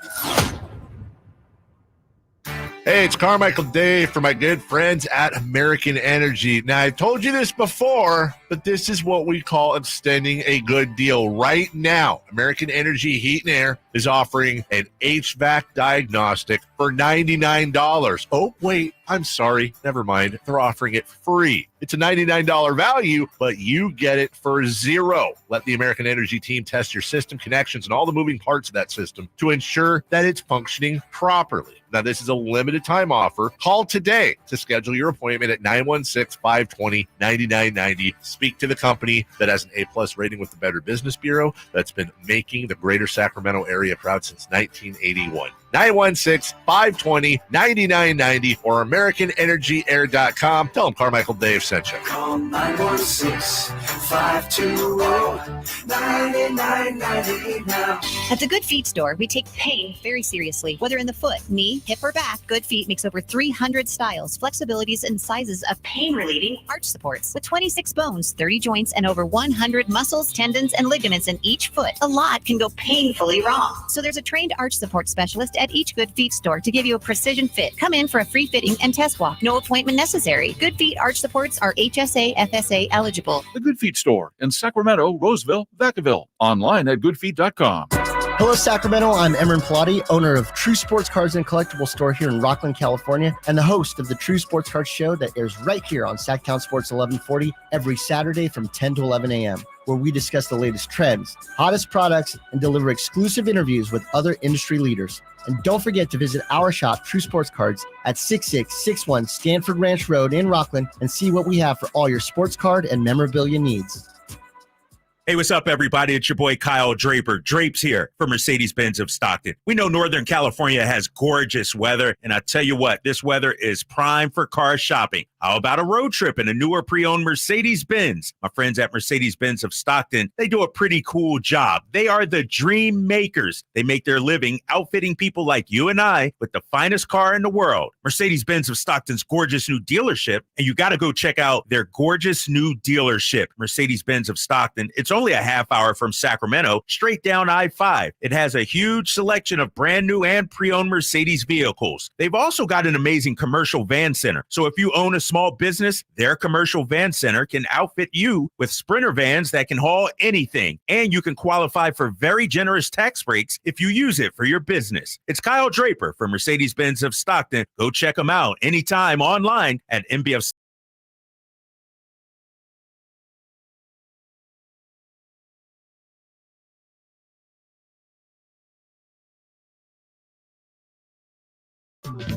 Sactown Sports. Call or text at 916-339-1140. Whitey Gleason in the building. We are about to get into his big takeaways from the JaVale McGee interview, which was great job, Whitey. Nicely done. Quickly, though, Whitey, I did need to tell you because, I played baseball. My wife played I knew softball. that. You didn't have to tell me you played baseball. I'm telling you anyway. Like 7 times a day. So Oklahoma, they are going the Women's College World Series is going on. Softball. Yeah. Oklahoma is going for their 4th consecutive title. Mm-hmm. They are on the ropes. Well, they were on the ropes, and now it's tie game going into the bottom of the last inning. And 4 in a row. I may or may not at this moment be considering a lucrative offer to join a softball team that represents this station. Huh. What are you talking about? You don't be upset. It's something that just broke this afternoon, apparently. There may or may not be a team that is being assembled as we speak. Wow.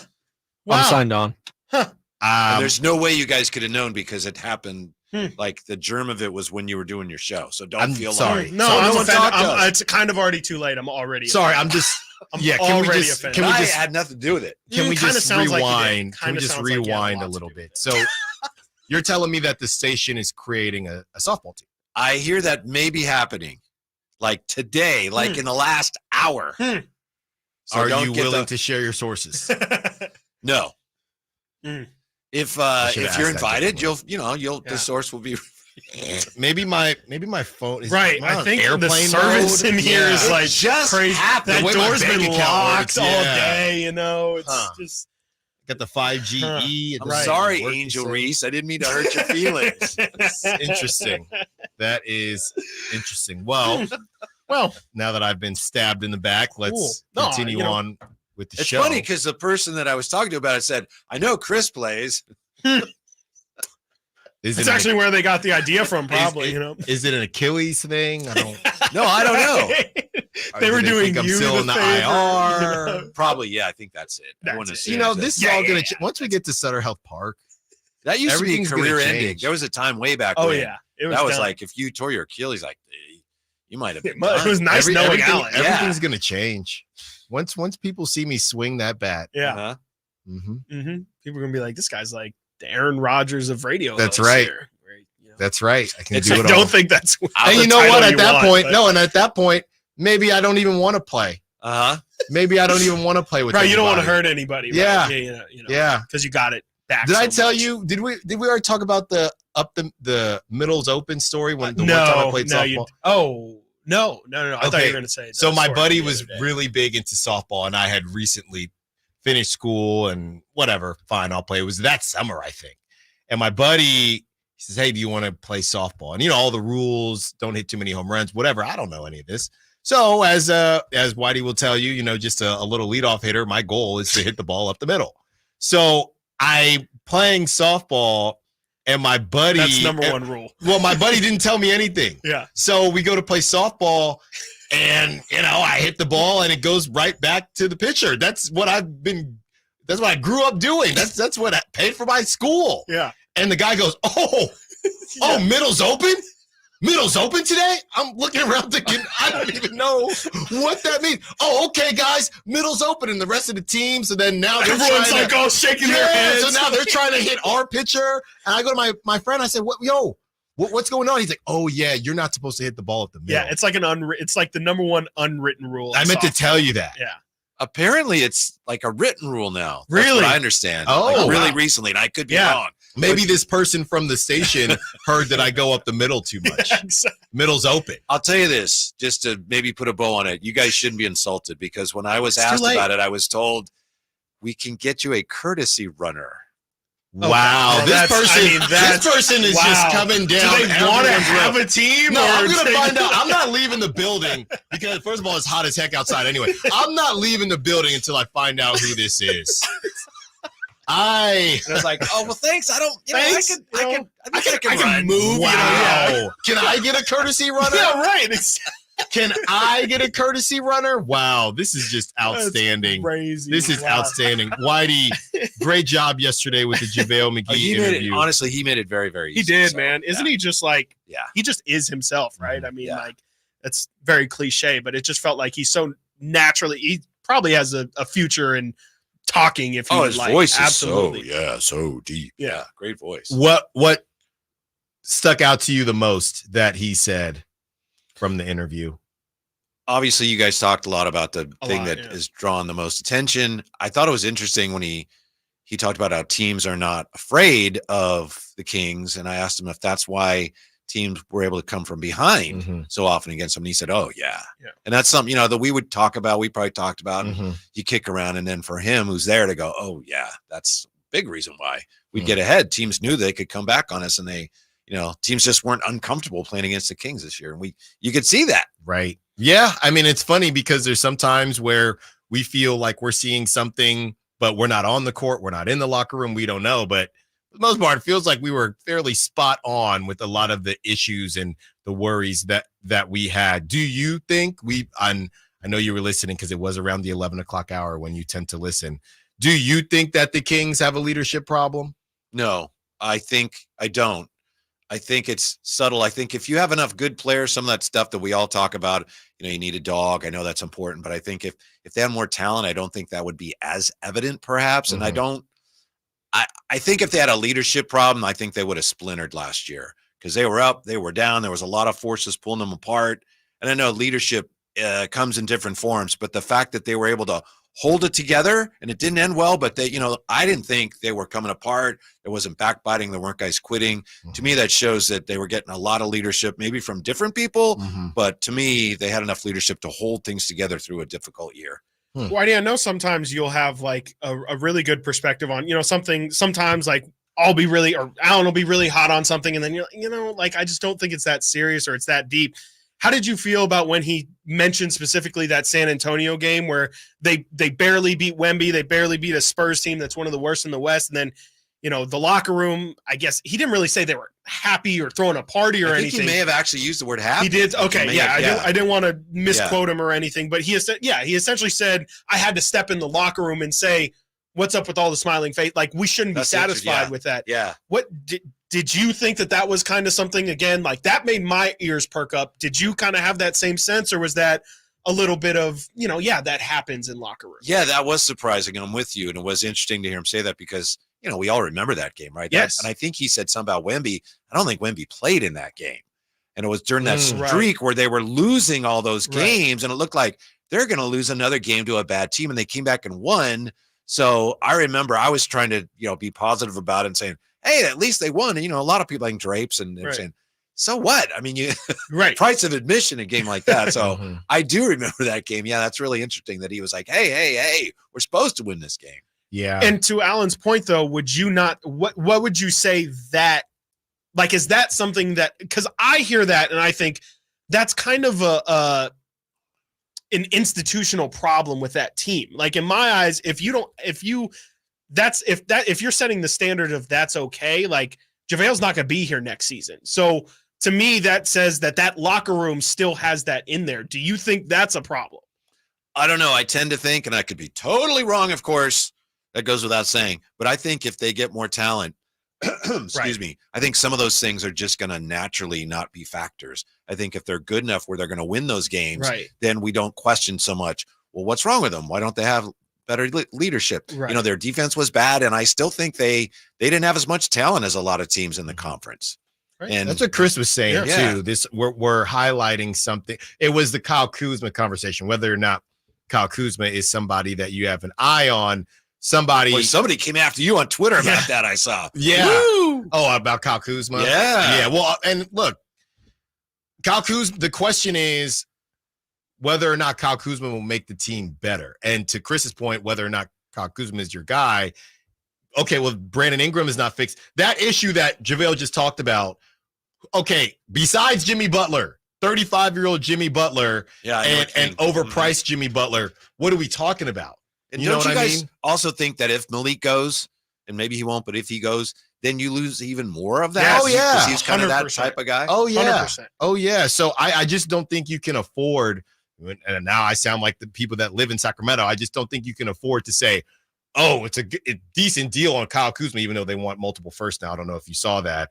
Oh, yeah, but that's not the type of guy. I think Sacramento it's confusing sometimes, and Kings fans are confusing because they'll say how hard it is to get someone, but then try to be very picky about who they want to get. I know. It's tough. I go back and forth. Last year, a lot of these guys that Chris and I were talking about a year ago, I would say, I don't think he's right. I don't think he's right. This year, it's more whoever's going to make you more talented. Right. I'm open to it. Yes. Your standards change. And figure it out. And don't forget, Kyle Kuzma, he's a champion. He knows. That's why he didn't want to go to the Mavericks. All right. Thank you for listening to Stiles and Watkins. Thank you to all the callers, the texters, the Sac Chat. Thank you to Nate, as always. You have the Drive Guys up next with Whitey Gleason and Kyle Draper. Until tomorrow, secure the bag, light the beam. Our first year as the radio home of the San Francisco 49ers is